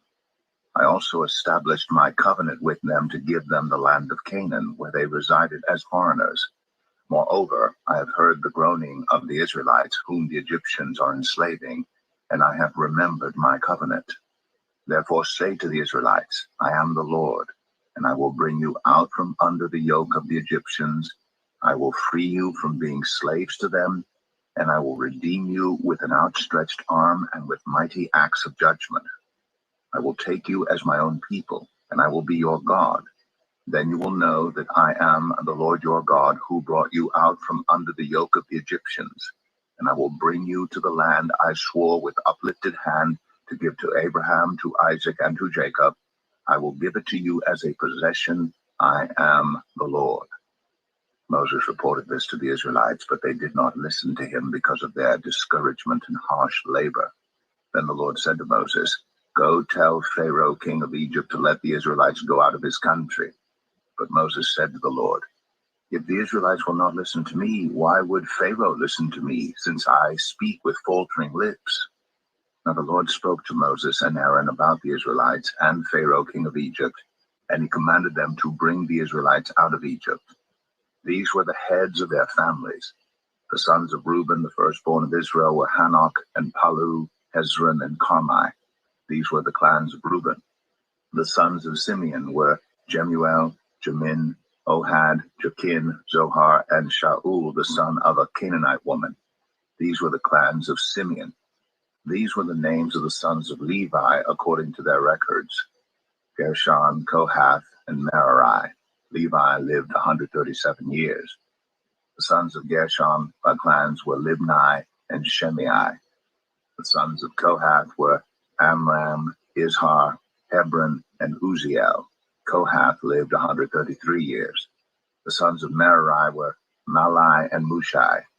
These were the clans of Levi according to their records. Amram married his father's sister Jochebed, who bore him Aaron and Moses. Amram lived 137 years. The sons of Izhar were Korah, Nepheg, and Zikri. The sons of Uziel were Mishael, Elzaphan, and Sithri. Aaron married Elisheba, daughter of Aminadab, and sister of Nashon, and she bore him Nadab and Abihu, Eleazar, and Ithamar. The sons of Korah were Asir, Elkanah, and Abiasaph. These were the Korahite clans. Eleazar, son of Aaron, married one of the daughters of Putiel, and she bore him Phinehas. These were the heads of the Levite families, clan by clan.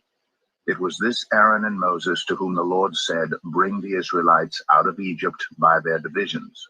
They were the ones who spoke to Pharaoh, king of Egypt, about bringing the Israelites out of Egypt, this same Moses and Aaron. Now when the Lord spoke to Moses in Egypt, he said to him, I am the Lord. Tell Pharaoh, king of Egypt, everything I tell you. But Moses said to the Lord, Since I speak with faltering lips, why would Pharaoh listen to me? Exodus 7. Then the Lord said to Moses, See, I have made you like God to Pharaoh, and your brother Aaron will be your prophet. You are to say everything I command you, and your brother Aaron is to tell Pharaoh to let the Israelites go out of his country. But I will harden Pharaoh's heart, and though I multiply my signs and wonders in Egypt, he will not listen to you. Then I will lay my hand on Egypt, and with mighty acts of judgment I will bring out my divisions, my people, the Israelites, and the Egyptians will know that I am the Lord when I stretch out my hand against Egypt and bring the Israelites out of it. Moses and Aaron did just as the Lord commanded them. Moses was 80 years old, and Aaron 83 when they spoke to Pharaoh. The Lord said to Moses and Aaron, When Pharaoh says to you, Perform a miracle, then say to Aaron, Take your staff and throw it down before Pharaoh, and it will become a snake. So Moses and Aaron went to Pharaoh and did just as the Lord commanded. Aaron threw his staff down in front of Pharaoh and his officials, and it became a snake. Pharaoh then summoned wise men and sorcerers and the Egyptian magicians also did the same things by their secret arts. Each one threw down his staff, and it became a snake. But Aaron's staff swallowed up their staffs. Yet Pharaoh's heart became hard, and he would not listen to them, just as the Lord had said. Then the Lord said to Moses, Pharaoh's heart is unyielding. He refuses to let the people go. Go to Pharaoh in the morning as he goes out to the river. Confront him on the bank of the Nile, and take in your hand the staff that was changed into a snake. Then say to him, The Lord, the God of the Hebrews, has sent me to say to you, Let my people go, so that they may worship me in the wilderness. But until now you have not listened. This is what the Lord says. By this you will know that I am the Lord. With the staff that is in my hand I will strike the water of the Nile, and it will be changed into blood. The fish in the Nile will die, and the river will stink. The Egyptians will not be able to drink its water. The Lord said to Moses, Tell Aaron, take your staff and stretch out your hand over the waters of Egypt, over the streams and canals, over the ponds and all the reservoirs, and they will turn to blood. Blood will be everywhere in Egypt, even in vessels of wood and stone. Moses and Aaron did just as the Lord had commanded. He raised his staff in the presence of Pharaoh and his officials and struck the water of the Nile, and all the water was changed into blood. The fish in the Nile died, and the river smelled so bad that the Egyptians could not drink its water. Blood was everywhere in Egypt. But the Egyptian magicians did the same things by their secret arts, and Pharaoh's heart became hard. He would not listen to Moses and Aaron, just as the Lord had said. Instead, he turned and went into his palace and did not take even this to heart. And all the Egyptians dug along the Nile to get drinking water, because they could not drink the water of the river. 7 days passed after the Lord struck the Nile. Exodus 8.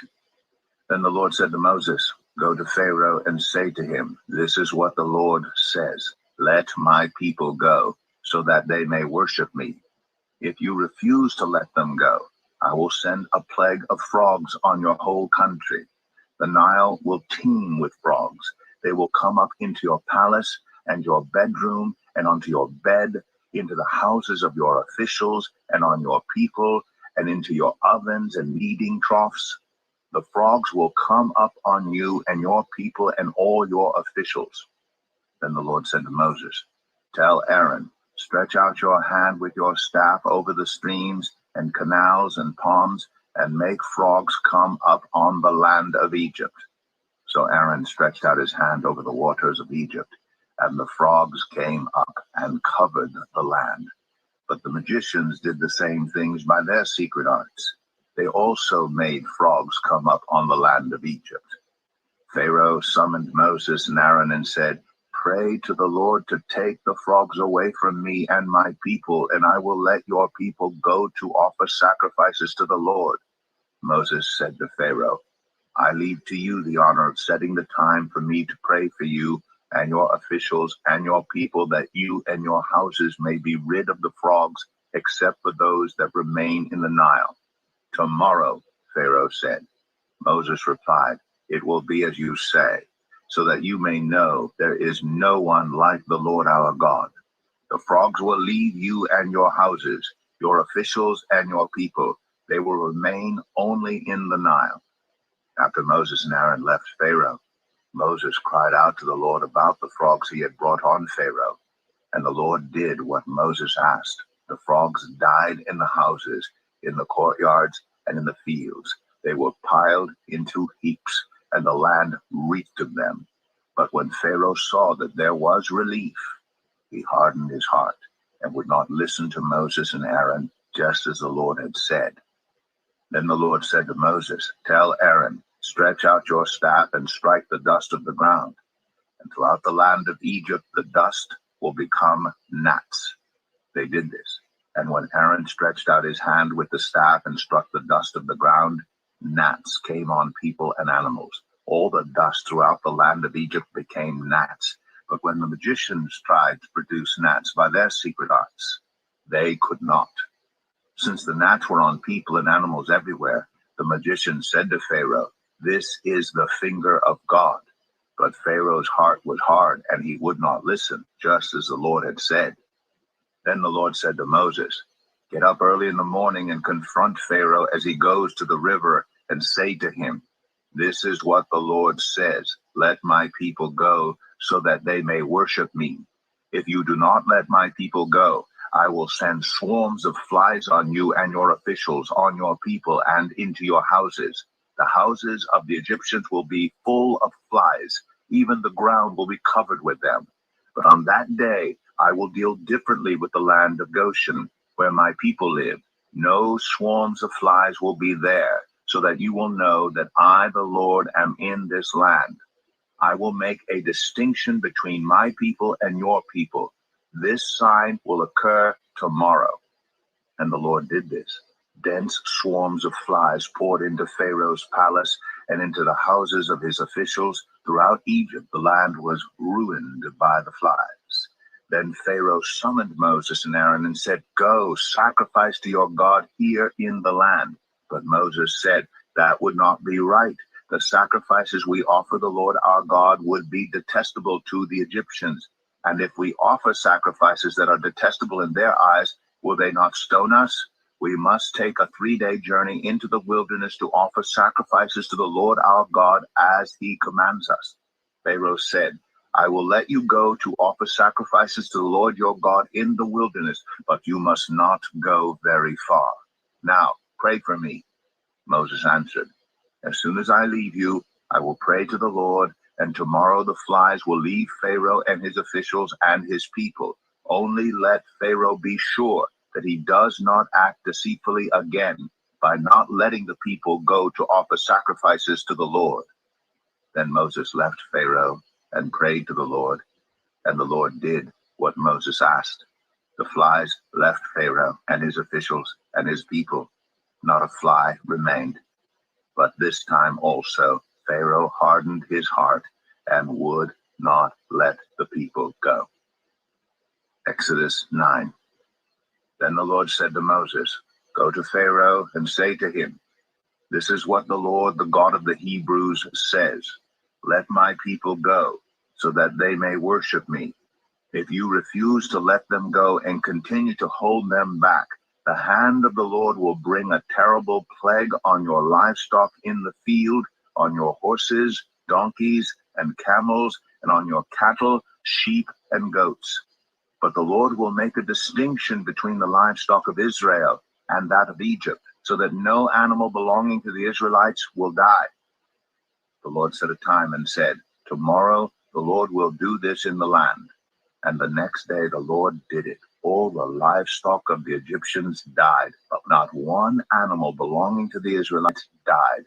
Pharaoh investigated and found that not even one of the animals of the Israelites had died. Yet his heart was unyielding, and he would not let the people go. Then the Lord said to Moses and Aaron, 'Take handfuls of soot from a furnace and have Moses toss it into the air in the presence of Pharaoh. It will become fine dust over the whole land of Egypt, and festering boils will break out on people and animals throughout the land.' So they took soot from a furnace and stood before Pharaoh. Moses tossed it into the air, and festering boils broke out on people and animals. The magicians could not stand before Moses because of the boils that were on them and on all the Egyptians. But the Lord hardened Pharaoh's heart, and he would not listen to Moses and Aaron, just as the Lord had said to Moses. Then the Lord said to Moses, "Get up early in the morning, confront Pharaoh, and say to him, 'This is what the Lord, the God of the Hebrews, says.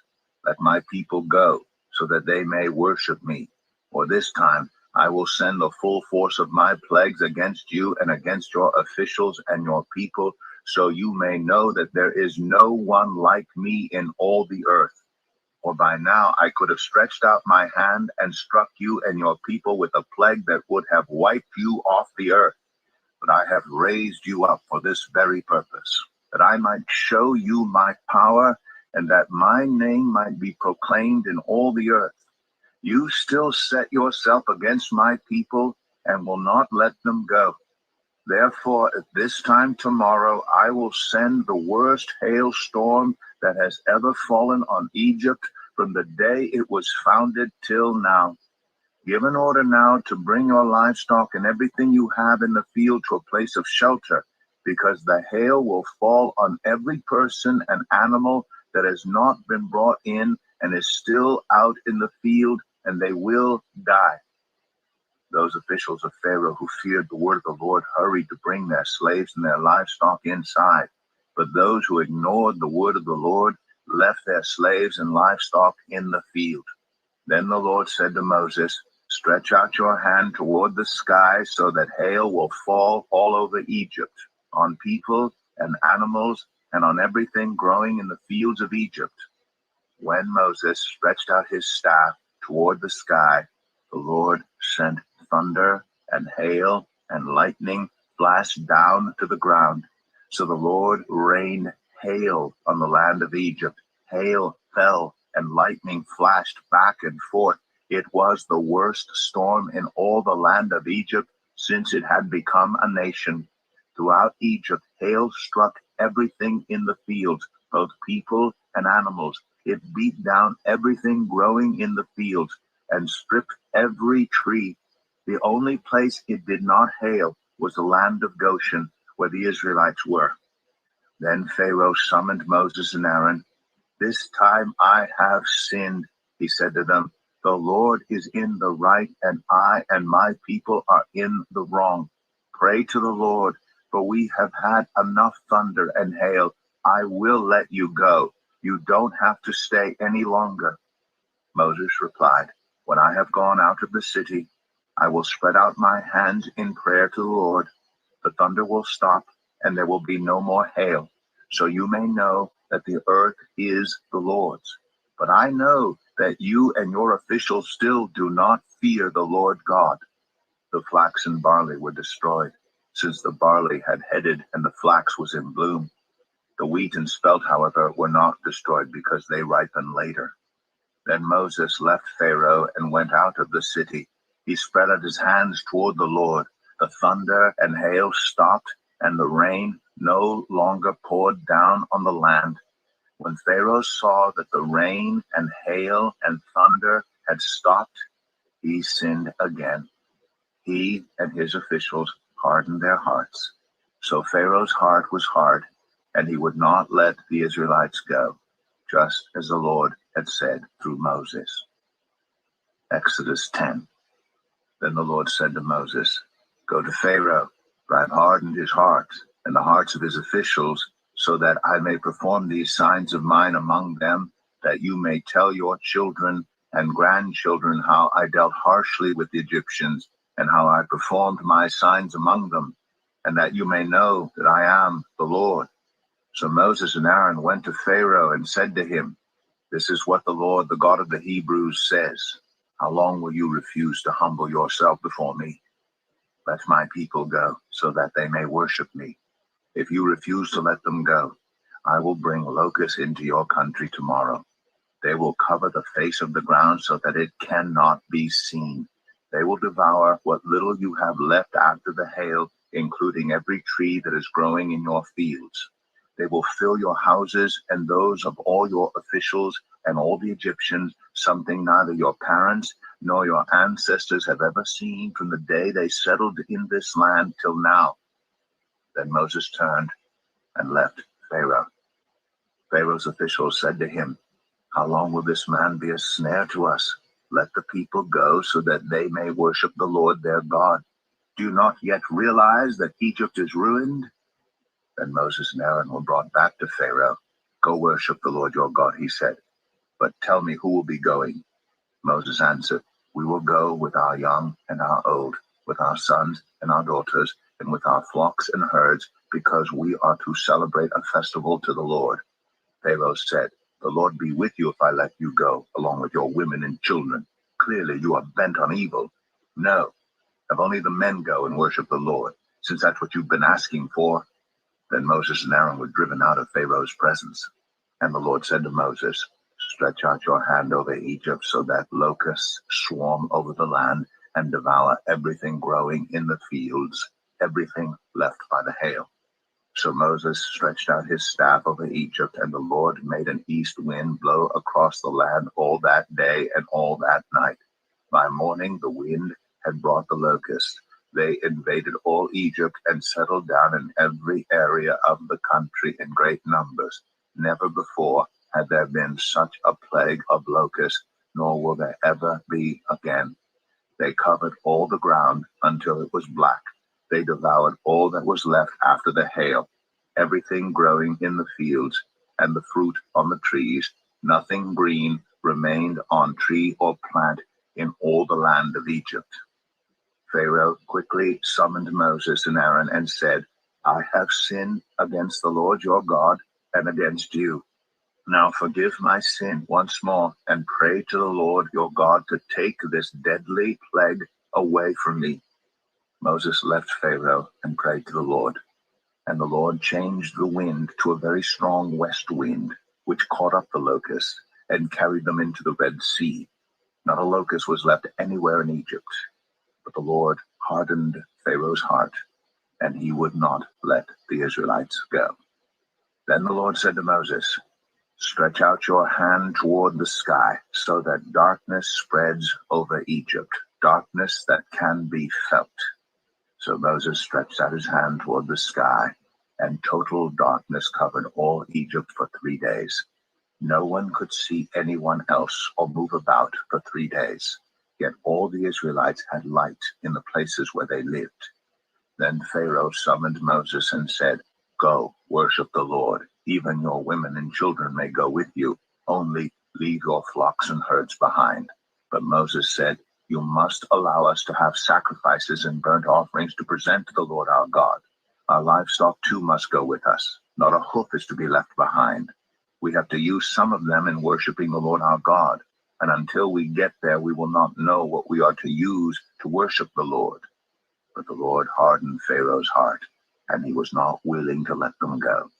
Pharaoh said to Moses, Get out of my sight. Make sure you do not appear before me again. The day you see my face, you will die. Just as you say, Moses replied, I will never appear before you again. Exodus 11. Now the Lord had said to Moses, I will bring one more plague on Pharaoh and on Egypt. After that, he will let you go from here, and when he does, he will drive you out completely. Tell the people that men and women alike are to ask their neighbors for articles of silver and gold. The Lord made the Egyptians favorably disposed toward the people, and Moses himself was highly regarded in Egypt by Pharaoh's officials and by the people. So Moses said, This is what the Lord says. About midnight I will go throughout Egypt. Every firstborn son in Egypt will die. From the firstborn son of Pharaoh, who sits on the throne, the firstborn son of the female slave who is at her handmill, and all the firstborn of the cattle as well. There will be loud wailing throughout Egypt, worse than there has ever been or ever will be again. But among the Israelites not a dog will bark at any person or animal. Then you will know that the Lord makes a distinction between Egypt and Israel. All these officials of yours will come to me, bowing down before me and saying, Go, you and all the people who follow you. After that I will leave. Then Moses, hot with anger, left Pharaoh. The Lord said to Moses, Pharaoh will refuse to listen to you, so that my wonders may be multiplied in Egypt. Moses and Aaron performed all these wonders before Pharaoh. But the Lord hardened Pharaoh's heart, and he would not let the Israelites go out of his country. Exodus 12. The Lord said to Moses and Aaron in Egypt, This month is to be for you the first month of your year. Tell the whole community of Israel that on the 10th day of this month, each man is to take a lamb for his family, one for each household. If any household is too small for a whole lamb, they must share one with their nearest neighbor, having taken into account the number of people there are. You are to determine the amount of lamb needed in accordance with what each person will eat. The animals you choose must be year-old males without defect, and you may take them from the sheep or the goats. Take care of them until the 14th day of the month, when all the members of the community of Israel must slaughter them at twilight. Then they are to take some of the blood and put it on the sides and tops of the door frames of the houses where they eat the lambs. That same night they are to eat the meat roasted over the fire, along with bitter herbs and bread made without yeast. Do not eat the meat raw or boiled in water, but roasted over a fire, with the head, legs, and internal organs. Do not leave any of it till morning. If some is left till morning, you must burn it. This is how you are to eat it: with your cloak tucked into your belt, your sandals on your feet, and your staff in your hand. Eat it in haste. It is the Lord's Passover. On that same night I will pass through Egypt and strike down every firstborn of both people and animals. And I will bring judgment on all the gods of Egypt. I am the Lord. The blood will be a sign for you on the houses where you are, and when I see the blood, I will pass over you. No destructive plague will touch you when I strike Egypt. This is a day you are to commemorate. For the generations to come, you shall celebrate it as a festival to the Lord, a lasting ordinance. For 7 days you are to eat bread made without yeast. On the first day, remove the yeast from your houses, for whoever eats anything with yeast in it from the first day through the 7th must be cut off from Israel. On the first day, hold a sacred assembly, and another one on the 7th day.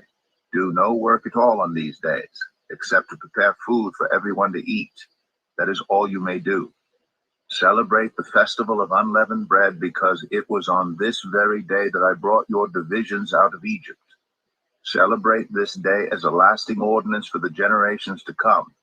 In the first month you are to eat bread made without yeast from the evening of the 14th day until the evening of the 21st day.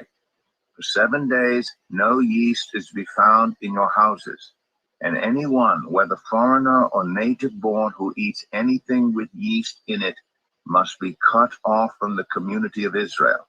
Eat nothing made with yeast. Wherever you live, you must eat unleavened bread. Then Moses summoned all the elders of Israel and said to them, Go at once and select the animals for your families and slaughter the Passover lamb. Take a bunch of hyssop, dip it into the blood in the basin, and put some of the blood on the top and on both sides of the door frame. None of you shall go out of the door of your house until morning. When the Lord goes through the land to strike down the Egyptians, he will see the blood on the top and sides of the door frame and will pass over that doorway. And he will not permit the destroyer to enter your houses and strike you down. Obey these instructions as a lasting ordinance for you and your descendants. When you enter the land that the Lord will give you as he promised, observe this ceremony. And when your children ask you, What does this ceremony mean to you? Then tell them, it is the Passover, sacrifice to the Lord, who passed over the houses of the Israelites in Egypt and spared our homes when he struck down the Egyptians. Then the people bowed down and worshipped. The Israelites did just what the Lord commanded Moses and Aaron. At midnight, the Lord struck down all the firstborn in Egypt, from the firstborn of Pharaoh, who sat on the throne, to the firstborn of the prisoner who was in the dungeon, and the firstborn of all the livestock as well. Pharaoh and all his officials and all the Egyptians got up during the night, and there was loud wailing in Egypt, for there was not a house without someone dead. During the night, Pharaoh summoned Moses and Aaron and said, Up, lead my people, you and the Israelites, go, worship the Lord as you have requested. Take your flocks and herds, as you have said, and go, and also bless me. The Egyptians urged the people to hurry and leave the country, for otherwise, they said, we will all die.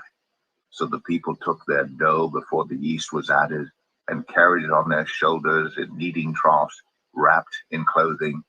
The Israelites did as Moses instructed and asked the Egyptians for articles of silver and gold and for clothing. The Lord had made the Egyptians favorably disposed toward the people, and they gave them what they asked for. So they plundered the Egyptians. The Israelites journeyed from Ramses to Succoth. There were about 600,000 men on foot, besides women and children. Many other people went up with them, and also large droves of livestock, both flocks and herds. With the dough the Israelites had brought from Egypt, they baked loaves of unleavened bread. The dough was without yeast because they had been driven out of Egypt and did not have time to prepare food for themselves. Now the length of time the Israelite people lived in Egypt was 430 years. At the end of the 430 years, to the very day, all the Lord's divisions left Egypt, because the Lord kept vigil that night to bring them out of Egypt. On this night, all the Israelites are to keep vigil to honor the Lord for the generations to come. The Lord said to Moses and Aaron, "These are the regulations for the Passover meal. No foreigner may eat it. Any slave you have bought may eat it after you have circumcised him. But a temporary resident or a hired worker may not eat it. It must be eaten inside the house. Take none of the meat outside the house. Do not break any of the bones. The whole community of Israel must celebrate it. A foreigner residing among you who wants to celebrate the Lord's Passover must have all the males in his household circumcised. Then he may take part like one born in the land. No uncircumcised male may eat it. The same law applies both to the native born and to the foreigner residing among you." All the Israelites did just what the Lord had commanded Moses and Aaron. And on that very day, the Lord brought the Israelites out of Egypt by their divisions. Exodus 13. The Lord said to Moses, "Consecrate to me every firstborn male. The first offspring of every womb among the Israelites belongs to me, whether human or animal." Then Moses said to the people, "Commemorate this day, the day you came out of Egypt, out of the land of slavery, because the Lord brought you out of it with a mighty hand. Eat nothing containing yeast. Today, in the month of Aviv, you are leaving. When the Lord brings you into the land of the Canaanites, Hittites, Amorites, Hivites, and Jebusites, the land he swore to your ancestors to give you, a land flowing with milk and honey, you are to observe this ceremony in this month. For 7 days eat bread made without yeast, and on the seventh day hold a festival to the Lord. Eat unleavened bread during those 7 days. Nothing with yeast in it is to be seen among you, nor shall any yeast be seen anywhere within your borders. On that day, tell your son, I do this because of what the Lord did for me when I came out of Egypt. This observance will be for you like a sign on your hand and a reminder on your forehead that this law of the Lord is to be on your lips. For the Lord brought you out of Egypt with his mighty hand. You must keep this ordinance at the appointed time year after year. After the Lord brings you into the land of the Canaanites and gives it to you, as he promised on oath to you and your ancestors, you are to give over to the Lord the first offspring of every womb. All the firstborn males of your livestock belong to the Lord. Redeem with a lamb every firstborn donkey, but if you do not redeem it, break its neck. Redeem every firstborn among your sons. In days to come, when your son asks you, what does this mean? Say to him, with a mighty hand the Lord brought us out of Egypt, out of the land of slavery. When Pharaoh stubbornly refused to let us go, the Lord killed the firstborn of both people and animals in Egypt. This is why I sacrifice to the Lord the first male offspring of every womb and redeem each of my firstborn sons. And it will be like a sign on your hand and a symbol on your forehead that the Lord brought us out of Egypt with his mighty hand." When Pharaoh let the people go, God did not lead them on the road through the Philistine country, though that was shorter. For God said, if they face war, they might change their minds and return to Egypt. So God led the people around by the desert road toward the Red Sea. The Israelites went up out of Egypt ready for battle. Moses took the bones of Joseph with him because Joseph had made the Israelites swear an oath. He had said, God will surely come to your aid, and then you must carry my bones up with you from this place. After leaving Succoth, they camped at Etham on the edge of the desert. By day, the Lord went ahead of them in a pillar of cloud to guide them on their way, and by night in a pillar of fire to give them light, so that they could travel by day or night. Neither the pillar of cloud by day nor the pillar of fire by night left its place in front of the people. Exodus 14.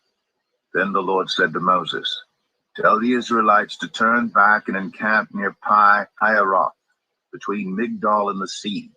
They are to encamp by the sea directly opposite Baal-zephon. Pharaoh will think the Israelites are wandering around the land in confusion, hemmed in by the desert. I will harden Pharaoh's heart, and he will pursue them.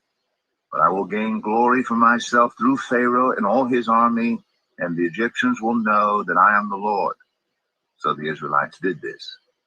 When the king of Egypt was told that the people had fled, Pharaoh and his officials changed their minds about them and said, "What have we done? We have let the Israelites go and have lost their services."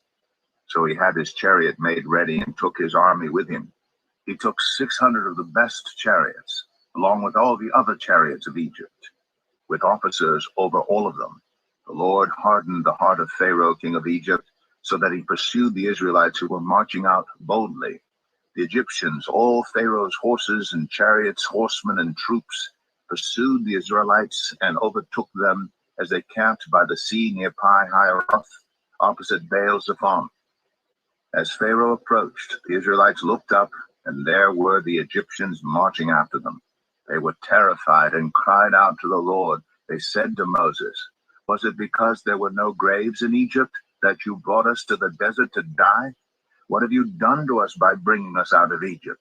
Didn't we say to you in Egypt, 'Leave us alone, let us serve the Egyptians'? It would have been better for us to serve the Egyptians than to die in the desert." Moses answered the people, "Do not be afraid. Stand firm, and you will see the deliverance the Lord will bring you today.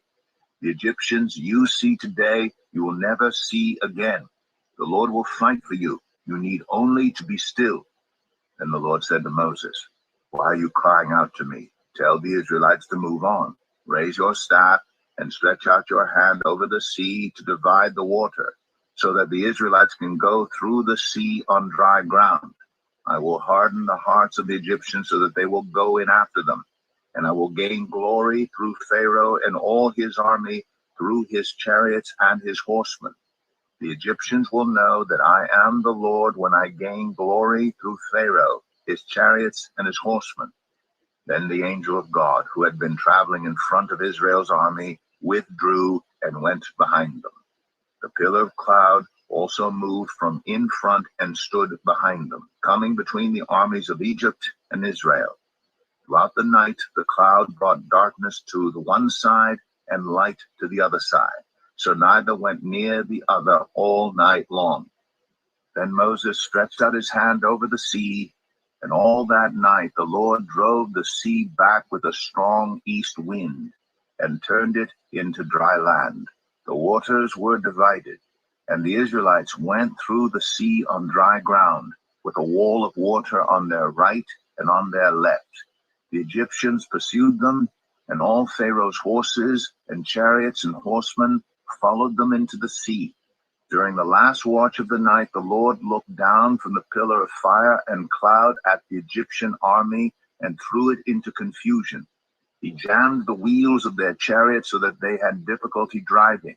And the Egyptians said, "Let's get away from the Israelites. The Lord is fighting for them against Egypt."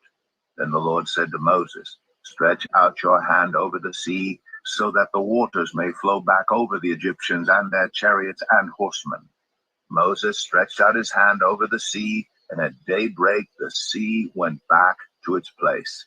The Egyptians were fleeing toward it, and the Lord swept them into the sea.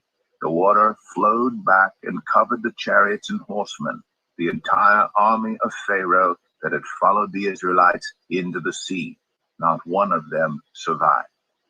But the Israelites went through the sea on dry ground, with a wall of water on their right and on their left.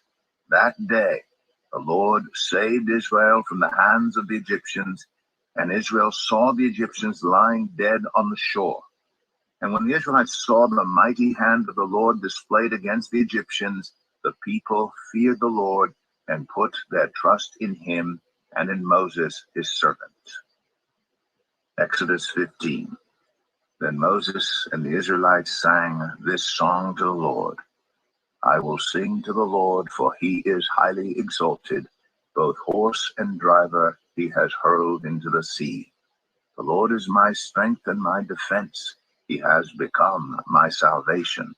He is my God, and I will praise him, my father's God, and I will exalt him. The Lord is a warrior. The Lord is his name.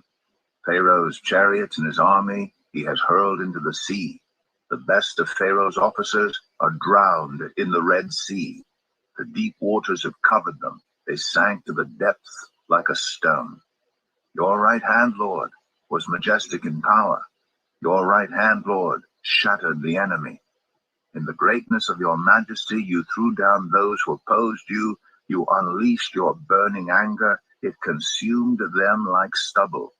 By the blast of your nostrils, the waters piled up. The surging waters stood up like a wall. The deep waters congealed in the heart of the sea. The enemy boasted, I will pursue.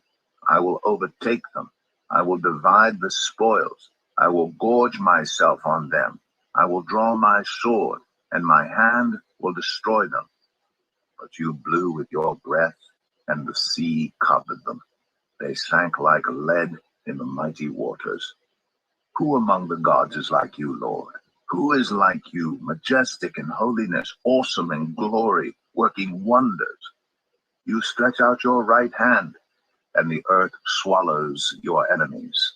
In your unfailing love, you will lead the people you have redeemed.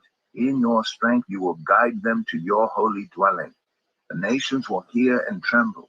Anguish will grip the people of Philistia. The chiefs of Edom will be terrified. The leaders of Moab will be seized with trembling. The people of Canaan will melt away. Terror and dread will fall on them. By the power of your arm, they will be as still as a stone until your people pass by, Lord, until the people you bought pass by.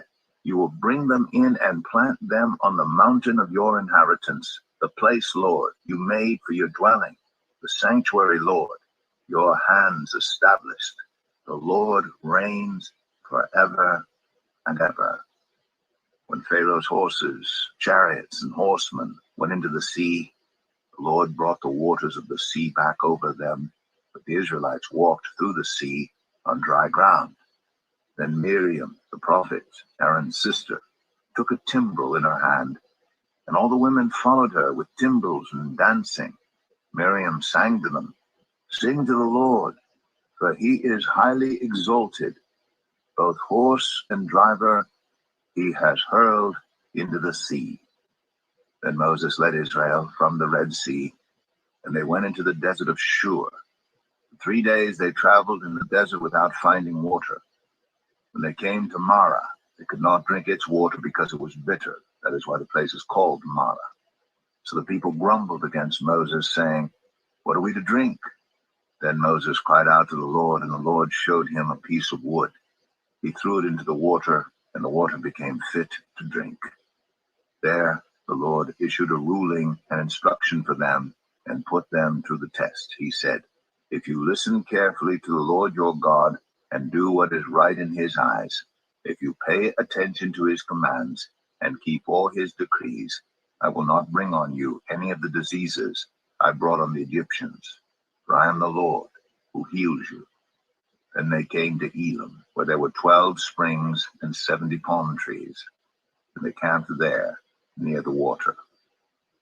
Exodus 16. The whole Israelite community set out from Elim and came to the desert of Sin, which is between Elim and Sinai, on the 15th day of the 2nd month after they had come out of Egypt. In the desert, the whole community grumbled against Moses and Aaron. The Israelites said to them, If only we had died by the Lord's hand in Egypt. There we sat around pots of meat and ate all the food we wanted. But you have brought us out into this desert to starve this entire assembly to death. Then the Lord said to Moses, I will rain down bread from heaven for you. The people are to go out each day and gather enough for that day. In this way I will test them and see whether they will follow my instructions. On the sixth day they are to prepare what they bring in, and that is to be twice as much as they gather on the other days.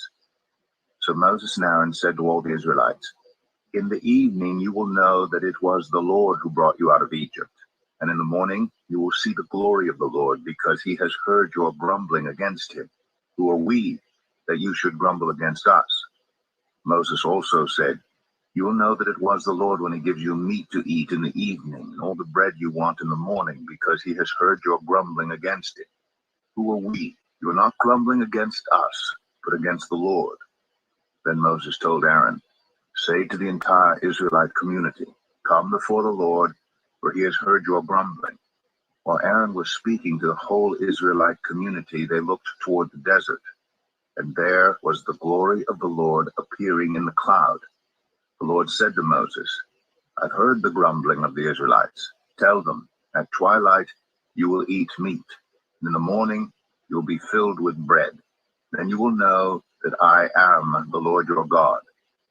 That evening quail came and covered the camp, and in the morning there was a layer of dew around the camp. When the dew was gone, thin flakes like frost on the ground appeared on the desert floor. When the Israelites saw it, they said to each other, what is it? For they did not know what it was. Moses said to them, it is the bread the Lord has given you to eat. This is what the Lord has commanded. Everyone is to gather as much as they need. Take an omer for each person you have in your tent. The Israelites did as they were told. Some gathered much, some little. And when they measured it by the omer, the one who gathered much did not have too much, and the one who gathered little did not have too little. Everyone had gathered just as much as they needed. Then Moses said to them, no one is to keep any of it until morning. However, some of them paid no attention to Moses. They kept part of it until morning, but it was full of maggots and began to smell.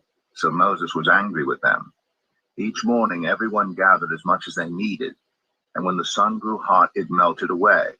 On the sixth day they gathered twice as much, 2 omers for each person, and the leaders of the community came and reported this to Moses. He said to them, this is what the Lord commanded. Tomorrow is to be a day of Sabbath rest, a holy Sabbath to the Lord. So bake what you want to bake and boil what you want to boil. Save whatever is left and keep it until morning. So they saved it until morning, as Moses commanded, and it did not stink or get maggots in it. Eat it today, Moses said, because today is a Sabbath to the Lord. You will not find any of it on the ground today. 6 days you are to gather it, but on the 7th day, the Sabbath, there will not be any. Nevertheless, some of the people went out on the 7th day to gather it, but they found none. Then the Lord said to Moses, how long will you refuse to keep my commands and my instructions? Bear in mind that the Lord has given you the Sabbath. That is why on the 6th day, he gives you bread for 2 days. Everyone is to stay where they are on the 7th day. No one is to go out. So the people rested on the 7th day. The people of Israel called the bread manna. It was white like coriander seed and tasted like wafers made with honey. Moses said, this is what the Lord has commanded. Take an omer of manna and keep it for the generations to come, so they can see the bread I gave you to eat in the wilderness when I brought you out of Egypt. So Moses said to Aaron, take a jar and put an omer of manna in it, then place it before the Lord to be kept for the generations to come. As the Lord commanded Moses, Aaron put the manna with the tablets of the covenant law, so that it might be preserved.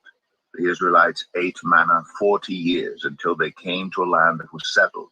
They ate manna until they reached the border of Canaan. An omer is 1/10 of an ephah. Exodus 17. The whole Israelite community set out from the desert of Sin, traveling from place to place as the Lord commanded. They camped at Rephidim, but there was no water for the people to drink. So they quarreled with Moses and said, give us water to drink. Moses replied, why do you quarrel with me? Why do you put the Lord to the test? But the people were thirsty for water there, and they grumbled against Moses. They said, why did you bring us up out of Egypt to make us and our children and livestock die of thirst? Then Moses cried out to the Lord, "What am I to do with these people? They are almost ready to stone me." The Lord answered Moses, "Go out in front of the people. Take with you some of the elders of Israel, and take in your hand the staff with which you struck the Nile, and go. I will stand there before you by the rock at Horeb. Strike the rock, and water will come out of it for the people to drink." So Moses did this in the sight of the elders of Israel. And he called the place Massah and Meribah, because the Israelites quarreled, and because they tested the Lord, saying, "Is the Lord among us or not?" The Amalekites came and attacked the Israelites at Rephidim. Moses said to Joshua, "Choose some of our men and go out to fight the Amalekites. Tomorrow I will stand on top of the hill with the staff of God in my hands." So Joshua fought the Amalekites as Moses had ordered, and Moses, Aaron, and Hur went to the top of the hill. As long as Moses held up his hands, the Israelites were winning. But whenever he lowered his hands, the Amalekites were winning. When Moses' hands grew tired, they took a stone and put it under him, and he sat on it. Aaron and Hur held his hands up, one on one side, one on the other, so that his hands remained steady till sunset. So Joshua overcame the Amalekite army with the sword. Then the Lord said to Moses, "Write this on a scroll as something to be remembered, and make sure that Joshua hears it, because I will completely blot out the name of Amalek from under heaven." Moses built an altar and called it, "The Lord is my banner." He said, "Because hands were lifted up against the throne of the Lord will be at war against the Amalekites from generation to generation." Exodus 18. Now Jethro, the priest of Midian and father-in-law of Moses, heard of everything God had done for Moses and for his people Israel, and how the Lord had brought Israel out of Egypt. After Moses had sent away his wife Zipporah, his father-in-law Jethro received her and her 2 sons. One son was named Gershom, for Moses said, "I have become a foreigner in a foreign land." And the other was named Eleazar, for he said, "My father's God was my helper. He saved me from the sword of Pharaoh." Jethro, Moses' father-in-law, together with Moses' sons and wife, came to him in the wilderness where he was camped near the mountain of God. Jethro had sent word to him, "I, your father-in-law Jethro, am coming to you with your wife and her 2 sons." So Moses went out to meet his father-in-law and bowed down and kissed him. They greeted each other and then went into the tent. Moses told his father-in-law about everything the Lord had done to Pharaoh and the Egyptians for Israel's sake, and about all the hardships they had met along the way, and how the Lord had saved them. Jethro was delighted to hear about all the good things the Lord had done for Israel in rescuing them from the hand of the Egyptians. He said, "Praise be to the Lord, who rescued you from the hand of the Egyptians and of Pharaoh, and who rescued the people from the hand of the Egyptians. Now I know that the Lord is greater than all other gods, for he did this to those who had treated Israel arrogantly." Then Jethro, Moses' father-in-law, brought a burnt offering and other sacrifices to God, and Aaron came with all the elders of Israel to eat a meal with Moses' father-in-law in the presence of God. The next day Moses took his seat to serve as judge for the people, and they stood around him from morning till evening. When his father-in-law saw all that Moses was doing for the people, he said, "What is this you are doing for the people? Why do you alone sit as judge, while all these people stand around you from morning till evening?" Moses answered him, "Because the people come to me to seek God's will. Whenever they have a dispute, it is brought to me, and I decide between the parties and inform them of God's decrees and instructions." Moses' father-in-law replied, "What you are doing is not good. You and these people who come to you will only wear yourselves out. The work is too heavy for you. You cannot handle it alone. Listen now to me, and I will give you some advice, and may God be with you. You must be the people's representative before God and bring their disputes to him. Teach them his decrees and instructions, and show them the way they are to live and how they are to behave. But select capable men from all the people, men who fear God, trustworthy men who hate dishonest gain, and appoint them as officials over thousands, hundreds, 50s, and 10s. Have them serve as judges for the people at all times, but have them bring every difficult case to you. The simple cases they can decide themselves. That will make your load lighter because they will share it with you. If you do this and God so commands, you will be able to stand the strain, and all these people will go home satisfied. Moses listened to his father-in-law and did everything he said. He chose capable men from all Israel and made them leaders of the people, officials over thousands, hundreds, 50s, and 10s.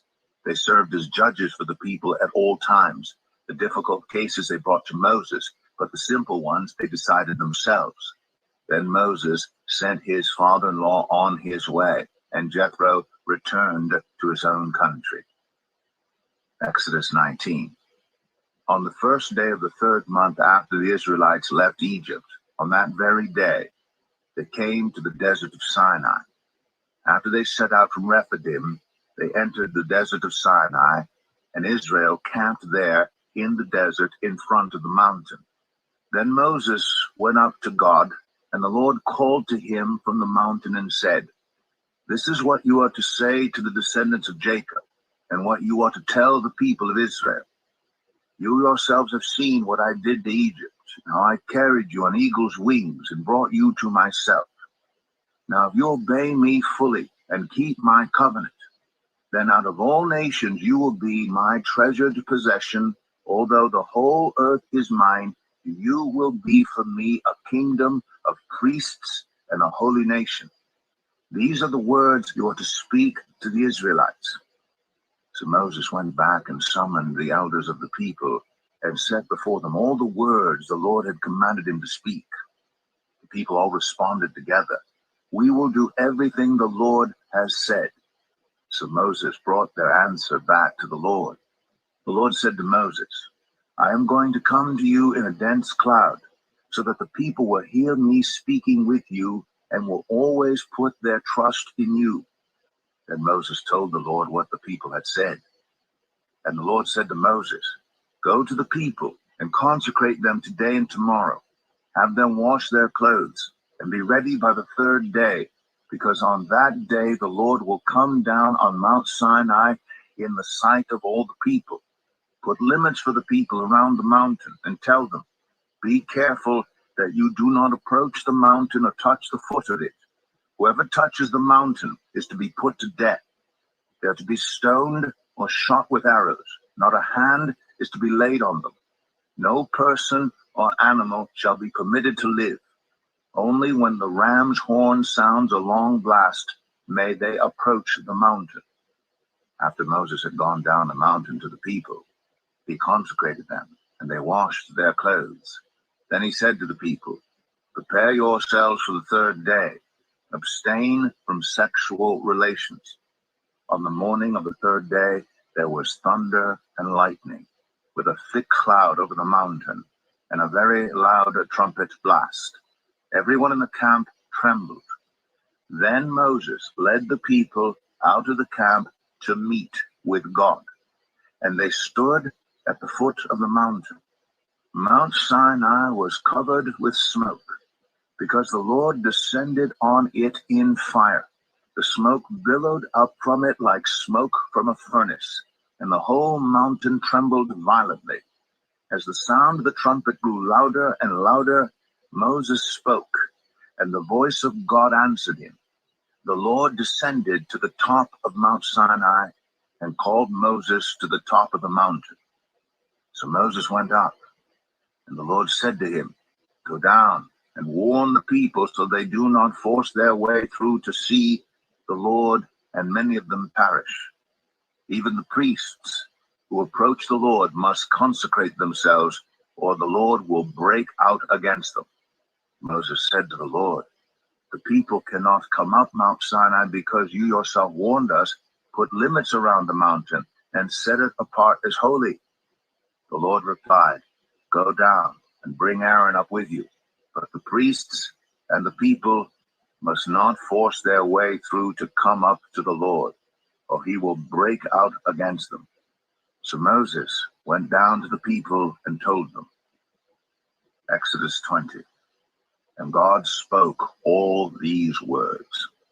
I am the Lord your God, who brought you out of Egypt, out of the land of slavery.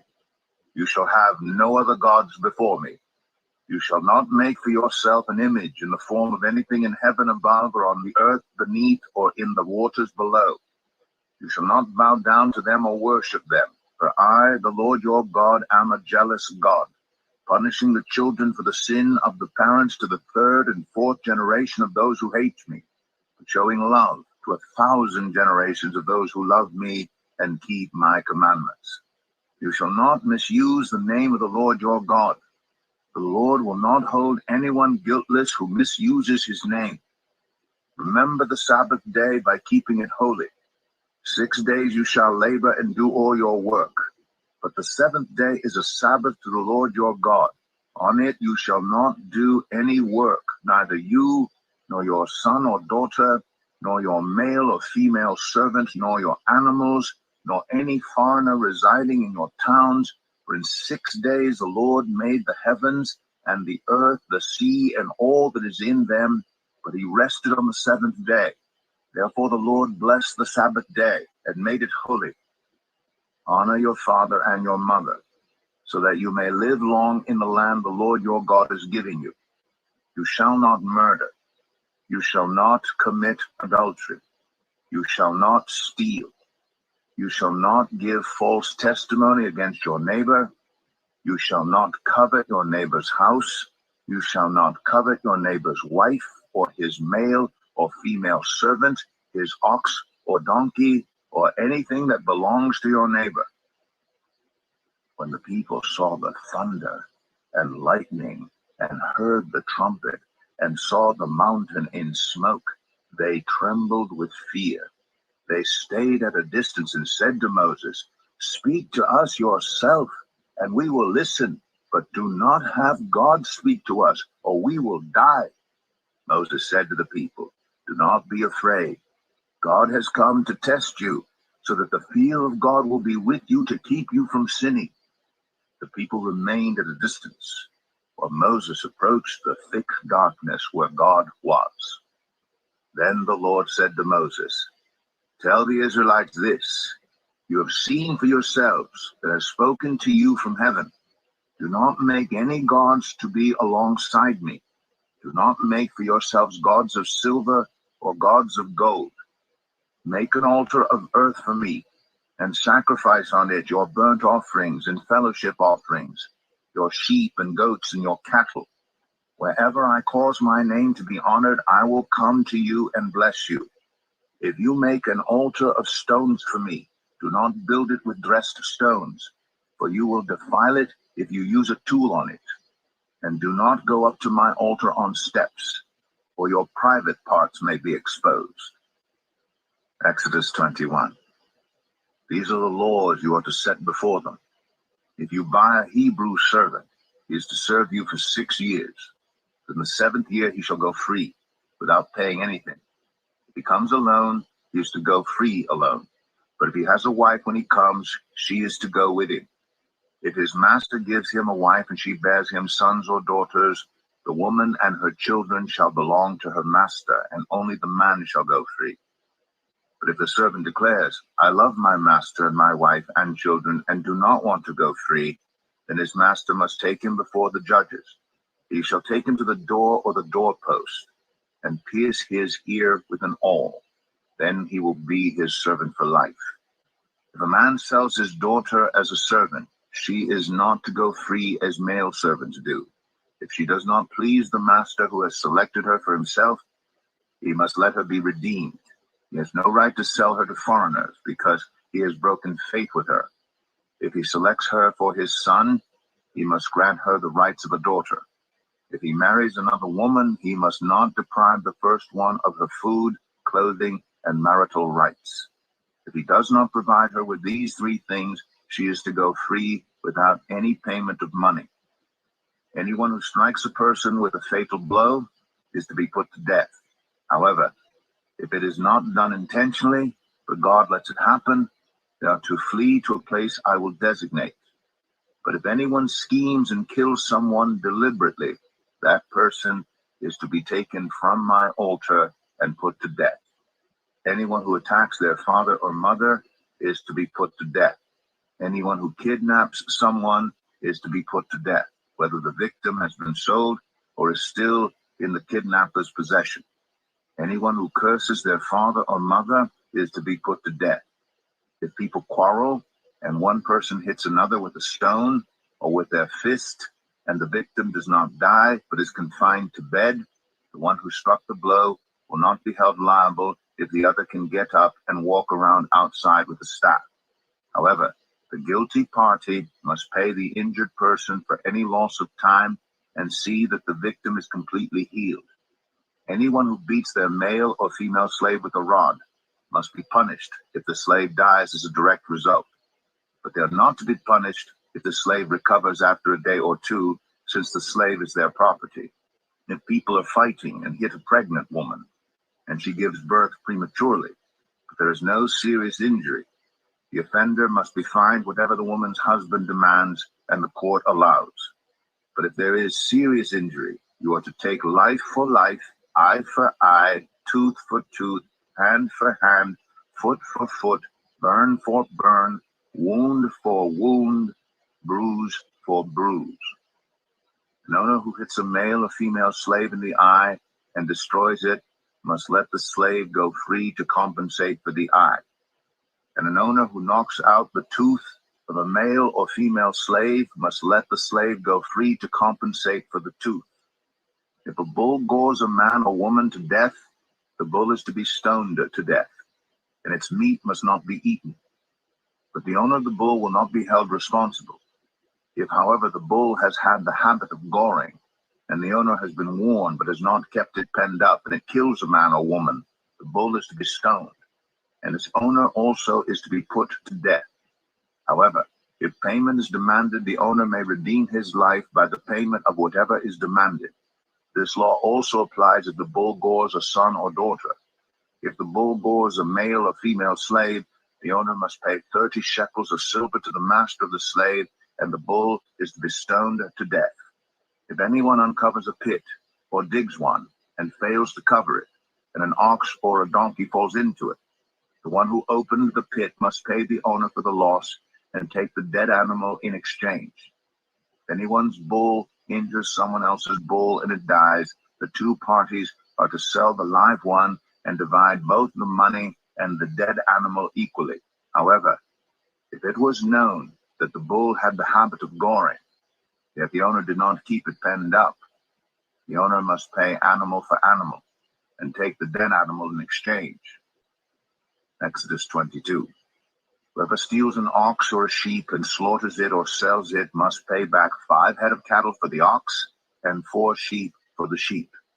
If a thief is caught breaking in at night and is struck a fatal blow, the defender is not guilty of bloodshed. But if it happens after sunrise, the defender is guilty of bloodshed. Anyone who steals must certainly make restitution. But if they have nothing, they must be sold to pay for their theft. If the stolen animal is found alive in their possession, whether ox or donkey or sheep, they must pay back double. If anyone grazes their livestock in a field or vineyard and lets them stray and they graze in someone else's field, the offender must make restitution from the best of their own field or vineyard.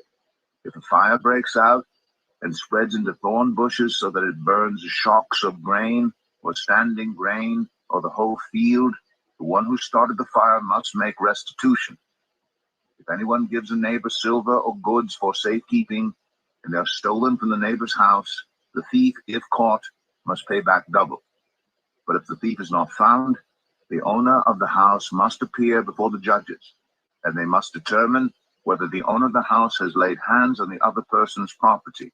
In all cases of illegal possession of an ox, a donkey, a sheep, a garment, or any other lost property about which somebody says, "This is mine," both parties are to bring their cases before the judges.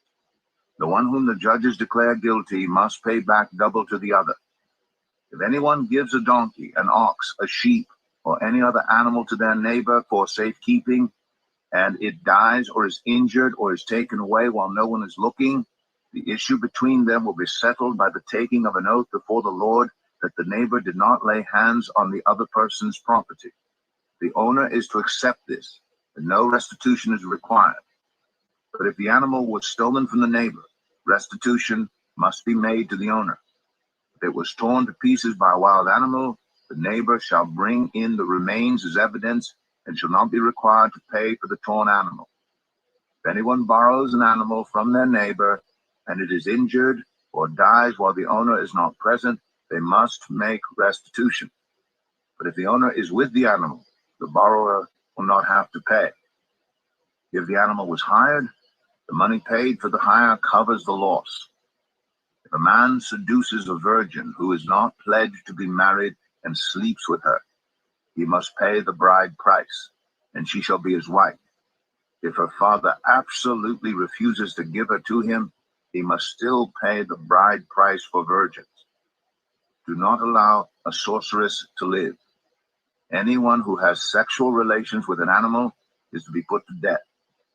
Whoever sacrifices to any god other than the Lord must be destroyed. Do not mistreat or oppress a foreigner, for you were foreigners in Egypt. Do not take advantage of the widow or the fatherless. If you do, and they cry out to me, I will certainly hear their cry. My anger will be aroused, and I will kill you with the sword. Your wives will become widows, and your children fatherless. If you lend money to one of my people among you who is needy, do not treat it like a business deal. Charge no interest. If you take your neighbor's cloak as a pledge, return it by sunset, because that cloak is the only covering your neighbor has.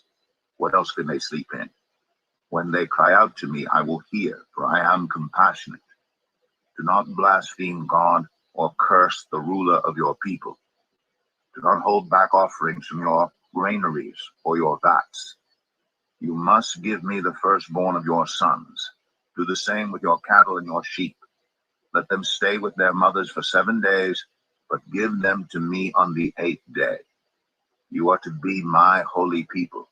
So do not eat the meat of an animal torn by wild beasts. Throw it to the dogs. Exodus 23. Do not spread false reports. Do not help a guilty person by being a malicious witness. Do not follow the crowd in doing wrong. When you give testimony in a lawsuit, do not pervert justice by siding with the crowd. And do not show favoritism to a poor person in a lawsuit. If you come across your enemy's ox or donkey wandering off, be sure to return it. If you see the donkey of someone who hates you fallen down under its load, do not leave it there. Be sure you help them with it. Do not deny justice to your poor people in their lawsuits. Have nothing to do with a false charge, and do not put an innocent or honest person to death, for I will not acquit the guilty. Do not accept a bribe, for a bribe blinds those who see and twists the words of the innocent. Do not oppress a foreigner. You yourselves know how it feels to be foreigners, because you were foreigners in Egypt. For 6 years you are to sow your fields and harvest the crops. But during the 7th year, let the land lie unplowed and unused. Then the poor among your people may get food from it, and the wild animals may eat what is left. Do the same with your vineyard and your olive grove. 6 days do your work, but on the 7th day do not work, so that your ox and your donkey may rest, and so that the slave born in your household and the foreigner living among you may be refreshed. Be careful to do everything I have said to you. Do not invoke the names of other gods. Do not let them be heard on your lips. 3 times a year you are to celebrate a festival to me. Celebrate the festival of unleavened bread. For 7 days eat bread made without yeast, as I commanded you. Do this at the appointed time in the month of Aviv, for in that month you came out of Egypt. No one is to appear before me empty-handed. Celebrate the festival of harvest with the first fruits of the crops you sow in your field. Celebrate the festival of ingathering at the end of the year, when you gather in your crops from the field. 3 times a year, all the men are to appear before the sovereign Lord. Do not offer the blood of a sacrifice to me along with anything containing yeast. The fat of my festival offerings must not be kept until morning. Bring the best of the first fruits of your soil to the house of the Lord your God. Do not cook a young goat in its mother's milk. See, I am sending an angel ahead of you to guard you along the way and to bring you to the place I have prepared. Pay attention to him and listen to what he says. Do not rebel against him. He will not forgive your rebellion, since my name is in him. If you listen carefully to what he says and do all that I say, I will be an enemy to your enemies and will oppose those who oppose you.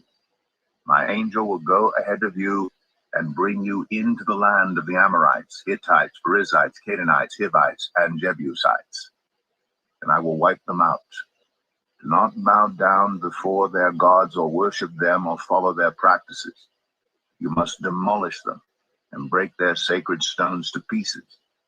Worship the Lord your God, and his blessing will be on your food and water. I will take away sickness from among you, and none will miscarry or be barren in your land. I will give you a full lifespan. I will send my terror ahead of you and throw into confusion every nation you encounter. I will make all your enemies turn their backs and run. I will send the hornet ahead of you to drive the Hivites, Canaanites, and Hittites out of your way. But I will not drive them out in a single year, because the land would become desolate and the wild animals too numerous for you. Little by little I will drive them out before you, until you have increased enough to take possession of the land. I will establish your borders from the Red Sea to the Mediterranean Sea, and from the desert to the Euphrates River. I will give into your hands the people who live in the land, and you will drive them out before you. Do not make a covenant with them or with their gods. Do not let them live in your land, or they will cause you to sin against me, because the worship of their gods will certainly be a snare to you. Exodus 24. Then the Lord said to Moses, Come up to the Lord, you and Aaron, Nadab and Abihu, and 70 of the elders of Israel. You are to worship at a distance, but Moses alone is to approach the Lord. The others must not come near, and the people may not come up with him. When Moses went and told the people all the Lord's words and laws, they responded with one voice, Everything the Lord has said, we will do. Moses then wrote down everything the Lord had said. He got up early the next morning and built an altar at the foot of the mountain and set up 12 stone pillars representing the 12 tribes of Israel. Then he sent young Israelite men, and they offered burnt offerings and sacrificed young bulls as fellowship offerings to the Lord. Moses took half of the blood and put it in bowls, and the other half he splashed against the altar. Then he took the book of the covenant and read it to the people. They responded, We will do everything the Lord has said. We will obey. Moses then took the blood, sprinkled it on the people, and said, This is the blood of the covenant that the Lord has made with you in accordance with all these words. Moses and Aaron, Nadab and Abihu, and the 70 elders of Israel went up and saw the God of Israel. Under his feet was something like a pavement made of lapis lazuli, as bright blue as the sky. But God did not raise his hand against these leaders of the Israelites. They saw God, and they ate and drank. The Lord said to Moses, Come up to me on the mountain and stay here, and I will give you the tablets of stone with the law and commandments I have written for their instruction. Then Moses set out with Joshua, his aide, and Moses went up on the mountain of God. He said to the elders, Wait here for us until we come back to you. Aaron and Hur are with you, and anyone involved in a dispute can go to them. When Moses went up on the mountain, the cloud covered it, and the glory of the Lord settled on Mount Sinai. For 6 days the cloud covered the mountain. On the 7th day the Lord called to Moses from within the cloud. To the Israelites the glory of the Lord looked like a consuming fire on top of the mountain. Then Moses entered the cloud as he went on up the mountain, And they stayed on the mountain 40 days and 40 nights. Exodus 25. The Lord said to Moses, "Tell the Israelites to bring me an offering. You are to receive the offering from me from everyone whose heart prompts them to give. These are the offerings you are to receive from them: gold, silver, and bronze, blue, purple, and scarlet yarn, and fine linen, goat hair, ram skins dyed red, and another type of durable leather, acacia wood, olive oil for the light, spices for the anointing oil, and for the fragrant incense, and onyx stones, and other gems to be mounted on the ephod and breastpiece. Then have them make a sanctuary for me, and I will dwell among them. Make this tabernacle and all its furnishings exactly like the pattern I will show you. Have them make an ark of acacia wood, 2.5 cubits long, 1.5 cubits wide, and 1.5 cubits high. Overlay it with pure gold, both inside and out, and make a gold molding around it. Cast 4 gold rings for it, and fasten them to its 4 feet, with 2 rings on one side and 2 rings on the other. Then make poles of acacia wood, and overlay them with gold. Insert the poles into the rings on the sides of the ark to carry it. The poles are to remain in the rings of this ark. They are not to be removed. Then put in the ark the tablets of the covenant law, which I will give you. Make an atonement cover of pure gold, 2.5 cubits long and 1.5 cubits wide, and make 2 cherubim out of hammered gold at the ends of the cover. Make 1 cherub on one end and the second cherub on the other. Make the cherubim of one piece with the cover at the 2 ends. The cherubim are to have their wings spread upward, overshadowing the cover with them. The cherubim are to face each other, looking toward the cover. Place the cover on top of the ark and put in the ark the tablets of the covenant law that I will give you. There above the cover, between the 2 cherubim that are over the ark of the covenant law, I will meet with you and give you all my commands for the Israelites. Make a table of acacia wood, 2 cubits long, 1 cubit wide, and 1.5 cubits high. Overlay it with pure gold and make a gold molding around it. Also make around it a rim, a handbreadth wide, and put a gold molding on the rim.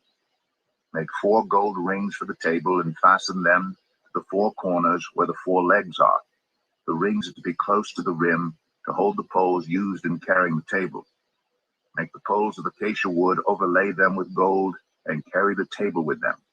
And make its plates and dishes of pure gold, as well as its pitchers and bowls for the pouring out of offerings. Put the bread of the presence on this table to be before me at all times. Make a lampstand of pure gold. Hammer out its base and shaft, and make its flower-like cups, buds, and blossoms of one piece with them. 6 branches are to extend from the sides of the lampstand, 3 on one side and 3 on the other.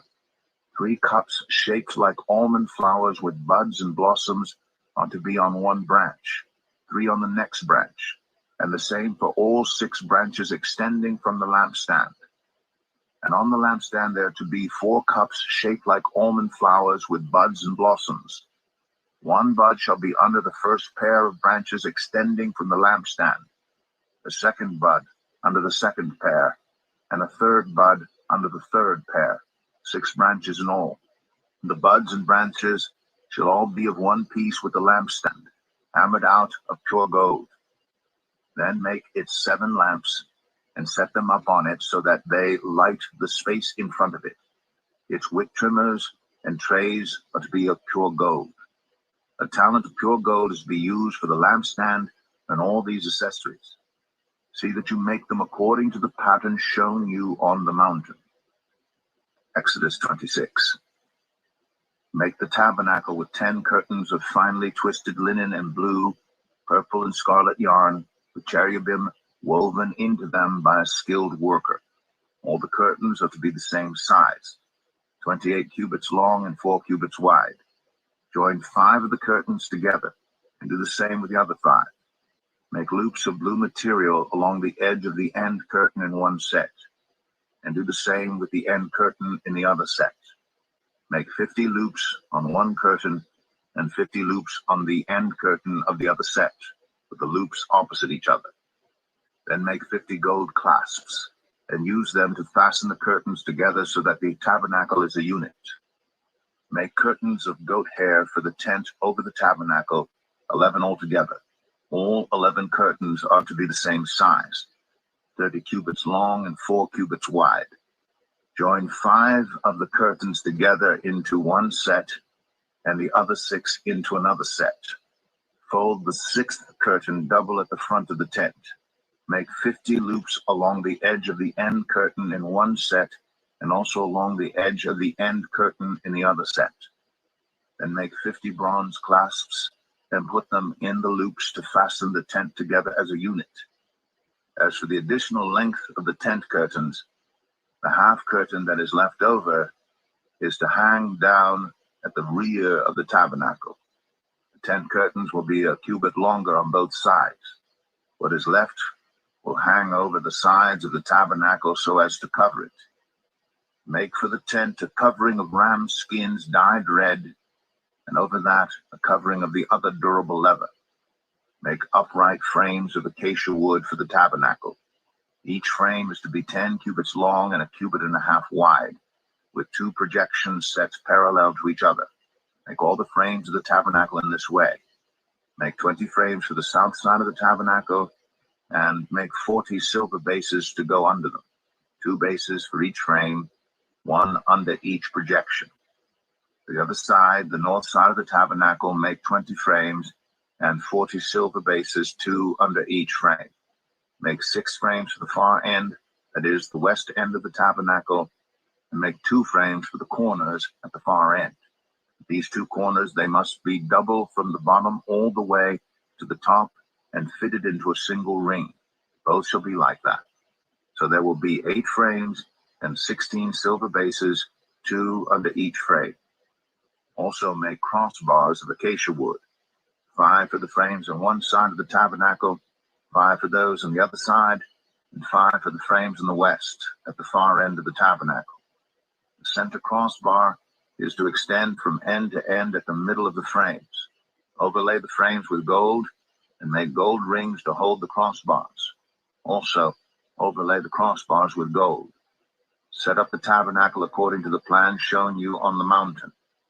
Make a curtain of blue, purple, and scarlet yarn, and finely twisted linen, with cherubim woven into it by a skilled worker.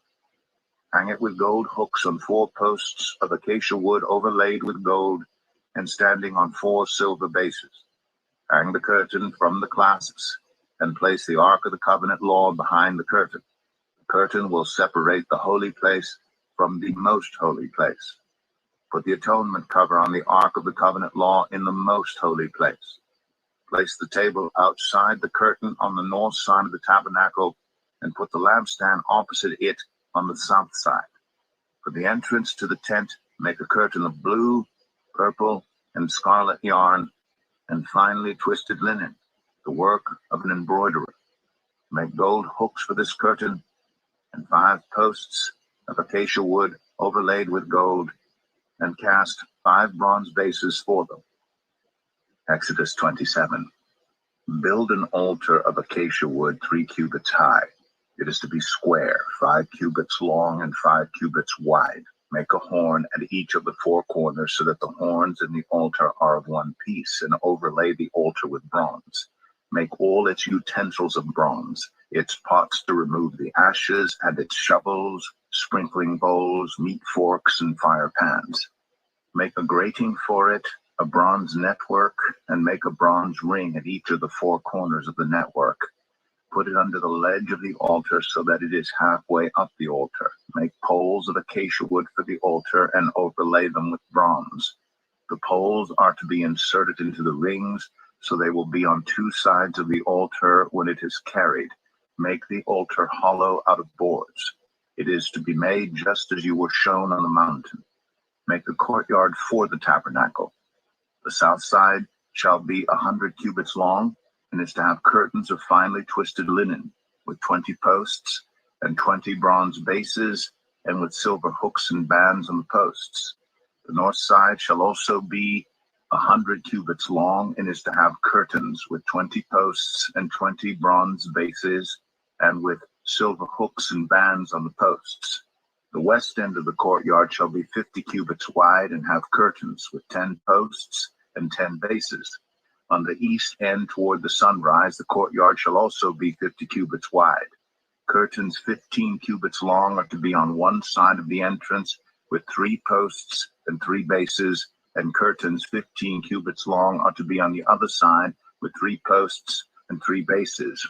For the entrance to the courtyard, provide a curtain 20 cubits long of blue, purple, and scarlet yarn, and finely twisted linen, the work of an embroiderer, with 4 posts and 4 bases. All the posts around the courtyard are to have silver bands and hooks and bronze bases. The courtyard shall be 100 cubits long and 50 cubits wide, with curtains of finely twisted linen 5 cubits high, and with bronze bases. All the other articles used in the service of the tabernacle, whatever their function, including all the tent pegs for it, and those for the courtyard, are to be of bronze. Command the Israelites to bring you clear oil of pressed olives for the light, so that the lamps may be kept burning.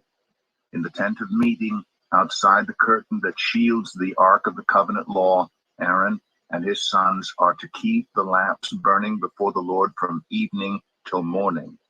This is to be a lasting ordinance among the Israelites for the generations to come. Exodus 28.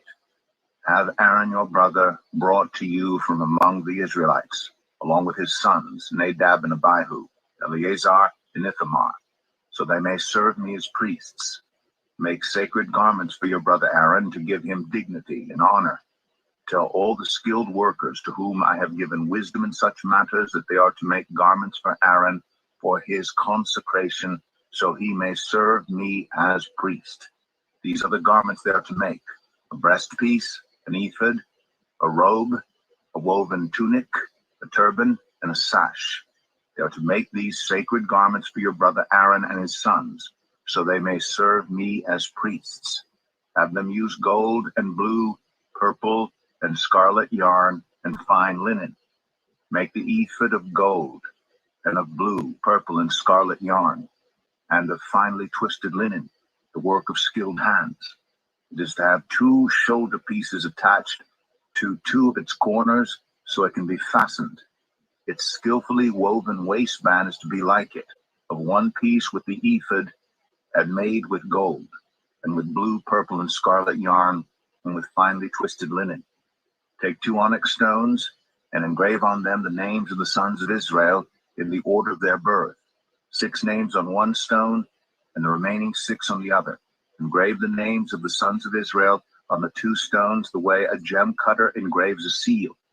Then mount the stones in gold filigree settings, and fasten them on the shoulder pieces of the ephod as memorial stones for the sons of Israel. Aaron is to bear the names on his shoulders as a memorial before the Lord. Make gold filigree settings and 2 braided chains of pure gold like a rope, and attach the chains to the settings. Fashion a breastpiece for making decisions, the work of skilled hands. Make it like the ephod, of gold, of blue, purple, and scarlet yarn, and of finely twisted linen. It is to be square, a span long and a span wide, and folded double. Then mount 4 rows of precious stones on it. The first row shall be carnelian, chrysolite, and beryl. The second row shall be turquoise, lapis lazuli, and emerald. The third row shall be jacinth, agate, and amethyst.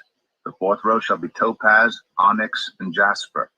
Mount them in gold filigree settings. There are to be 12 stones, 1 for each of the names of the sons of Israel, each engraved like a seal with the name of one of the 12 tribes. For the breastpiece, make braided chains of pure gold, like a rope. Make 2 gold rings for it, and fasten them to 2 corners of the breastpiece. Fasten the 2 gold chains to the rings at the corners of the breastpiece, and the other ends of the chains to the 2 settings, attaching them to the shoulder pieces of the ephod at the front. Make 2 gold rings and attach them to the other 2 corners of the breastpiece on the inside edge next to the ephod. Make 2 more gold rings and attach them to the bottom of the shoulder pieces on the front of the ephod, close to the seam just above the waistband of the ephod. The rings of the breastpiece are to be tied to the rings of the ephod with blue cord connecting it to the waistband, so that the breastpiece will not swing out from the ephod. Whenever Aaron enters the holy place, he will bear the names of the sons of Israel over his heart on the breastpiece of decision as a continuing memorial before the Lord. Also put the Urim and the Thummim in the breastpiece, so they may be over Aaron's heart whenever he enters the presence of the Lord. Thus Aaron will always bear the means of making decisions for the Israelites over his heart before the Lord. Make the robe of the ephod entirely of blue cloth, with an opening for the head in its center. There shall be a woven edge like a collar around this opening, so that it will not tear. Make pomegranates of blue, purple, and scarlet yarn around the hem of the robe, with gold bells between them. The gold bells and the pomegranates are to alternate around the hem of the robe. Aaron must wear it when he ministers. The sound of the bells will be heard when he enters the holy place before the Lord and when he comes out, so that he will not die. Make a plate of pure gold and engrave on it as on a seal, holy to the Lord. Fasten a blue cord to it to attach it to the turban. It is to be on the front of the turban. It will be on Aaron's forehead, and he will bear the guilt involved in the sacred gifts the Israelites consecrate, whatever their gifts may be. It will be on Aaron's forehead continually, so that they will be acceptable to the Lord. Weave the tunic of fine linen and make the turban of fine linen. The sash is to be the work of an embroiderer. Make tunics, sashes, and caps for Aaron's sons to give them dignity and honor. After you put these clothes on your brother Aaron and his sons, anoint and ordain them. Consecrate them so they may serve me as priests. Make linen undergarments as a covering for the body, reaching from the waist to the thigh. Aaron and his sons must wear them whenever they enter the tent of meeting or approach the altar to minister in the holy place, so that they will not incur guilt and die.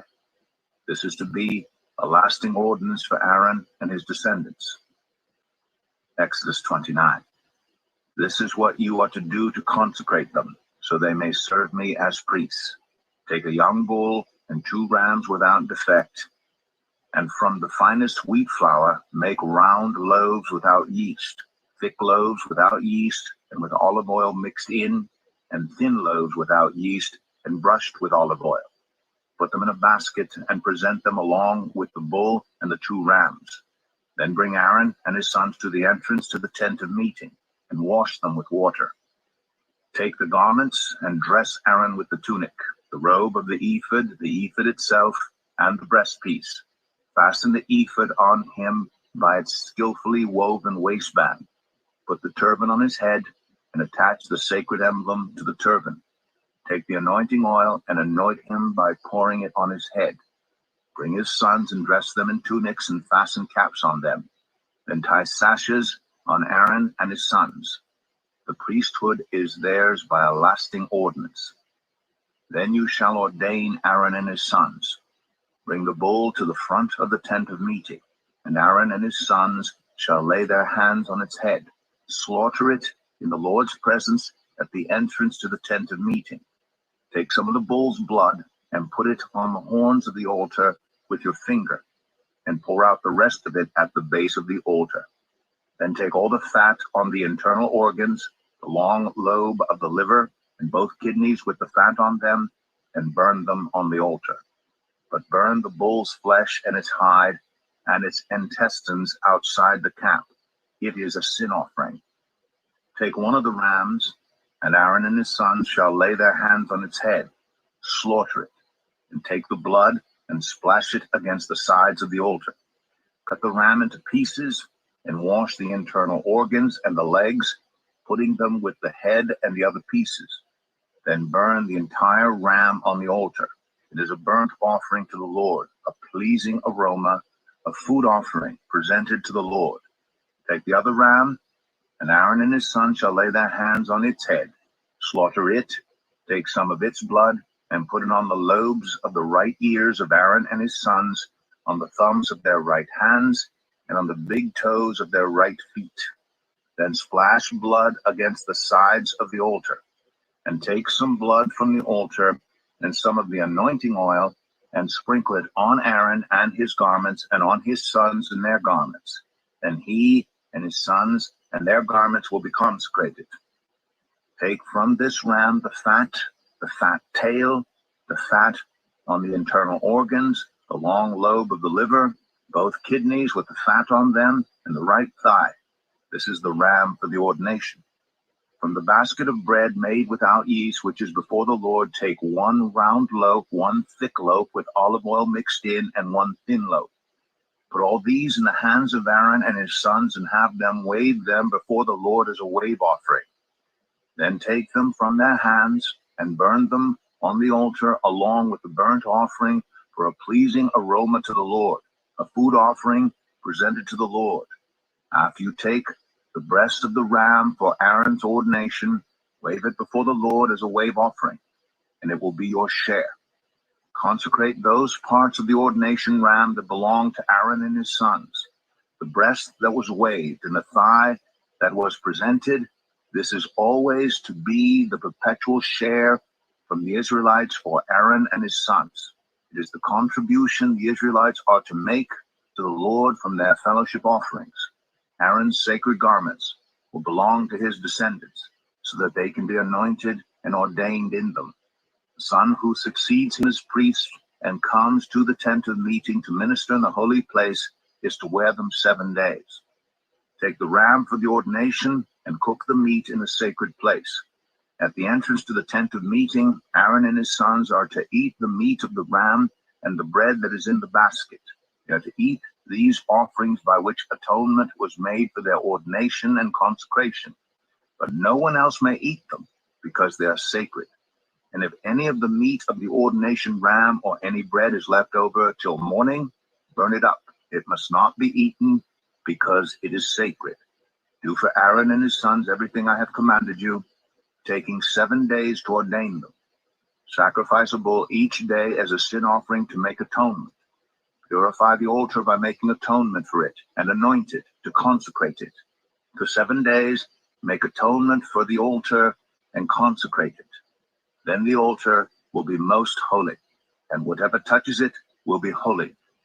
This is what you are to offer on the altar regularly each day: 2 lambs a year old. Offer one in the morning and the other at twilight.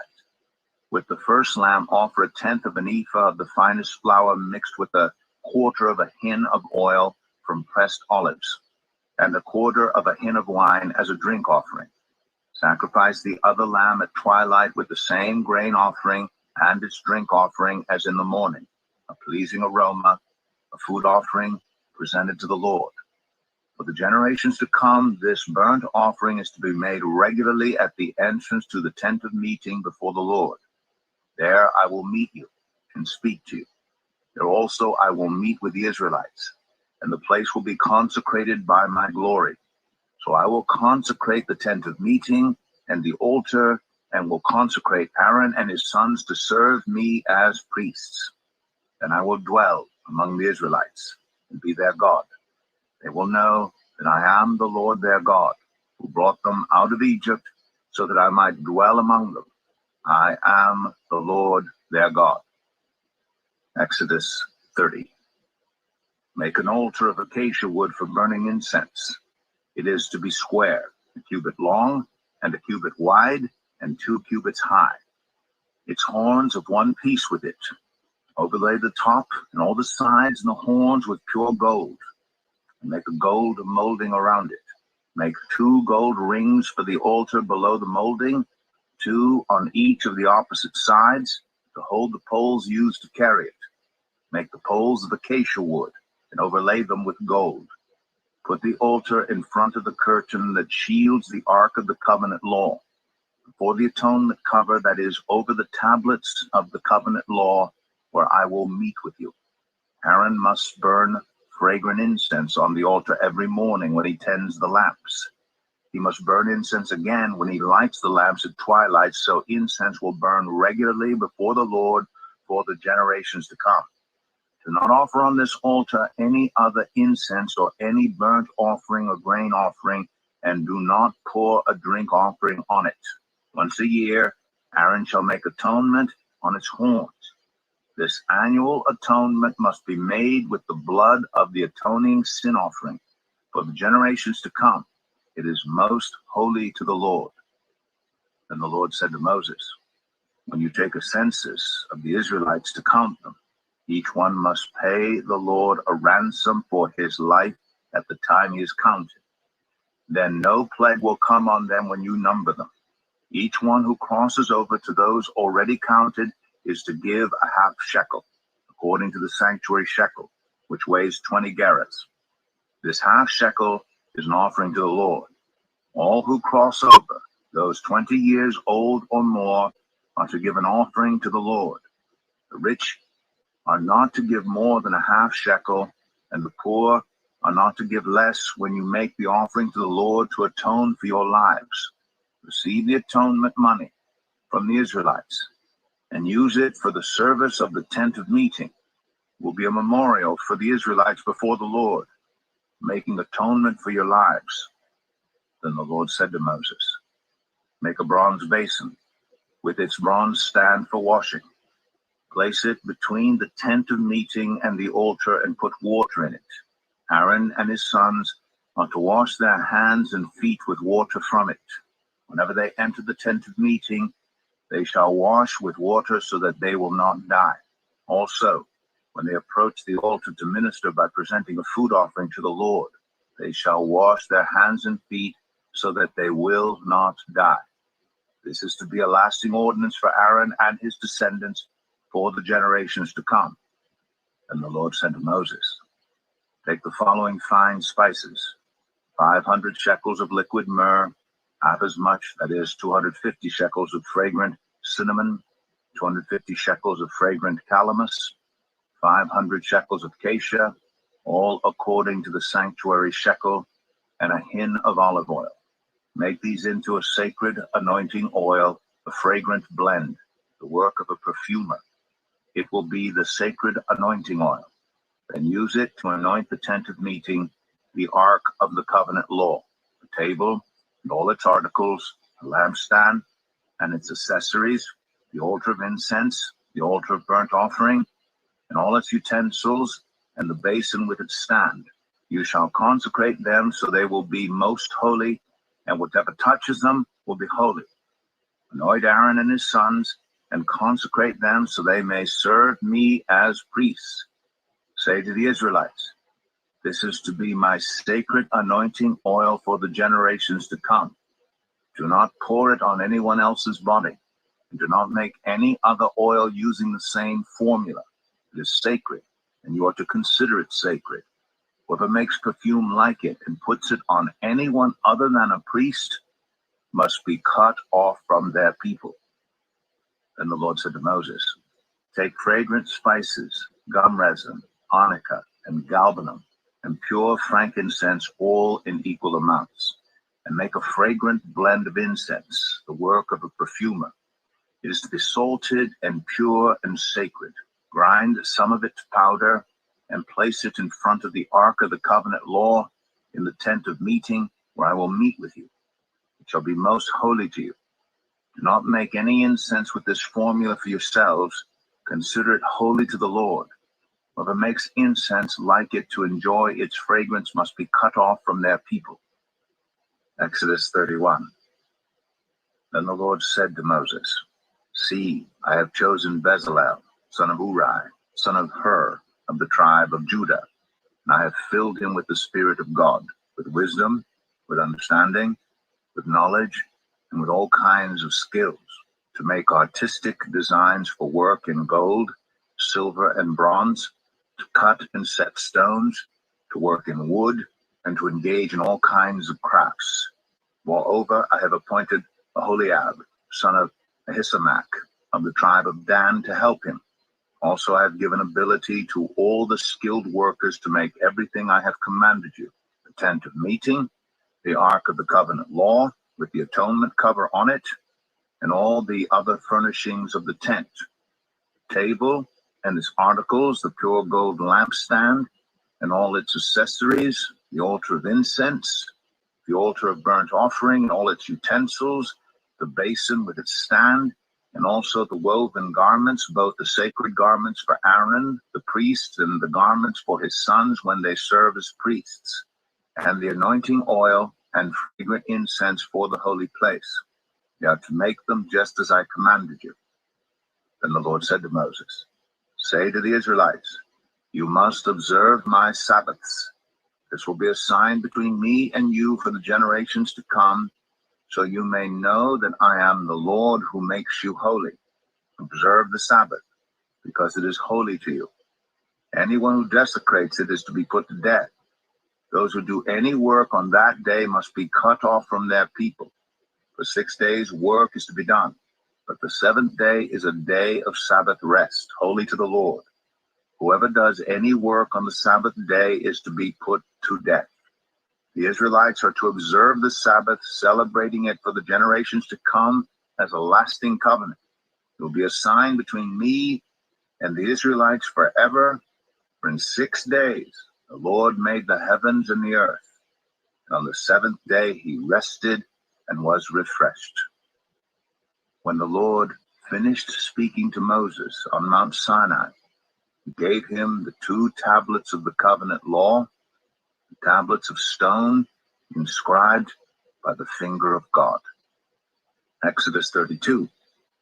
When the people saw that Moses was so long in coming down from the mountain, they gathered round Aaron and said, come, make us gods who will go before us. As for this fellow Moses, who brought us up out of Egypt, we don't know what has happened to him.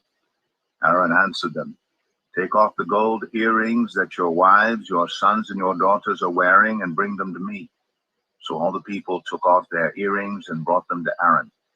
He took what they handed him and made it into an idol, cast in the shape of a calf, fashioning it with a tool. Then they said, these are your gods, Israel, who brought you up out of Egypt. When Aaron saw this, he built an altar in front of the calf and announced, tomorrow there will be a festival to the Lord. So the next day the people rose early and sacrificed burnt offerings and presented fellowship offerings. Afterward, they sat down to eat and drink and got up to indulge in revelry. Then the Lord said to Moses, go down, because your people whom you brought up out of Egypt have become corrupt. They have been quick to turn away from what I commanded them, and have made themselves an idol cast in the shape of a calf. They have bowed down to it and sacrificed to it, and have said, these are your gods, Israel, who brought you up out of Egypt. I have seen these people, the Lord said to Moses, and they are a stiff-necked people. Now leave me alone, so that my anger may burn against them, and that I may destroy them. Then I will make you into a great nation. But Moses sought the favor of the Lord his God. Lord, he said, why should your anger burn against your people whom you brought out of Egypt with great power and a mighty hand? Why should the Egyptians say, it was with evil intent that he brought them out, to kill them in the mountains, and to wipe them off the face of the earth? Turn from your fierce anger, relent, and do not bring disaster on your people. Remember your servants Abraham, Isaac, and Israel, to whom you swore by your own self. I will make your descendants as numerous as the stars in the sky, and I will give your descendants all this land I promised them, and it will be their inheritance forever. Then the Lord relented and did not bring on his people the disaster he had threatened. Moses turned and went down the mountain with the 2 tablets of the covenant law in his hands. They were inscribed on both sides, front and back. The tablets were the work of God. The writing was the writing of God, engraved on the tablets. When Joshua heard the noise of the people shouting, he said to Moses, there is the sound of war in the camp. Moses replied, it is not the sound of victory. It is not the sound of defeat. It is the sound of singing that I hear. When Moses approached the camp and saw the calf and the dancing, his anger burned, and he threw the tablets out of his hands, breaking them to pieces at the foot of the mountain. And he took the calf the people had made and burned it in the fire. Then he ground it to powder, scattered it on the water, and made the Israelites drink it. He said to Aaron, "What did these people do to you, that you led them into such great sin?" "Do not be angry, my lord," Aaron answered. "You know how prone these people are to evil. They said to me, 'Make us gods who will go before us.' As for this fellow Moses who brought us up out of Egypt, we don't know what has happened to him." So I told them, "Whoever has any gold jewelry, take it off." Then they gave me the gold, and I threw it into the fire, and out came this calf. Moses saw that the people were running wild, and that Aaron had let them get out of control and so become a laughingstock to their enemies. So he stood at the entrance to the camp and said, "Whoever is for the Lord, come to me." And all the Levites rallied to him. And he said to them, "This is what the Lord, the God of Israel, says. Each man strap a sword to his side.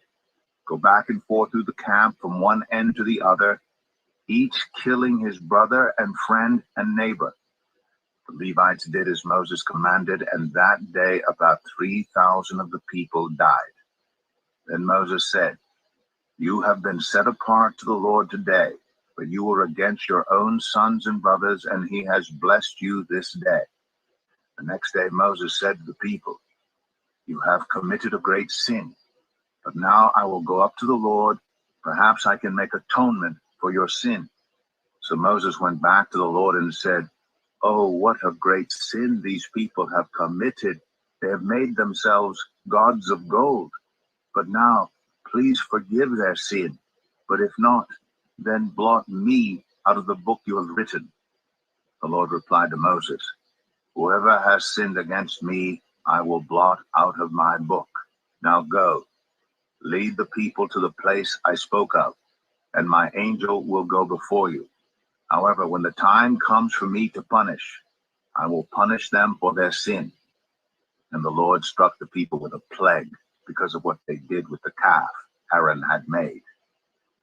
Exodus 33. Then the Lord said to Moses, "Leave this place, you and the people you brought up out of Egypt, and go up to the land I promised on oath to Abraham, Isaac, and Jacob, saying, 'I will give it to your descendants.' I will send an angel before you and drive out the Canaanites, Amorites, Hittites, Perizzites, Hivites, and Jebusites. Go up to the land flowing with milk and honey. But I will not go with you, because you are a stiff-necked people, and I might destroy you on the way." When the people heard these distressing words, they began to mourn, and no one put on any ornaments. For the Lord had said to Moses, "Tell the Israelites, you are a stiff-necked people. If I were to go with you even for a moment, I might destroy you. Now take off your ornaments, and I will decide what to do with you." So the Israelites stripped off their ornaments at Mount Horeb. Now Moses used to take a tent and pitch it outside the camp some distance away, calling it the tent of meeting. Anyone inquiring of the Lord would go to the tent of meeting outside the camp. And whenever Moses went out to the tent, all the people rose and stood at the entrances to their tents, watching Moses until he entered the tent. As Moses went into the tent, the pillar of cloud would come down and stay at the entrance, while the Lord spoke with Moses. Whenever the people saw the pillar of cloud standing at the entrance to the tent, they all stood and worshipped, each at the entrance to their tent. The Lord would speak to Moses face to face, as one speaks to a friend. Then Moses would return to the camp. But his young aide Joshua, son of Nun, did not leave the tent. Moses said to the Lord, "You have been telling me, 'Lead these people,' but you have not let me know whom you will send with me. You have said, 'I know you by name,' and you have found favor with me. If you are pleased with me, teach me your ways so I may know you and continue to find favor with you. Remember that this nation is your people." The Lord replied, "My presence will go with you, and I will give you rest." Then Moses said to him, "If your presence does not go with us, do not send us up from here. How will anyone know that you are pleased with me and with your people unless you go with us? What else will distinguish me and your people from all the other people on the face of the earth?" And the Lord said to Moses, "I will do the very thing you have asked, because I am pleased with you and I know you by name." Then Moses said, "Now show me your glory." And the Lord said, "I will cause all my goodness to pass in front of you, and I will proclaim my name, the Lord, in your presence. I will have mercy on whom I will have mercy, and I will have compassion on whom I will have compassion." But he said, "You cannot see my face, for no one may see me and live." Then the Lord said, "There's a place near me where you may stand on a rock. When my glory passes by, I will put you in a cleft in the rock and cover you with my hand until I have passed by. Then I will remove my hand and you will see my back, but my face must not be seen." Exodus 34. The Lord said to Moses, "Chisel out 2 stone tablets like the first ones, and I will write on them the words that were on the first tablets, which you broke. Be ready in the morning, and then come up on Mount Sinai. Present yourself to me there on top of the mountain. No one is to come with you or be seen anywhere on the mountain. Not even the flocks and herds may graze in front of the mountain."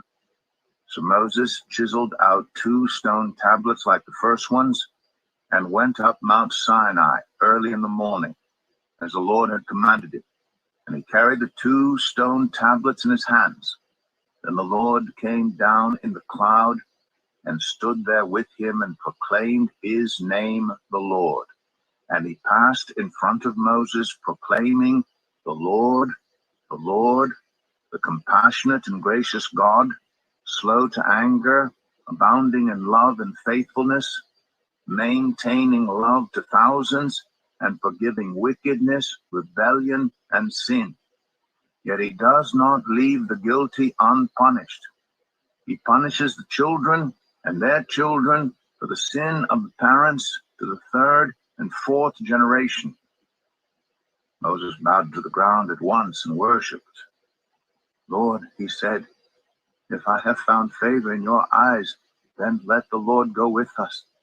Although this is a stiff-necked people, forgive our wickedness and our sin, and take us as your inheritance." Then the Lord said, "I am making a covenant with you. Before all your people I will do wonders never before done in any nation in all the world. The people you live among will see how awesome is the work that I, the Lord, will do for you. Obey what I command you today. I will drive out before you the Amorites, Canaanites, Hittites, Perizzites, Hivites, and Jebusites. Be careful not to make a treaty with those who live in the land where you are going, or they will be a snare among you. Break down their altars, smash their sacred stones, and cut down their Asherah poles. Do not worship any other god, for the Lord, whose name is jealous, is a jealous God. Be careful not to make a treaty with those who live in the land, for when they prostitute themselves to their gods and sacrifice to them, they will invite you, and you will eat their sacrifices. And when you choose some of their daughters as wives for your sons, and those daughters prostitute themselves to their gods, they will lead your sons to do the same. Do not make any idols. Celebrate the festival of unleavened bread. For 7 days, eat bread made without yeast, as I commanded you. Do this at the appointed time in the month of Aviv, for in that month you came out of Egypt. The first offspring of every womb belongs to me, including all the firstborn males of your livestock, whether from herd or flock. Redeem the firstborn donkey with a lamb, but if you do not redeem it, break its neck. Redeem all your firstborn sons. No one is to appear before me empty-handed. 6 days you shall labor, but on the seventh day you shall rest. Even during the plowing season and harvest, you must rest. Celebrate the festival of weeks with the first fruits of the wheat harvest and the festival of ingathering at the turn of the year. 3 times a year, all your men are to appear before the sovereign Lord, the God of Israel. I will drive out nations before you and enlarge your territory, and no one will covet your land when you go up 3 times each year to appear before the Lord your God. Do not offer the blood of a sacrifice to me along with anything containing yeast, and do not let any of the sacrifice from the Passover festival remain until morning. Bring the best of the first fruits of your soil to the house of the Lord your God. Do not cook a young goat in its mother's milk. Then the Lord said to Moses, write down these words, for in accordance with these words I have made a covenant with you and with Israel. Moses was there with the Lord 40 days and 40 nights without eating bread or drinking water, and he wrote on the tablets the words of the covenant, the 10 commandments. When Moses came down from Mount Sinai with the 2 tablets of the covenant law in his hands, he was not aware that his face was radiant, because he had spoken with the Lord. When Aaron and all the Israelites saw Moses, his face was radiant, and they were afraid to come near him. But Moses called to them. So Aaron and all the leaders of the community came back to him, and he spoke to them.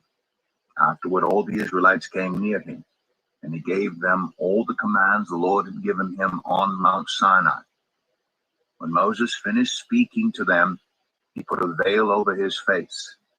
But whenever he entered the Lord's presence to speak with him, he removed the veil until he came out. And when he came out and told the Israelites what he had been commanded, they saw that his face was radiant.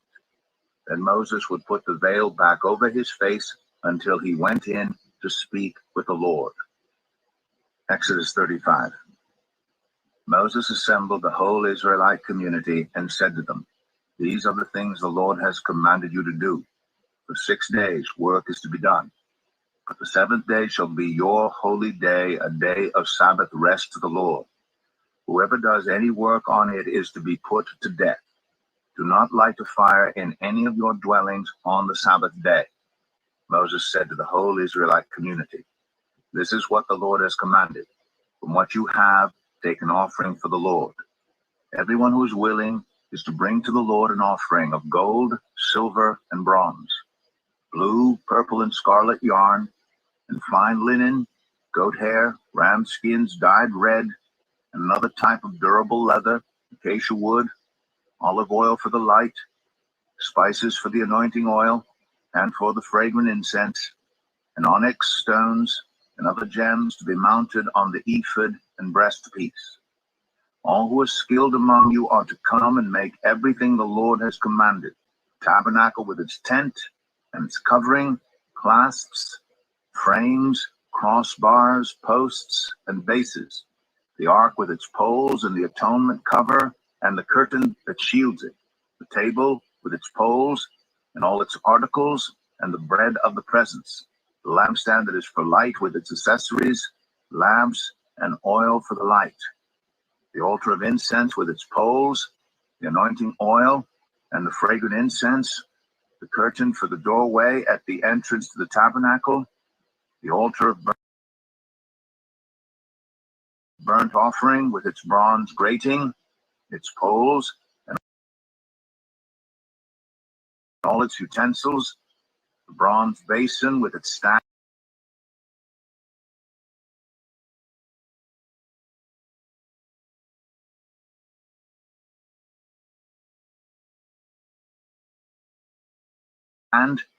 the curtains of the courtyard with its posts and bases, and the curtain for the entrance to the courtyard, the tent pegs for the tabernacle and for the courtyard, and their ropes, the woven garments worn for ministering in the sanctuary, both the sacred garments for Aaron the priest and the garments for his sons when they serve as priests. Then the whole Israelite community withdrew from Moses' presence, and everyone who was willing, whose heart moved them, came and brought an offering to the Lord for the work on the tent of meeting, for all its service, and for the sacred garments. All who were willing, men and women alike, came and brought gold jewelry of all kinds, brooches, earrings, rings, and ornaments. They all presented their gold as a wave offering to the Lord. Everyone who had blue, purple, or scarlet yarn, or fine linen, or goat hair, ram skins dyed red, or the other durable leather, brought them. Those presenting an offering of silver or bronze brought it as an offering to the Lord, and everyone who had acacia wood for any part of the work brought it. Every skilled woman spun with her hands and brought what she had spun, blue, purple, or scarlet yarn or fine linen. And all the women who were willing and had the skill spun the goat hair. The leaders brought onyx stones and other gems to be mounted on the ephod and breastpiece. They also brought spices and olive oil for the light and for the anointing oil and for the fragrant incense. All the Israelite men and women who were willing brought to the Lord freewill offerings for all the work the Lord through Moses had commanded them to do. And Moses said to the Israelites, "See, the Lord has chosen Bezalel, son of Uri, the son of Hur, of the tribe of Judah, and he has filled him with the Spirit of God, with wisdom, with understanding, with knowledge, and with all kinds of skills, to make artistic designs for work in gold, silver, and bronze, to cut and set stones, to work in wood, and to engage in all kinds of artistic crafts. And he has given both him and Aholiab, son of Ahisamach, of the tribe of Dan, the ability to teach others.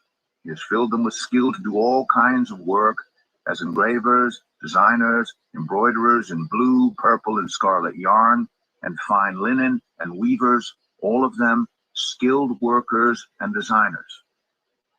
Exodus 36. So Bezalel, Aholiab, and every skilled person to whom the Lord has given skill and ability to know how to carry out all the work of constructing the sanctuary are to do the work just as the Lord has commanded.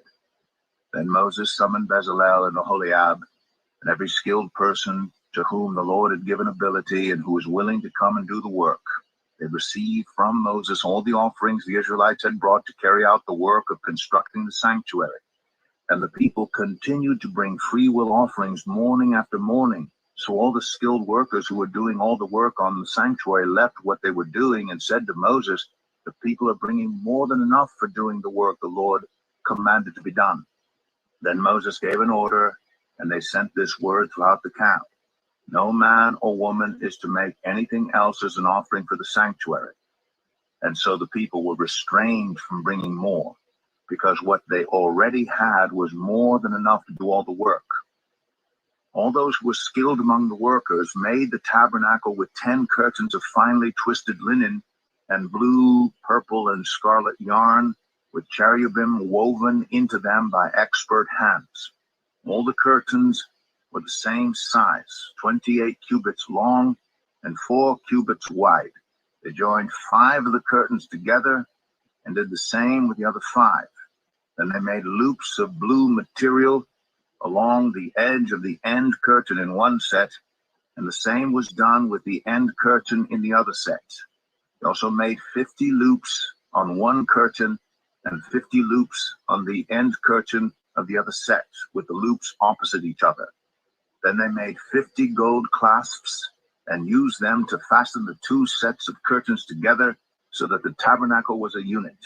They made curtains of goat hair for the tent over the tabernacle, 11 altogether. All 11 curtains were the same size, 30 cubits long and 4 cubits wide.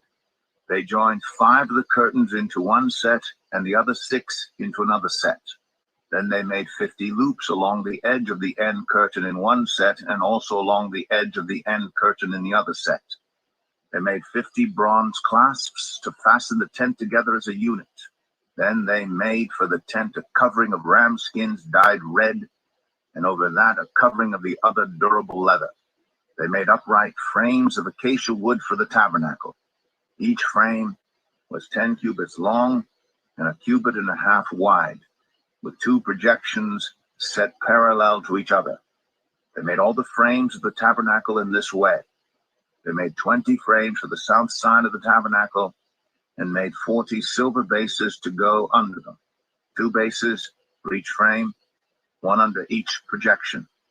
For the other side, the north side of the tabernacle, they made 20 frames and 40 silver bases, 2 under each frame.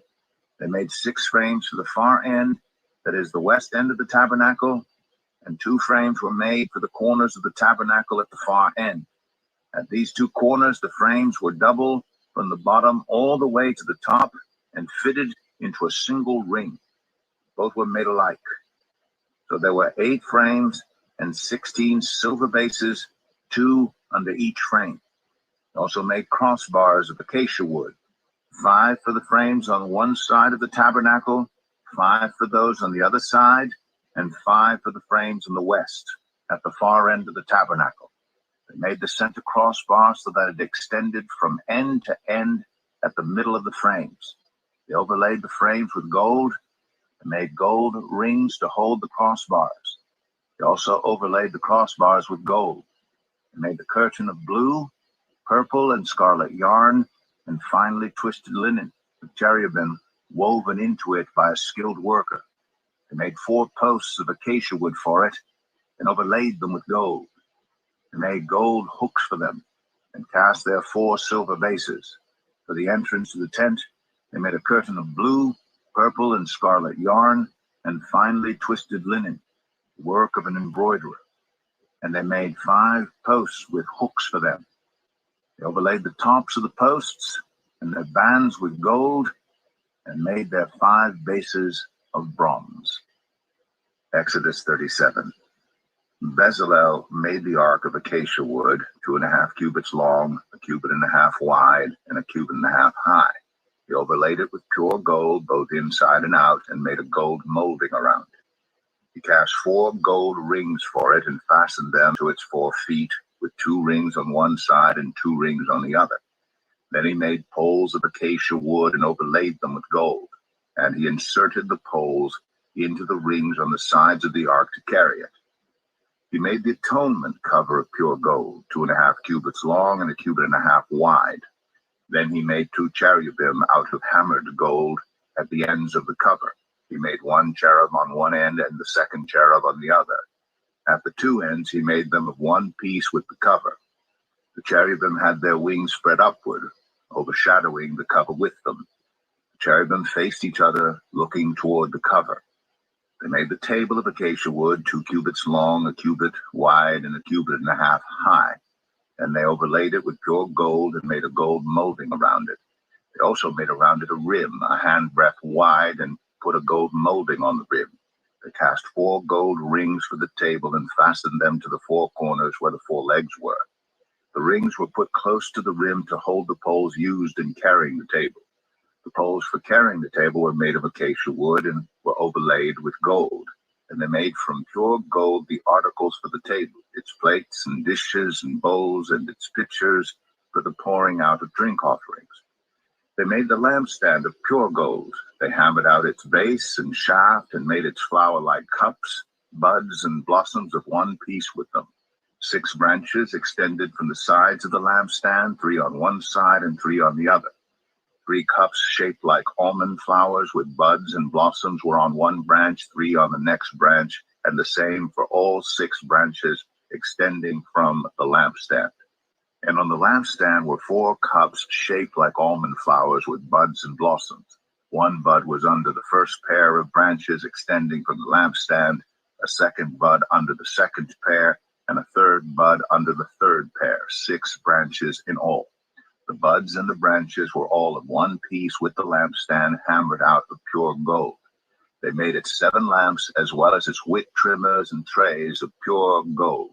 They made the lampstand and all its accessories from 1 talent of pure gold. They made the altar of incense out of acacia wood. It was square, 1 cubit long and 1 cubit wide and 2 cubits high.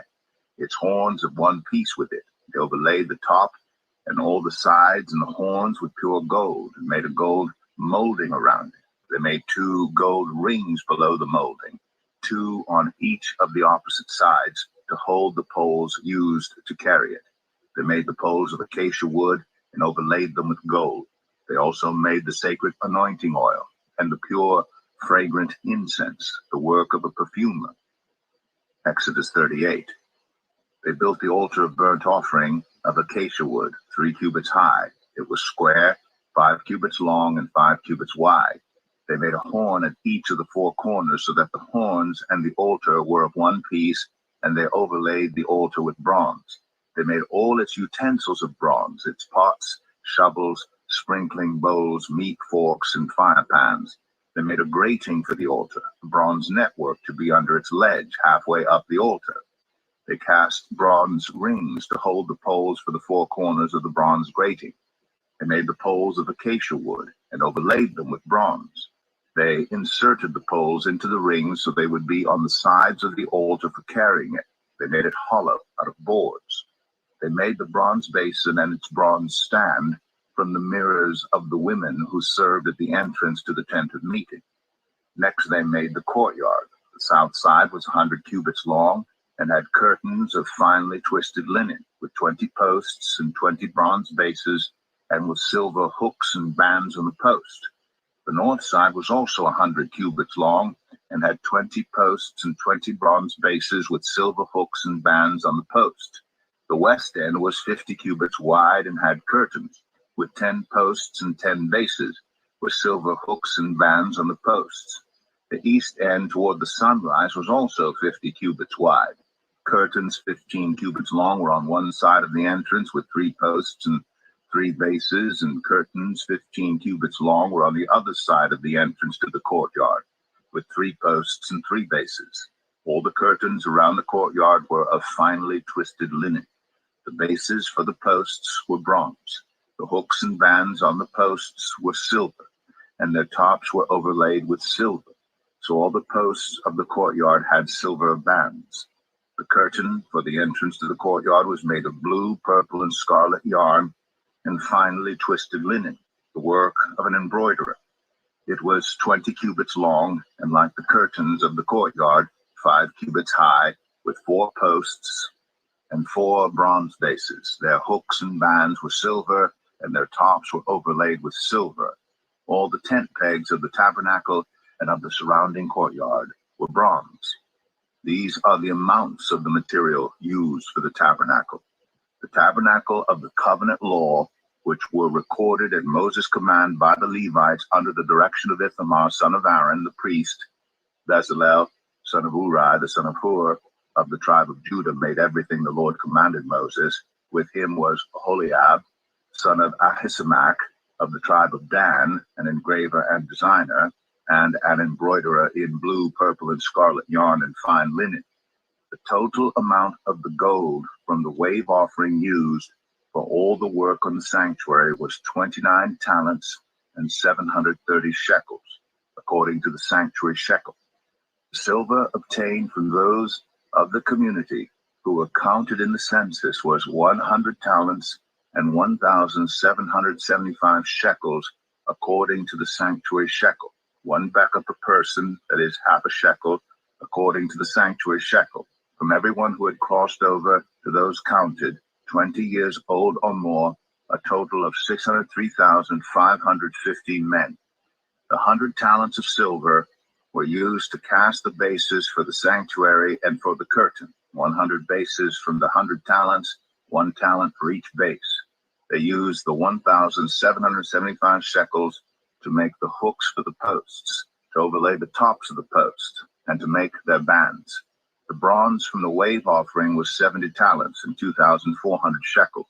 They used it to make the bases for the entrance to the tent of meeting, the bronze altar with its bronze grating and all its utensils, the bases for the surrounding courtyard and those for its entrance, and all the tent pegs for the tabernacle and those for the surrounding courtyard. Exodus 39. From the blue, purple, and scarlet yarn, they made woven garments for ministering in the sanctuary. They also made sacred garments for Aaron, as the Lord commanded Moses. They made the ephod of gold and of blue, purple, and scarlet yarn and of finely twisted linen. They hammered out thin sheets of gold and cut strands to be worked into the blue, purple, and scarlet yarn and fine linen, the work of skilled hands. They made shoulder pieces for the ephod, which were attached to two of its corners so it could be fastened. Its skillfully woven waistband was like it, of one piece, with the ephod, and made with gold and with blue, purple, and scarlet yarn, and with finely twisted linen, as the Lord commanded Moses. They mounted the onyx stones in gold filigree settings, and engraved them like a seal with the names of the sons of Israel. And they fastened them on the shoulder pieces of the ephod as memorial stones for the sons of Israel, as the Lord commanded Moses. They fastened the breastpiece, the work of a skilled craftsman. They made it like the ephod, of gold and of blue, purple, and scarlet yarn, and of finely twisted linen. It was square, a span long and a span wide, and folded double. Then they mounted 4 rows of precious stones on it. The first row was carnelian, chrysolite, and beryl. The second row was turquoise, lapis lazuli, and emerald. The third row was jacinth, agate, and amethyst. The fourth row was topaz, onyx, and jasper. They were mounted in gold filigree settings. There were 12 stones, one for each of the names of the sons of Israel, each engraved like a seal with the name of one of the 12 tribes. For the breastpiece they made braided chains of pure gold like a rope. They made 2 gold filigree settings and 2 gold rings, and fastened the rings to 2 of the corners of the breastpiece. They fastened the 2 gold chains to the rings at the corners of the breastpiece, and the other ends of the chains to the 2 settings, attaching them to the shoulder pieces of the ephod at the front. They made 2 gold rings, and attached them to the other 2 corners of the breastpiece on the inside edge next to the ephod. Then they made 2 more gold rings, and attached them to the bottom of the shoulder pieces on the front of the ephod, close to the seam, just above the waistband of the ephod. They tied the rings of the breastpiece to the rings of the ephod with blue cord, connecting it to the waistband so that the breastpiece would not swing out from the ephod, as the Lord commanded Moses. They made the robe of the ephod entirely of blue cloth, the work of a weaver, with an opening in the center of the robe like the opening of a collar, and a band around this opening so that it would not tear. They made pomegranates of blue, purple, and scarlet yarn, and finely twisted linen around the hem of the robe. And they made bells of pure gold, and attached them around the hem between the pomegranates. The bells and pomegranates alternated around the hem of the robe to be worn for ministry, as the Lord commanded Moses. For Aaron and his sons they made tunics of fine linen, the work of a weaver, and the turban of fine linen, the linen caps, and the undergarments of finely twisted linen. The sash was made of finely twisted linen and blue, purple, and scarlet yarn, the work of an embroiderer, as the Lord commanded Moses. They made the plate, the sacred emblem, out of pure gold, and engraved on it, like an inscription on a seal, "Holy to the Lord." Then they fastened a blue cord to it to attach it to the turban, as the Lord commanded Moses. So all the work on the tabernacle, the tent of meeting, was completed. The Israelites did everything just as the Lord commanded Moses. Then they brought the tabernacle to Moses, the tent and all its furnishings, its clasps, frames, crossbars, posts, and bases, the covering of ram skins dyed red, and the covering of another durable leather, and the shielding curtain, the ark of the covenant law with its poles, and the atonement cover, the table with all its articles, and the bread of the presence, pure gold lampstand with its row of lamps and all its accessories, and the olive oil for the light, the gold altar, the anointing oil, the fragrant incense, and the curtain for the entrance to the tent, the bronze altar with its bronze grating, its poles and all its utensils, the basin with its stand, the curtains of the courtyard with its posts and bases, and the curtain for the entrance to the courtyard, the ropes and tent pegs for the courtyard, all the furnishings for the tabernacle, the tent of meeting, and the woven garments worn for ministering in the sanctuary, both the sacred garments for Aaron the priest and the garments for his sons when serving as priests. The Israelites had done all the work just as the Lord had commanded Moses. Moses inspected the work and saw that they had done it just as the Lord had commanded. So Moses blessed them. Exodus 40. Then the Lord said to Moses, set up the tabernacle, the tent of meeting, on the first day of the first month. Place the ark of the covenant law in it, and shield the ark with the curtain. Bring in the table and set out what belongs on it. Then bring in the lampstand and set up its lamps. Place the gold altar of incense in front of the ark of the covenant law, and put the curtain at the entrance to the tabernacle. Place the altar of burnt offering in front of the entrance to the tabernacle, the tent of meeting. Place the basin between the tent of meeting and the altar, and put water in it. Set up the courtyard around it, and put the curtain at the entrance to the courtyard. Take the anointing oil and anoint the tabernacle and everything in it. Consecrate it and all its furnishings, and it will be holy. Then anoint the altar of burnt offering and all its utensils. Consecrate the altar, and it will be most holy. Anoint the basin and its stand, and consecrate them. Bring Aaron and his sons to the entrance to the tent of meeting, and wash them with water. Then dress Aaron in the sacred garments. Anoint him and consecrate him, so he may serve me as priest. Bring his sons and dress them in tunics. Anoint them just as you anointed their father, so they may serve me as priests. Their anointing will be to a priesthood that will continue throughout their generations. Moses did everything just as the Lord commanded him. So the tabernacle was set up on the first day of the first month in the second year. When Moses set up the tabernacle, he put the bases in place, erected the frames, inserted the crossbars, and set up the posts. Then he spread the tent over the tabernacle and put the covering over the tent as the Lord commanded it. He took the tablets of the covenant law and placed them in the ark, attached the poles to the ark, and put the atonement cover over it. Then he brought the ark into the tabernacle and hung the shielding curtain and shielded the ark of the covenant law as the Lord commanded him. Moses placed the table in the tent of meeting on the north side of the tabernacle outside the curtain, and set out the bread on it before the Lord as the Lord commanded him.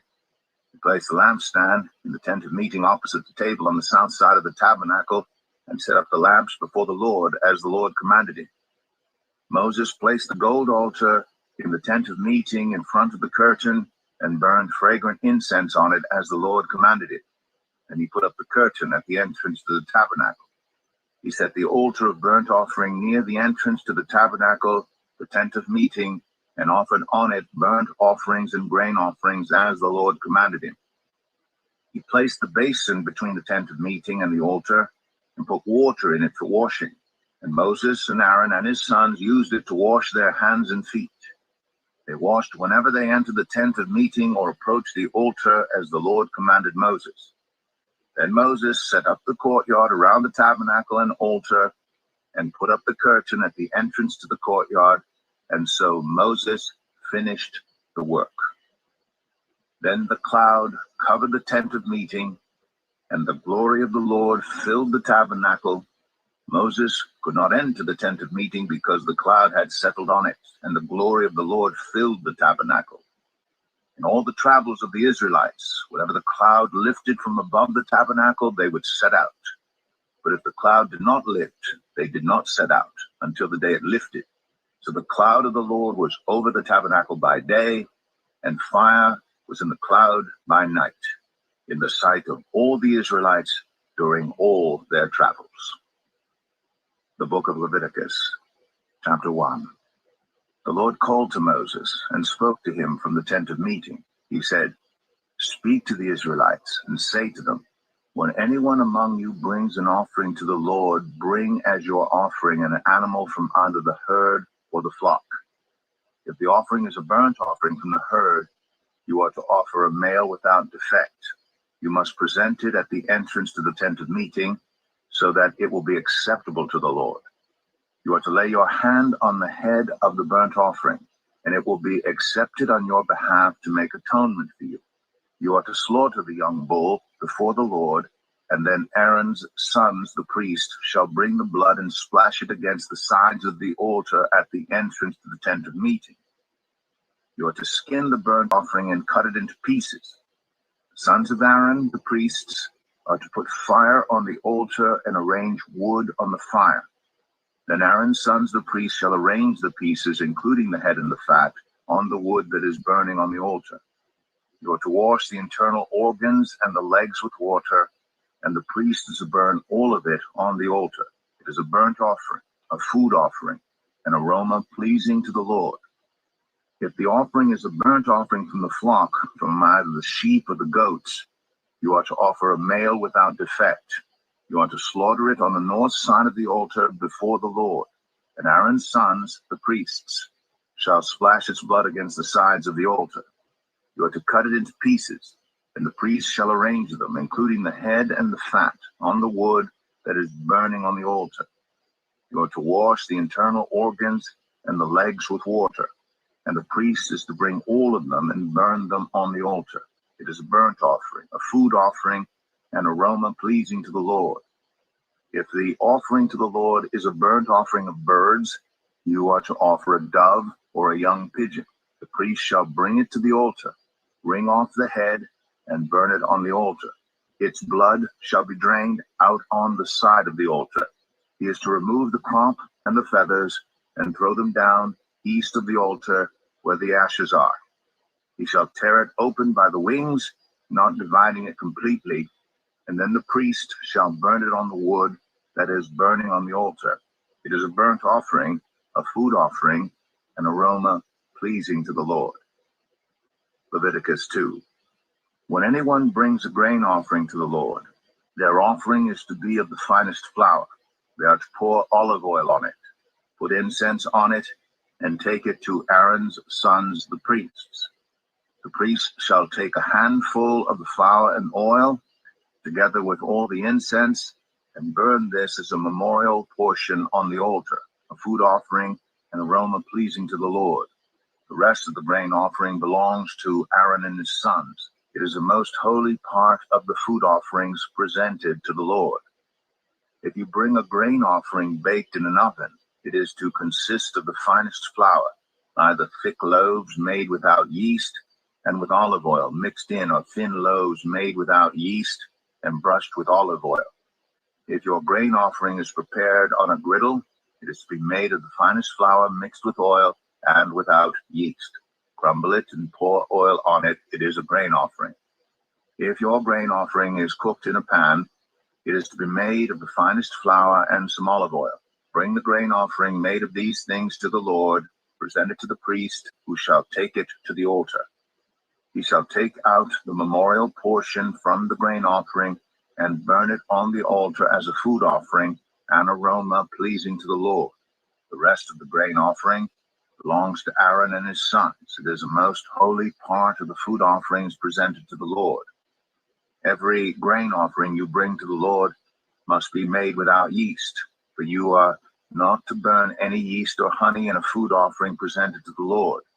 You may bring them to the Lord as an offering of the first fruits, but they are not to be offered on the altar as a pleasing aroma. Season all your grain offerings with salt. Do not leave the salt of the covenant of your God out of your grain offerings. Add salt to all your offerings.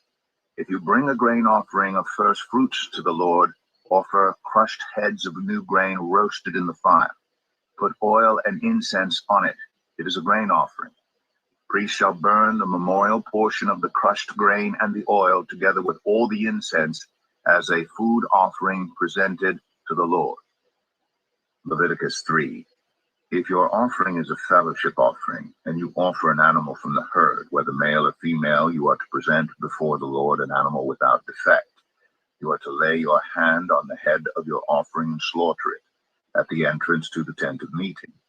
Then Aaron's sons, the priests, shall splash the blood against the sides of the altar. From the fellowship offering you are to bring a food offering to the Lord, the internal organs and all the fat that is connected to them, both kidneys with the fat on them near the loins, and the long lobe of the liver, which you will remove with the kidneys. Then Aaron's sons are to burn it on the altar on top of the burnt offering that is lying on the burning wood. It is a food offering, an aroma pleasing to the Lord. If you offer an animal from the flock as a fellowship offering to the Lord, you are to offer a male or female without defect. If you offer a lamb, you are to present it before the Lord. Lay your hand on its head and slaughter it in front of the tent of meeting. Then Aaron's sons shall splash its blood against the sides of the altar. From the fellowship offering, you are to bring a food offering to the Lord. Its fat, the entire fat tail cut off close to the backbone, the internal organs and all the fat that is connected to them, both kidneys with the fat on them near the loins, and the long lobe of the liver, which you will remove with the kidneys. The priest shall burn them on the altar as a food offering presented to the Lord. If your offering is a goat, you are to present it before the Lord. Lay your hand on its head and slaughter it in front of the tent of meeting. Then Aaron's sons shall splash its blood against the sides of the altar. From what you offer, you are to present this food offering to the Lord, the internal organs and all the fat that is connected to them, both kidneys with the fat on them near the loins, and the long lobe of the liver, which you will remove with the kidneys. The priest shall burn them on the altar as a food offering, a pleasing aroma. All the fat is the Lord's. This is a lasting ordinance for the generations to come. Wherever you live, you must not eat any fat or any blood. Leviticus 4. The Lord said to Moses, say to the Israelites, when anyone sins unintentionally and does what is forbidden in any of the Lord's commands, if the anointed priest sins, bringing guilt on the people, he must bring to the Lord a young bull without defect as a sin offering for the sin he has committed. He is to present the bull at the entrance to the tent of meeting before the Lord. He is to lay his hand on its head and slaughter it there before the Lord. Then the anointed priest shall take some of the bull's blood and carry it into the tent of meeting. He is to dip his finger into the blood and sprinkle some of it 7 times before the Lord in front of the curtain of the sanctuary. The priest shall then put some of the blood on the horns of the altar of fragrant incense that is before the Lord in the tent of meeting. The rest of the bull's blood he shall pour out at the base of the altar of burnt offering at the entrance to the tent of meeting. He shall remove all the fat from the bull of the sin offering, all the fat that is connected to the internal organs, both kidneys with the fat on them near the loins, and the long lobe of the liver, which he will remove with the kidneys, just as the fat is removed from the ox sacrificed as a fellowship offering. Then the priest shall burn them on the altar of burnt offering. But the hide of the bull and all its flesh, as well as the head and legs, the internal organs, and the intestines, that is, all the rest of the bull, he must take outside the camp to a place ceremonially clean, where the ashes are thrown, and burn it there in a wood fire on the ash heap. If the whole Israelite community sins unintentionally and does what is forbidden in any of the Lord's commands, even though the community is unaware of the matter, when they realize their guilt and the sin they committed becomes known, the assembly must bring a young bull as a sin offering and present it before the tent of meeting. The elders of the community are to lay their hands on the bull's head before the Lord, and the bull shall be slaughtered before the Lord. Then the anointed priest is to take some of the bull's blood into the tent of meeting. He shall dip his finger into the blood and sprinkle it before the Lord 7 times in front of the curtain. He is to put some of the blood on the horns of the altar that is before the Lord in the tent of meeting. The rest of the blood he shall pour out at the base of the altar of burnt offering at the entrance to the tent of meeting. He shall remove all the fat from it and burn it on the altar, and do with this bull just as he did with the bull for the sin offering. In this way, the priest will make atonement for the community, and they will be forgiven. Then he shall take the bull outside the camp and burn it as he burned the first bull. This is the sin offering for the community. When a leader sins unintentionally and does what is forbidden in any of the commands of the Lord his God, when he realizes his guilt and the sin he has committed becomes known, he must bring as his offering a male goat without defect. He is to lay his hand on the goat's head and slaughter it at the place where the burnt offering is slaughtered before the Lord. It is a sin offering. Then the priest shall take some of the blood of the sin offering with his finger and put it on the horns of the altar of burnt offering and pour out the rest of the blood at the base of the altar. He shall burn all the fat on the altar as he burned the fat of the fellowship offering. In this way, the priest will make atonement for the leader's sin, and he will be forgiven.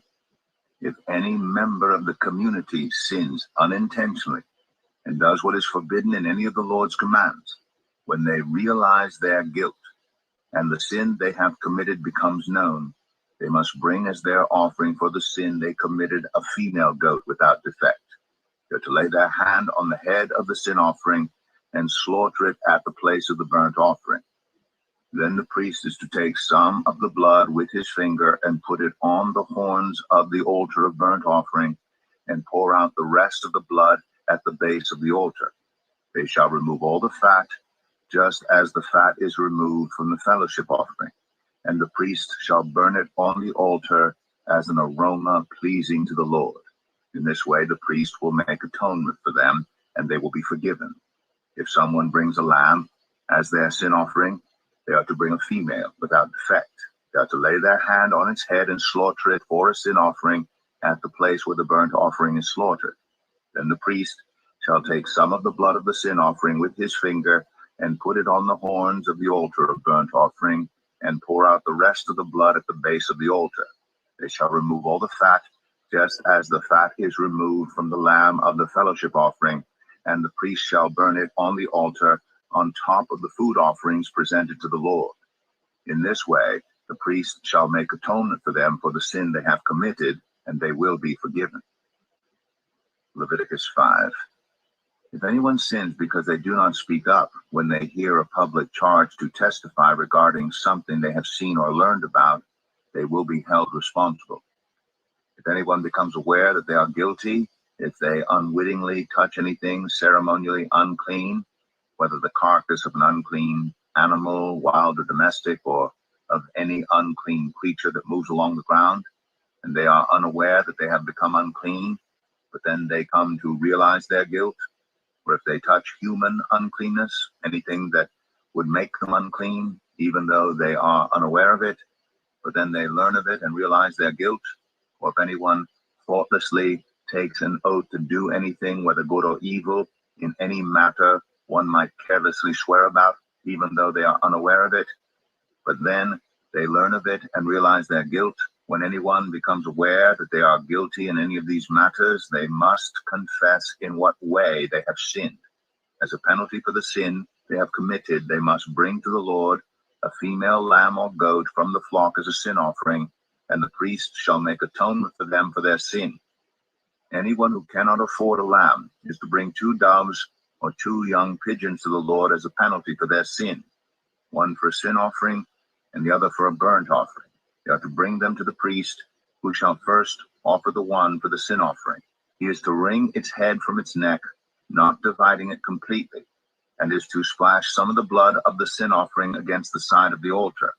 The rest of the blood must be drained out at the base of the altar. It is a sin offering. The priest shall then offer the other as a burnt offering in the prescribed way and make atonement for them for the sin they have committed, and they will be forgiven. If, however, they cannot afford 2 doves or 2 young pigeons, they are to bring as an offering for their sin 1/10 of an ephah of the finest flour for a sin offering. They must not put olive oil or incense on it, because it is a sin offering. They are to bring it to the priest, who shall take a handful of it as a memorial portion and burn it on the altar on top of the food offerings presented to the Lord. It is a sin offering. In this way, the priest will make atonement for them for any of these sins they have committed, and they will be forgiven. The rest of the offering will belong to the priest, as in the case of the grain offering. The Lord said to Moses, when anyone is unfaithful to the Lord by sinning unintentionally in regard to any of the Lord's holy things, they are to bring to the Lord as a penalty a ram from the flock, one without defect, and of the proper value in silver, according to the sanctuary shekel. It is a guilt offering. They must make restitution for what they have failed to do in regard to the holy things, pay an additional penalty of 1/5 of its value, and give it all to the priest. The priest will make atonement for them with the ram as a guilt offering, and they will be forgiven. If anyone sins and does what is forbidden in any of the Lord's commands, even though they do not know it, they are guilty and will be held responsible. They are to bring to the priest as a guilt offering a ram from the flock, one without defect and of the proper value. In this way, the priest will make atonement for them for the wrong they have committed unintentionally, and they will be forgiven. It is a guilt offering. They have been guilty of wrongdoing against the Lord. Leviticus 6. The Lord said to Moses, if anyone sins and is unfaithful to the Lord by deceiving a neighbor about something entrusted to them or left in their care, or about something stolen, or if they cheat their neighbor, or if they find lost property and lie about it, or if they swear falsely about any such sin that people may commit, when they sin in any of these ways and realize their guilt, they must return what they have stolen or taken by extortion, or what was entrusted to them, or the lost property they found, or whatever it was they swore falsely about. They must make restitution in full, and add a fifth of the value to it, and give it all to the owner on the day they present their guilt offering. And as a penalty, they must bring to the priest, that is, to the Lord, their guilt offering, a ram from the flock, one without defect, and of the proper value. In this way, the priest will make atonement for them before the Lord, and they will be forgiven for any of the things they did that made them guilty. The Lord said to Moses, give Aaron and his sons this command. These are the regulations for the burnt offering. The burnt offering is to remain on the altar hearth throughout the night, till morning, and the fire must be kept burning on the altar. The priest shall then put on his linen clothes, with linen undergarments next to his body, and shall remove the ashes of the burnt offering that the fire has consumed on the altar, and place them beside the altar. Then he is to take off these clothes and put on others, and carry the ashes outside the camp to a place that is ceremonially clean. The fire on the altar must be kept burning. It must not go out. Every morning the priest is to add firewood and arrange the burnt offering on the fire, and burn the fat of the fellowship offerings on it. The fire must be kept burning on the altar continuously. It must not go out. These are the regulations for the grain offering. Aaron's sons are to bring it before the Lord in front of the altar.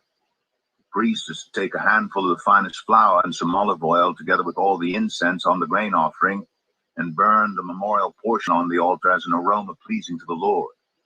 Aaron and his sons shall eat the rest of it, but it is to be eaten without yeast in the sanctuary area. They are to eat it in the courtyard of the tent of meeting. It must not be baked with yeast. I have given it as their share of the food offerings presented to me. Like the sin offering and the guilt offering, it is most holy. Any male descendant of Aaron may eat it. For all generations to come, it is his perpetual share of the food offerings presented to the Lord. Whatever touches them will become holy. The Lord also said to Moses, this is the offering Aaron and his sons are to bring to the Lord on the day he is anointed: a tenth of an ephah of the finest flour as a regular grain offering, half of it in the morning and half in the evening. It must be prepared with oil on a griddle. Bring it well mixed, and present the grain offering broken in pieces as an aroma pleasing to the Lord. The son who is to succeed him as anointed priest shall prepare it. It is the Lord's perpetual share, and is to be burned completely. Every grain offering of a priest shall be burned completely. It must not be eaten. The Lord said to Moses, say to Aaron and his sons, these are the regulations for the sin offering. The sin offering is to be slaughtered before the Lord in the place the burnt offering is slaughtered. It is most holy. The priest who offers it shall eat it. It is to be eaten in the sanctuary area, in the courtyard of the tent of meeting. Whatever touches any of the flesh will become holy. And if any of the blood is spattered on a garment, you must wash it in the sanctuary area. The clay pot the meat is cooked in must be broken. But if it is cooked in a bronze pot, the pot is to be scoured and rinsed with water. Any male in a priest's family may eat it. It is most holy. But any sin offering whose blood is brought into the tent of meeting to make atonement in the holy place must not be eaten. It must be burned up. Leviticus 7. These are the regulations for the guilt offering, which is most holy. The guilt offering is to be slaughtered in the place where the burnt offering is slaughtered, and its blood is to be splashed against the sides of the altar. All its fat shall be offered, the fat tail and the fat that covers the internal organs, both kidneys with the fat on them near the loins, and the long lobe of the liver, which is to be removed with the kidneys. The priest shall burn them on the altar as a food offering presented to the Lord. It is a guilt offering. Any male in a priest's family may eat it, but it must be eaten in the sanctuary area. It is most holy. The same law applies to both the sin offering and the guilt offering. They belong to the priest who makes atonement with them. The priest who offers a burnt offering for anyone may keep its hide for himself. Every grain offering baked in an oven or cooked in a pan or on a griddle belongs to the priest who offers it. And every grain offering, whether mixed with olive oil or dry, belongs equally to all the sons of Aaron. These are the regulations for the fellowship offering anyone may present to the Lord. If they offer it as an expression of thankfulness, then along with this thank offering, they are to offer thick loaves made without yeast and with olive oil mixed in, thin loaves made without yeast and brushed with oil, and thick loaves of the finest flour, well kneaded and with oil mixed in. Along with their fellowship offering of thanksgiving, they are to present an offering with thick loaves of bread made with yeast. They are to bring one of each kind as an offering, a contribution to the Lord. It belongs to the priest who splashes the blood of the fellowship offering against the altar. The meat of their fellowship offering of thanksgiving must be eaten on the day it is offered. They must leave none of it till morning. If, however, their offering is the result of a vow or is a free will offering, the sacrifice shall be eaten on the day they offer it. But anything left over may be eaten on the next day. Any meat of the sacrifice left over till the third day must be burned up. If any meat of the fellowship offering is eaten on the third day, the one who offered it will not be accepted. It will not be reckoned to their credit, for it has become impure. The person who eats any of it will be held responsible. Meat that touches anything ceremonially unclean must not be eaten. It must be burned up. As for other meat, anyone ceremonially clean may eat it. But if anyone who is unclean eats any meat of the fellowship offering belonging to the Lord, they must be cut off from their people.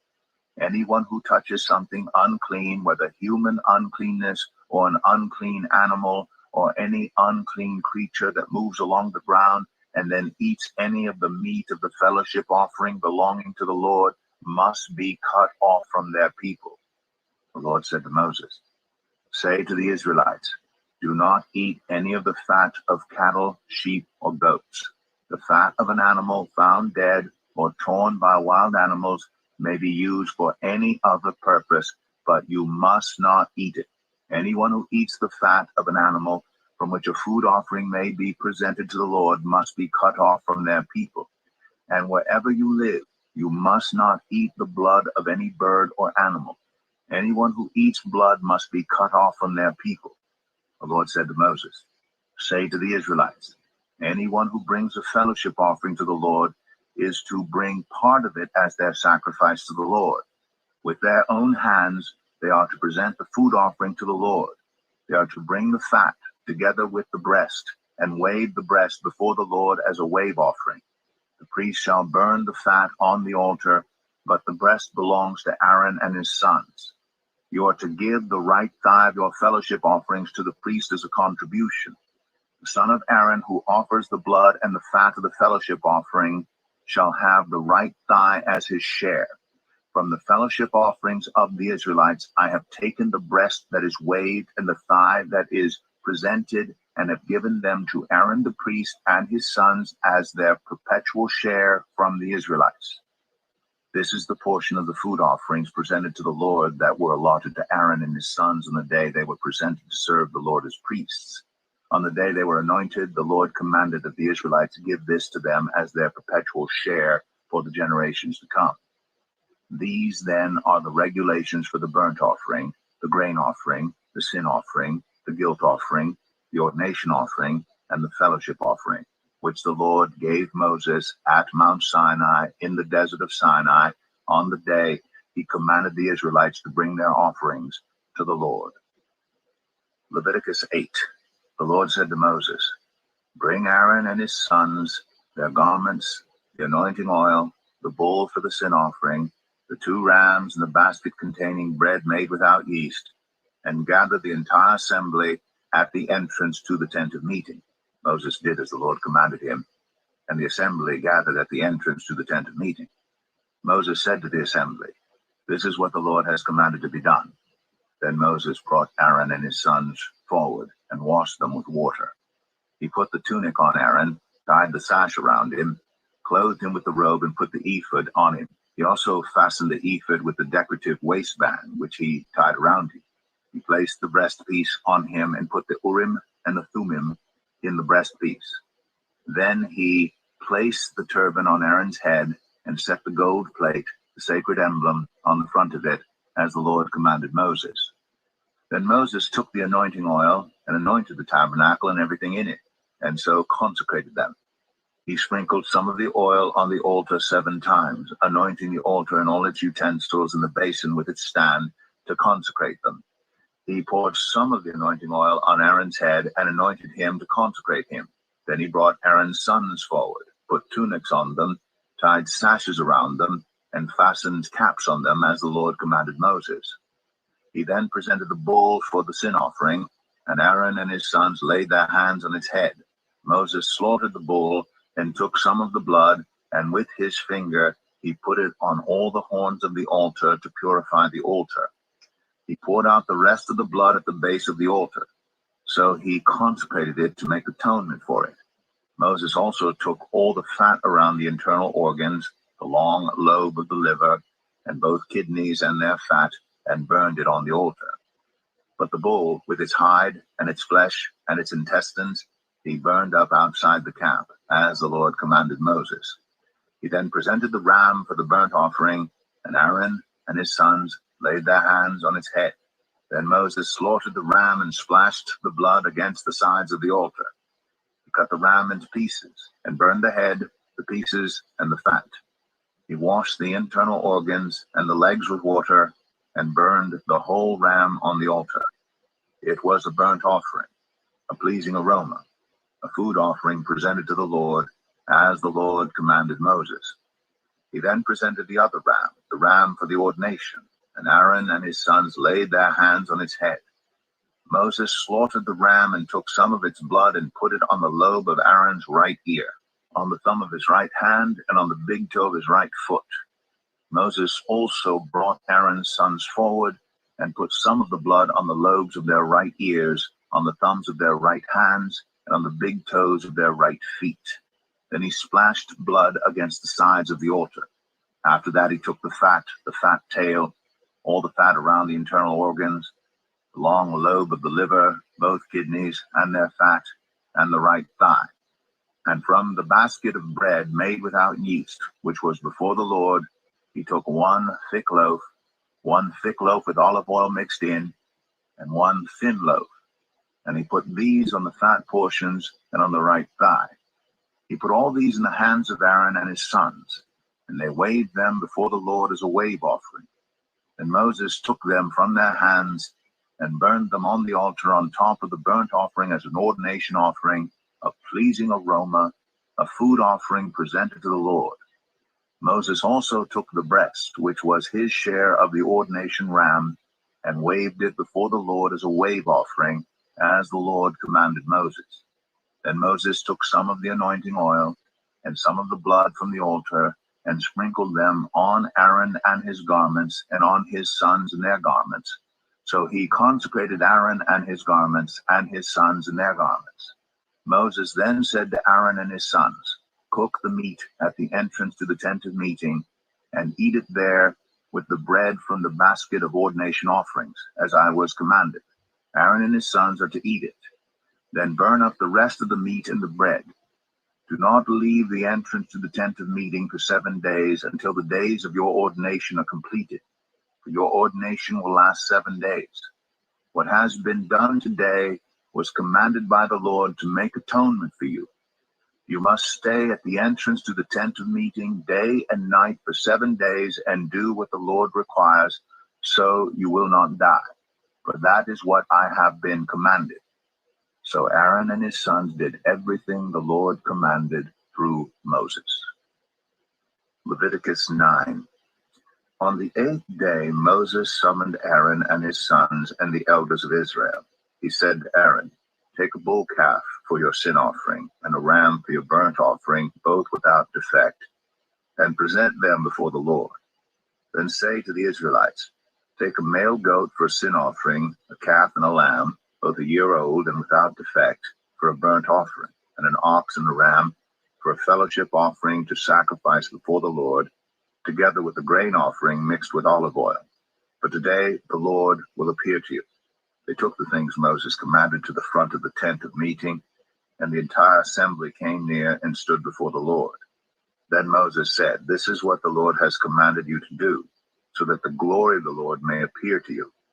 Moses said to Aaron, "Come to the altar and sacrifice your sin offering and your burnt offering and make atonement for yourself and the people. Sacrifice the offering that is for the people and make atonement for them as the Lord has commanded." So Aaron came to the altar and slaughtered the calf as a sin offering for himself. His sons brought the blood to him, and he dipped his finger into the blood and put it on the horns of the altar. The rest of the blood he poured out at the base of the altar. On the altar he burned the fat, the kidneys, and the long lobe of the liver from the sin offering, as the Lord commanded Moses. The flesh and the hide he burned up outside the camp. Then he slaughtered the burnt offering. His sons handed him the blood, and he splashed it against the sides of the altar. They handed him the burnt offering piece by piece, including the head, and he burned them on the altar. He washed the internal organs and the legs and burned them on top of the burnt offering on the altar. Aaron then brought the offering that was for the people. He took the goat for the people's sin offering and slaughtered it and offered it for a sin offering as he did with the first one. He brought the burnt offering and offered it in the prescribed way. He also brought the grain offering, took a handful of it, and burned it on the altar in addition to the morning's burnt offering. He slaughtered the ox and the ram as the fellowship offering for the people. His sons handed him the blood, and he splashed it against the sides of the altar. But the fat portions of the ox and the ram, the fat tail, the layer of fat, the kidneys, and the long lobe of the liver, these they laid on the breasts, and then Aaron burned the fat on the altar. Aaron waved the breasts and the right thigh before the Lord as a wave offering, as Moses commanded. Then Aaron lifted his hands toward the people and blessed them. And having sacrificed the sin offering, the burnt offering, and the fellowship offering, he stepped down. Moses and Aaron then went into the tent of meeting. When they came out, they blessed the people. And the glory of the Lord appeared to all the people. Fire came out from the presence of the Lord and consumed the burnt offering and the fat portions on the altar. And when all the people saw it, they shouted for joy and fell face down. Leviticus 10. Aaron's sons, Nadab and Abihu, took their censers, put fire in them, and added incense. And they offered unauthorized fire before the Lord, contrary to his command. So fire came out from the presence of the Lord and consumed them, and they died before the Lord. Moses then said to Aaron, "This is what the Lord spoke of when he said, 'Among those who approach me, I will be proved holy. In the sight of all the people, I will be honored.'" Aaron remained silent. Moses summoned Mishael and Elzaphan, sons of Aaron's uncle Uzziel, and said to them, "Come here, carry your cousins outside the camp, away from the front of the sanctuary." So they came and carried them, still in their tunics, outside the camp, as Moses ordered. Then Moses said to Aaron and his sons Eleazar and Ithamar, "Do not let your hair become unkempt, and do not tear your clothes, or you will die, and the Lord will be angry with the whole community. But your relatives, all the Israelites, may mourn for those the Lord has destroyed by fire." Do not leave the entrance to the tent of meeting, or you will die, because the Lord's anointing oil is on you. So they did as Moses said. And then the Lord said to Aaron, You and your sons are not to drink wine or other fermented drink whenever you go into the tent of meeting, or you will die. This is a lasting ordinance for the generations to come, so that you can distinguish between the holy and the common, between the unclean and the clean. And so you can teach the Israelites all the decrees the Lord has given them through Moses. Moses said to Aaron and his remaining sons, Eleazar and Ithamar, Take the grain offering left over from the food offerings, prepared without yeast, and presented to the Lord, and eat it beside the altar, for it is most holy. Eat it in the sanctuary area, because it is your share and your son's share of the food offerings presented to the Lord, for so I have been commanded. But you and your sons and your daughters may eat the breast that was waved and the thigh that was presented. Eat them in a ceremonially clean place. They have been given to you, and your children as your share of the Israelites' fellowship offerings. The thigh that was presented and the breast that was waved must be brought with the fat portions of the food offerings, to be waved before the Lord as a wave offering. This will be the perpetual share for you and your children, as the Lord has commanded. When Moses inquired about the goat of the sin offering and found that it had been burned up, he was angry with Eleazar and Ithamar, Aaron's remaining sons, and asked, Why didn't you eat the sin offering in the sanctuary area? It is most holy. It was given to you to take away the guilt of the community by making atonement for them before the Lord. Since its blood was not taken into the holy place, you should have eaten the goat in the sanctuary area as I commanded. Aaron replied to Moses, Today they sacrifice their sin offering and their burnt offering before the Lord. But such things as this have happened to me. Would the Lord have been pleased if I had eaten the sin offering today? When Moses heard this, he was satisfied. Leviticus 11. The Lord said to Moses and Aaron, Say to the Israelites, Of all the animals that live on land, these are the ones you may eat. You may eat any animal that has a divided hoof and that chews the cud. There are some that only chew the cud or only have a divided hoof, but you must not eat them. The camel, though it chews the cud, does not have a divided hoof. It is ceremonially unclean for you. The hyrax, though it chews the cud, does not have a divided hoof. It is unclean for you. The rabbit, though it chews the cud, does not have a divided hoof. It is unclean for you. And the pig, though it has a divided hoof, does not chew the cud. It is unclean for you. You must not eat their meat or touch their carcasses. They are unclean for you. Of all the creatures living in the water of the seas and the streams, you may eat any that have fins and scales. But all creatures in the seas or streams that do not have fins and scales, whether among all the swarming things or among all the other living creatures in the water, you are to regard as unclean. And since you are to regard them as unclean, you must not eat their meat. You must regard their carcasses as unclean. Anything living in the water that does not have fins and scales is to be regarded as unclean by you. These are the birds you are to regard as unclean and not eat because they are unclean: the eagle, the vulture, the black vulture, the red kite, any kind of black kite, any kind of raven, the horned owl, the screech owl, the gull, any kind of hawk, the little owl, the cormorant, the great owl, the white owl, the desert owl, the osprey, the stork, any kind of heron, the hoopoe, and the bat. All flying insects that walk on all fours are to be regarded as unclean by you. There are, however, some flying insects that walk on all fours that you may eat, those that have jointed legs for hopping on the ground. Of these you may eat any kind of locust, katyd, cricket, or grasshopper. But all other flying insects that have 4 legs you are to regard as unclean. You will make yourselves unclean by these. Whoever touches their carcasses will be unclean till evening. Whoever picks up one of their carcasses must wash their clothes, and they will be unclean till evening. Every animal that does not have a divided hoof, or that does not chew the cud, is unclean for you. Whoever touches the carcass of any of them will be unclean. Of all the animals that walk on all fours, those that walk on their paws are unclean for you. Whoever touches their carcasses will be unclean till evening. Anyone who picks up their carcasses must wash their clothes, and they will be unclean till evening. These animals are unclean for you. Of the animals that move along the ground, these are unclean for you: the weasel, the rat, any kind of great lizard, the gecko, the monitor lizard, the wall lizard, the skink, and the chameleon. Of all those that move along the ground, these are unclean for you. Whoever touches them when they are dead will be unclean till evening. When one of them dies and falls on something, that article, whatever its use, will be unclean, whether it is made of wood, cloth, hide, or sackcloth. Put it in water. It will be unclean till evening, and then it will be clean. If one of them falls into a clay pot, everything in it will be unclean, and you must break the pot. Any food you are allowed to eat that has come into contact with water from any such pot is unclean, and any liquid that is drunk from such a pot is unclean. Anything that one of their carcasses falls on becomes unclean.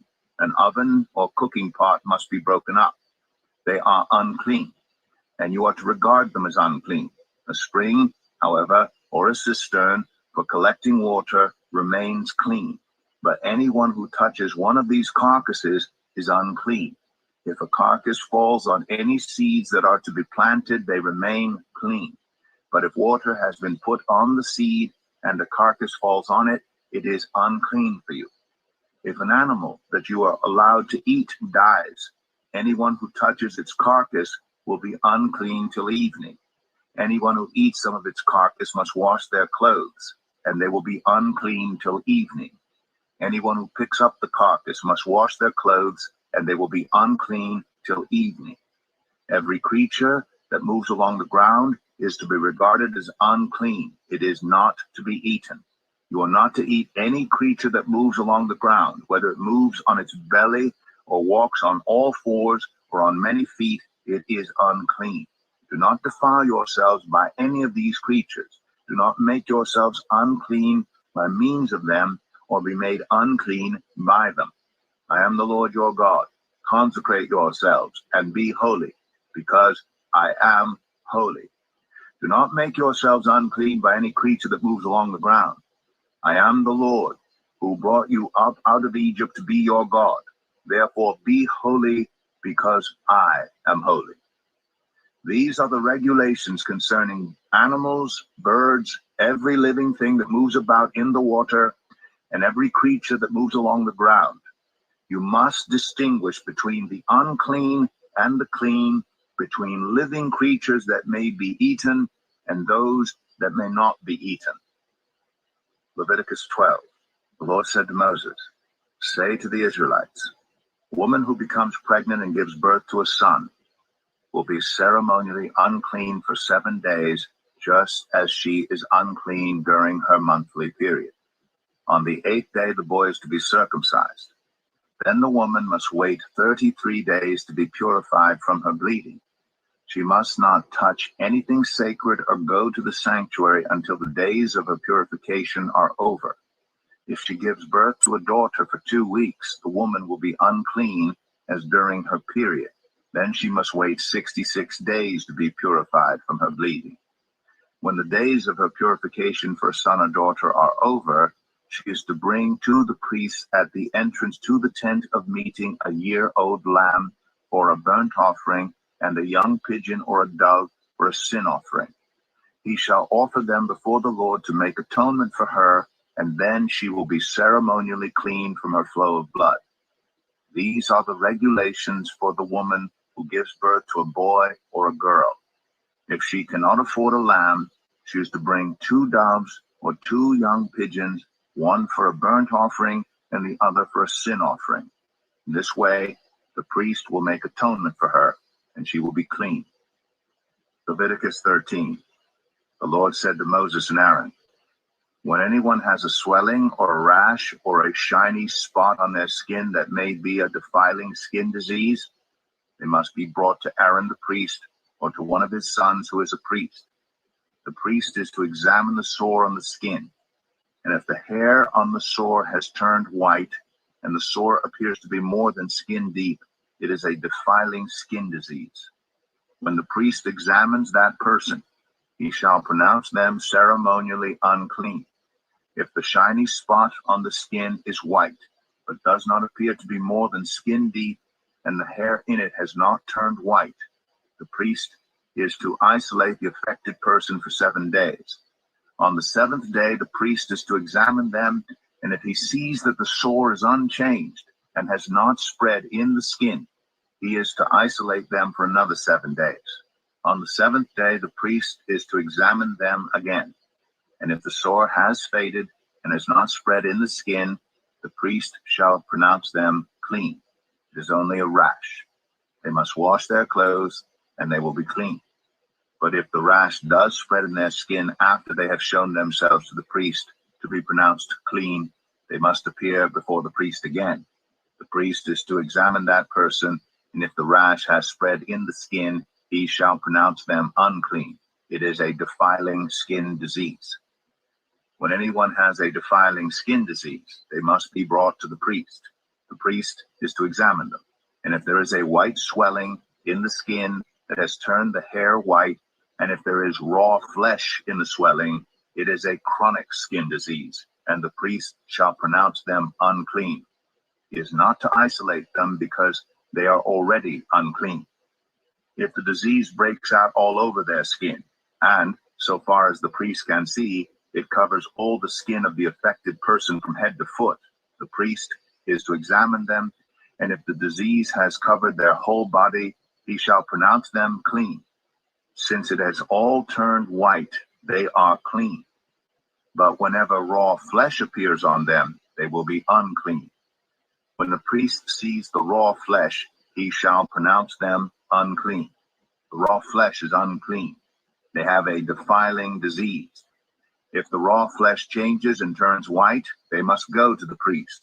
The priest is to examine them. And if the sores have turned white, the priest shall pronounce the affected person clean. Then they will be clean. When someone has a boil on their skin and it heals, and in the place where the boil was, a white swelling or reddish white spot appears, they must present themselves to the priest. The priest is to examine it, and if it appears to be more than skin deep, and the hair in it has turned white, the priest shall pronounce that person unclean. It is a defiling skin disease that has broken out where the boil was. But if when the priest examines it, there is no white hair in it, and it is not more than skin deep, and has faded, then the priest is to isolate them for 7 days. If it is spreading in the skin, the priest shall pronounce them unclean. It is a defiling disease. But if the spot is unchanged and has not spread, it is only a scar from the boil, and the priest shall pronounce them clean. When someone has a burn on their skin, and a reddish white or white spot appears in the raw flesh of the burn, the priest is to examine the spot, and if the hair in it has turned white, and it appears to be more than skin deep, it is a defiling disease that has broken out in the burn. The priest shall pronounce them unclean. It is a defiling skin disease. But if the priest examines it, and there is no white hair in the spot, and if it is not more than skin deep and has faded, then the priest is to isolate them for 7 days. On the 7th day, the priest is to examine that person, and if it is spreading in the skin, the priest shall pronounce them unclean. It is a defiling skin disease. If, however, the spot is unchanged and has not spread in the skin but has faded, it is a swelling from the burn, and the priest shall pronounce them clean. It is only a scar from the burn. If a man or woman has a sore on their head or chin, the priest is to examine the sore, and if it appears to be more than skin deep, and the hair in it is yellow and thin, the priest shall pronounce them unclean. It is a defiling skin disease on the head or chin. But if when the priest examines the sore, it does not seem to be more than skin deep, and there is no black hair in it, then the priest is to isolate the affected person for 7 days. On the 7th day, the priest is to examine the sore, and if it has not spread and there is no yellow hair in it, and it does not appear to be more than skin deep, then the man or woman must shave themselves, except for the affected area, and the priest is to keep them isolated another 7 days. On the 7th day, the priest is to examine the sore, and if it has not spread in the skin and appears to be no more than skin deep, the priest shall pronounce them clean. They must wash their clothes, and they will be clean. But if the sore does spread in the skin after they are pronounced clean, the priest is to examine them. And if he finds that the sore has spread in the skin, he does not need to look for yellow hair. They are unclean. If, however, the sore is unchanged, so far as the priest can see, and if black hair has not grown in it, the affected person is healed. They are clean, and the priest shall pronounce them clean. When a man or woman has white spots on the skin, the priest is to examine them. And if the spots are dull white, it is a harmless rash that has broken out on the skin. They are clean. A man who has lost his hair and is bald is clean. If he has lost his hair from the front of his scalp and has a bald forehead, he is clean. But if he has a reddish-white sore on his bald head or forehead, it is a defiling disease breaking out on his head or forehead. The priest is to examine him.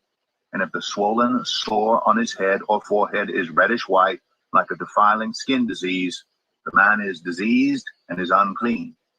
The priest shall pronounce him unclean because of the sore on his head. Anyone with such a defiling disease must wear torn clothes. Let their hair be unkempt, cover the lower part of their face, and cry out, "Unclean, unclean." As long as they have the disease, they remain unclean. They must live alone. They must live outside the camp. As for any fabric that is spoiled with a defiling mold, any woolen or linen clothing, any woven or knitted material of linen or wool, any leather or anything made of leather, if the affected area in the fabric, the leather, the woven or knitted material, or any leather article is greenish or reddish, it is a defiling mold. It must be shown to the priest. The priest is to examine the affected area and isolate the article for 7 days. On the 7th day, he is to examine it. And if the mold has spread in the fabric, the woven or knitted material, or the leather, whatever its use, it is a persistent defiling mold. The article is unclean. He must burn the fabric, the woven or knitted material of wool or linen, or any leather article that has been spoiled, because the defiling mold is persistent. The article must be burned. But if when the priest examines it, the mold has not spread in the fabric, the woven or knitted material, or the leather article, he shall order that the spoiled article be washed. Then he is to isolate it for another 7 days. After the article has been washed, the priest is to examine it again. And if the mold has not changed its appearance, even though it has not spread, it is unclean. Burn it, no matter which side of the fabric has been spoiled. If when the priest examines it, the mold has faded after the article has been washed, he is to tear the spoiled part out of the fabric, the leather, or the woven or knitted material. But if it reappears in the fabric, in the woven or knitted material, or in the leather article, it is a spreading mold. Whatever has the mold must be burned. Any fabric, woven, or knitted material, or any leather article that has been washed and is rid of the mold must be washed again. Then it will be clean. These are the regulations concerning defiling molds in woolen or linen clothing, woven or knitted material, or any leather article, for pronouncing them clean or unclean. Leviticus 14. The Lord said to Moses, "These are the regulations for any diseased person at the time of their ceremonial cleansing when they are brought to the priest. The priest is to go outside the camp and examine them. If they had been healed of their defiling skin disease, the priest shall order the 2 live clean birds and some cedar wood, scarlet yarn, and hyssop be brought for the person to be cleansed. Then the priest shall order that one of the birds be killed over fresh water in a clay pot. He is then to take the live bird and dip it together with the cedar wood, the scarlet yarn, and the hyssop into the blood of the bird that was killed over the fresh water. 7 times he shall sprinkle the one to be cleansed of the defiling disease, and then pronounce them clean. After After that, he is to release the live bird in the open fields. The person to be cleansed must wash their clothes, shave off all their hair, and bathe with water. Then they will be ceremonially clean. After this, they may come into the camp, but they must stay outside their tent for 7 days. On the 7th day, they must shave off all their hair. They must shave their head, their beard, their eyebrows, and the rest of their hair. They must wash their clothes and bathe themselves with water, and they will be clean. On the 8th day, they must bring 2 male lambs and 1 ewe lamb, a year old, each without defect, along with 3/10 of an ephah of the finest flour mixed with olive oil for a grain offering, and 1 log of oil. The priest who pronounces them clean shall present both the one to be cleansed and their offerings before the Lord at the entrance to the tent of meeting. Then the priest is to take 1 of the male lambs and offer it as a guilt offering, along with the log of oil.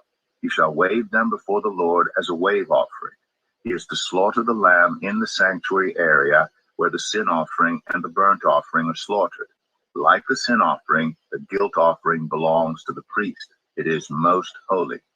The priest is to take some of the blood of the guilt offering and put it on the lobe of the right ear of the one to be cleansed, on the thumb of their right hand, and on the big toe of their right foot. The priest shall then take some of the log of oil, pour it on the palm of his own left hand, dip his right forefinger into the oil in his palm, and with his finger sprinkle some of it before the Lord 7 times. The priest is to put some of the oil remaining in his palm on the lobe of the right ear of the one to be cleansed, on the thumb of their right hand, and on the big toe of their right foot, on top of the blood of the guilt offering. The rest of the oil in his palm the priest shall put on the head of the one to be cleansed and make atonement for them before the Lord. Then the priest is to sacrifice the sin offering and make atonement for the one to be cleansed from their uncleanness. After that, the priest shall slaughter the burnt offering and offer it on the altar together with the grain offering and make atonement for them, and they will be clean.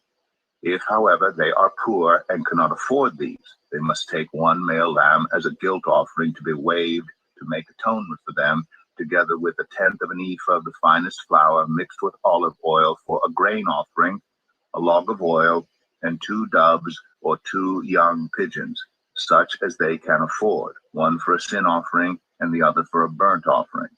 On the 8th day, they must bring them for their cleansing to the priest at the entrance to the tent of meeting before the Lord. The priest is to take the lamb for the guilt offering, together with the log of oil, and wave them before the Lord as a wave offering. He shall slaughter the lamb for the guilt offering and take some of its blood and put it on the lobe of the right ear of the one to be cleansed, on the thumb of their right hand, and on the big toe of their right foot. The priest is to pour some of the oil into the palm of his own left hand, and with his right forefinger sprinkle some of the oil from his palm 7 times before the Lord. Some of the oil in his palm he is to put on the same places he put the blood of the guilt offering, on the lobe of the right ear of the one to be cleansed, on the thumb of their right hand, and on the big toe of their right foot. The rest of the oil in his palm the priest shall put on the head of the one to be cleansed, to make atonement for them before the Lord. Then he shall sacrifice the doves or the young pigeons, such as the person can afford, one as a sin offering and the other as a burnt offering, together with the grain offering. In this way the priest will make atonement before the Lord on behalf of the one to be cleansed. These are the regulations for anyone who has a defiling skin disease and who cannot afford the regular offerings for their cleansing. The Lord said to Moses and Aaron, "When you enter the land of Canaan, which I am giving you as your possession, and I put a spreading mold in a house in that land, the owner of the house must go and tell the priest, 'I have seen something that looks like a defiling mold in my house.' The priest is to order the house to be empty before he goes in to examine the mold, so that nothing in the house will be pronounced unclean. After this, the priest is to go in and inspect the house. He is to examine the mold on the walls, And if it has greenish or reddish depressions that appear to be deeper than the surface of the wall, the priest shall go out of the doorway of the house and close it up for 7 days. On the 7th day, the priest shall return to inspect the house. If the mold has spread on the walls, he is to order that the contaminated stones be torn out and thrown into an unclean place outside the town. He must have all the inside walls of the house scraped, and the material that is scraped off dumped into an unclean place outside the town. Then they are to take other stones to replace these, and take new clay and plaster the house.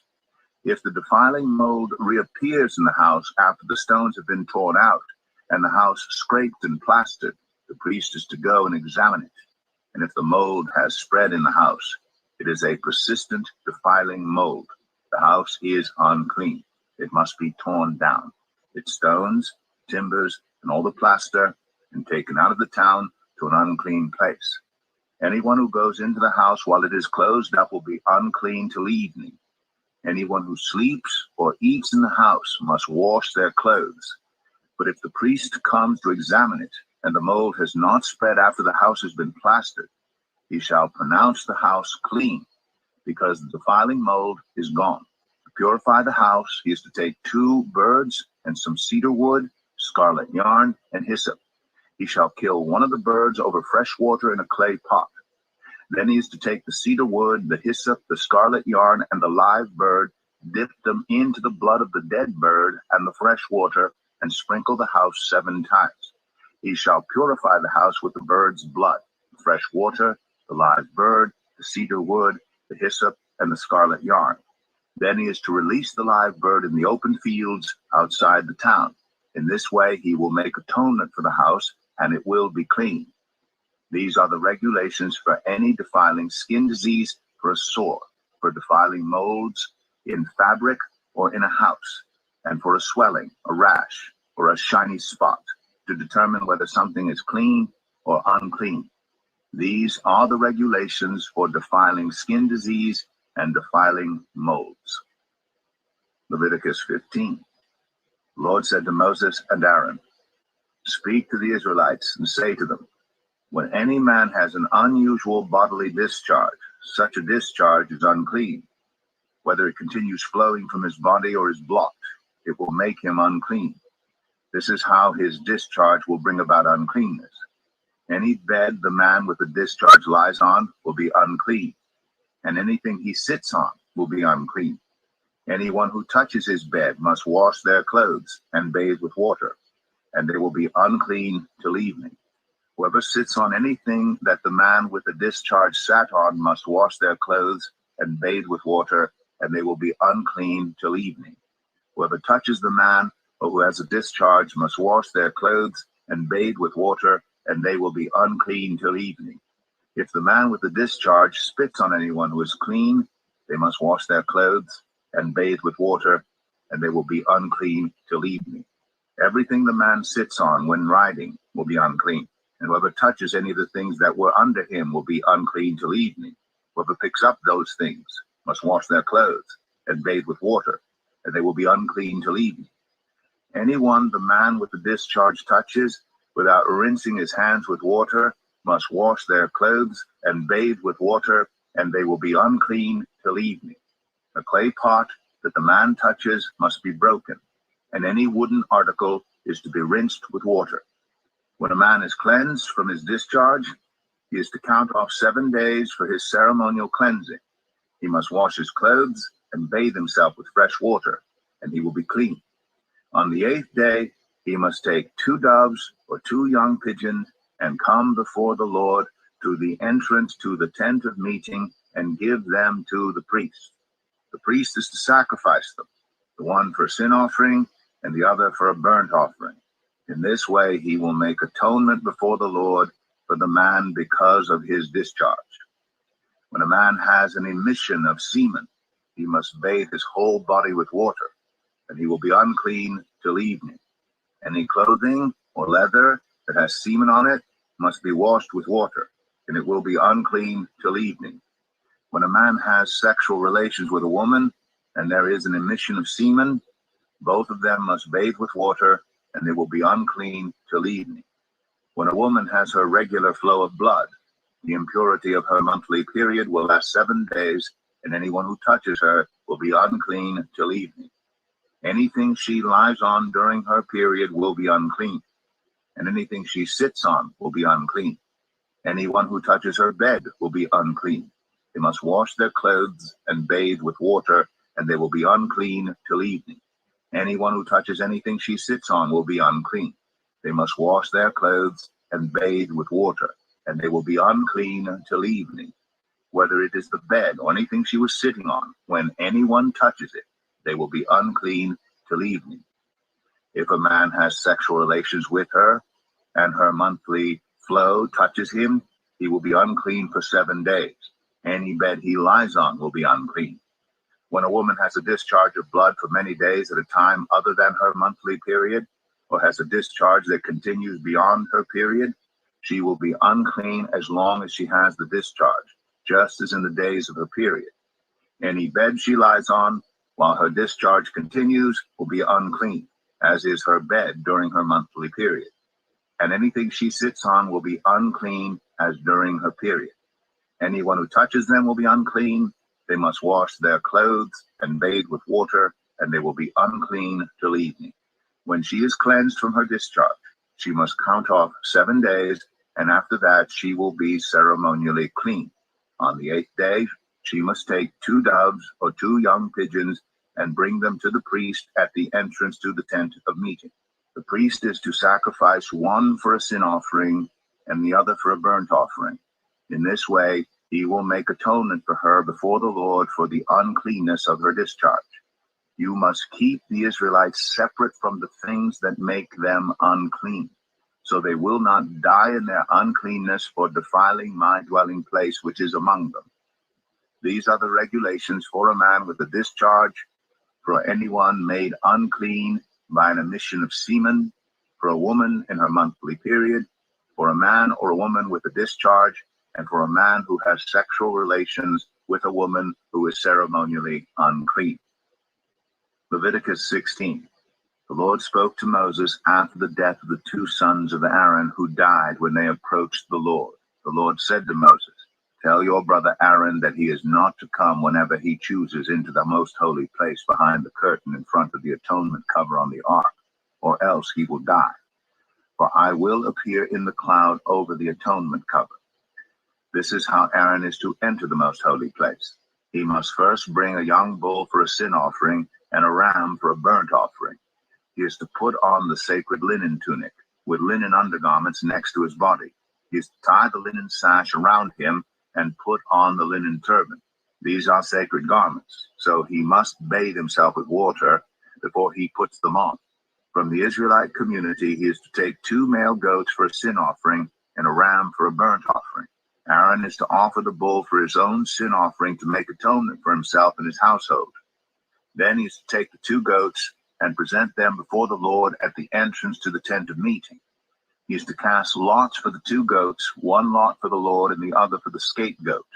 Aaron shall bring the goat whose lot falls to the Lord and sacrifice it for a sin offering. But the goat chosen by lot as the scapegoat shall be presented alive before the Lord to be used for making atonement by sending it into the wilderness as a scapegoat. Aaron shall bring the bull for his own sin offering to make atonement for himself and his household. And he is to slaughter the bull for his own sin offering. He is to take a censer full of burning coals from the altar before the Lord, and 2 handfuls of finely ground fragrant incense, and take them behind the curtain. He is to put the incense on the fire before the Lord, and the smoke of the incense will conceal the atonement cover above the tablets of the covenant law, so that he will not die. He is to take some of the bull's blood, and with his finger sprinkle it on the front of the atonement cover. Then he shall sprinkle some of it with his finger 7 times before the atonement cover. He shall then slaughter the goat for the sin offering for the people, and take its blood behind the curtain, and do with it as he did with the bull's blood. He shall sprinkle it on the atonement cover and in front of it. In this way he will make atonement for the most holy place because of the uncleanness and rebellion of the Israelites, whatever their sins have been. He is to do the same for the tent of meeting, which is among them in the midst of their uncleanness. No one is to be in the tent of meeting from the time Aaron goes in to make atonement in the most holy place until he comes out, having made atonement for himself, his household, and the whole community of Israel. Then he shall come out to the altar, that is, before the Lord, and make atonement for it. He shall take some of the bull's blood and some of the goat's blood, and put it on all the horns of the altar. He shall sprinkle some of the blood on it with his finger 7 times to cleanse it and to consecrate it from the uncleanness of the Israelites. When Aaron has finished making atonement for the most holy place, the tent of meeting, and the altar, he shall bring forward the live goat.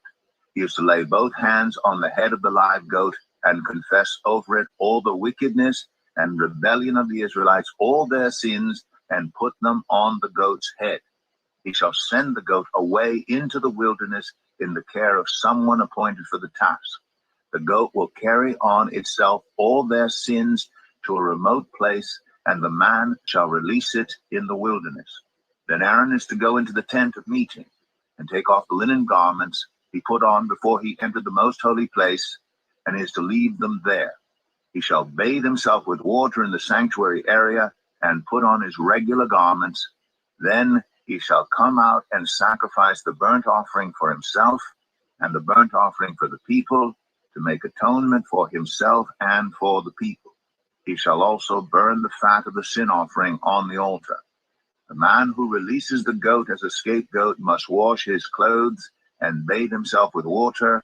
Afterward, he may come into the camp. The bull and the goat for the sin offerings, whose blood was brought into the most holy place to make atonement, must be taken outside the camp. Their hides, flesh, and intestines are to be burned up. The man who burns them must wash his clothes and bathe himself with water. Afterward, he may come into the camp. This is to be a lasting ordinance for you. On the 10th day of the 7th month, you must deny yourselves and not do any work, whether native born or a foreigner residing among you, because on this day atonement will be made for you, to cleanse you. Then, before the Lord, you will be clean from all your sins. It is a day of Sabbath rest, and you must deny yourselves. It is a lasting ordinance. The priest who is anointed and ordained to succeed his father as high priest is to make atonement. He is to put on the sacred linen garments and make atonement for the most holy place, for the tent of meeting and the altar, and for the priests and all the members of the community. This is to be a lasting ordinance for you. Atonement is to be made once a year for all the sins of the Israelites. And it was done as the Lord commanded Moses. Leviticus 17. The Lord said to Moses, "Speak to Aaron and his sons and to all the Israelites, and say to them, this is what the Lord has commanded. Any Israelite who sacrifices an ox, a lamb, or a goat in the camp or outside of it, instead of bringing it to the entrance to the tent of meeting, to present it as an offering to the Lord in front of the tabernacle of the Lord, that person shall be considered guilty of bloodshed. They have shed blood and must be cut off from their people. This is so the Israelites will bring to the Lord the sacrifices they are now making in the open fields. They must bring them to the priest, that is, to the Lord, at the entrance to the tent of meeting, and sacrifice them as fellowship offerings. The priest is to splash the blood against the altar of the Lord at the entrance to the tent of meeting, and burn the fat as an aroma pleasing to the Lord. They must no longer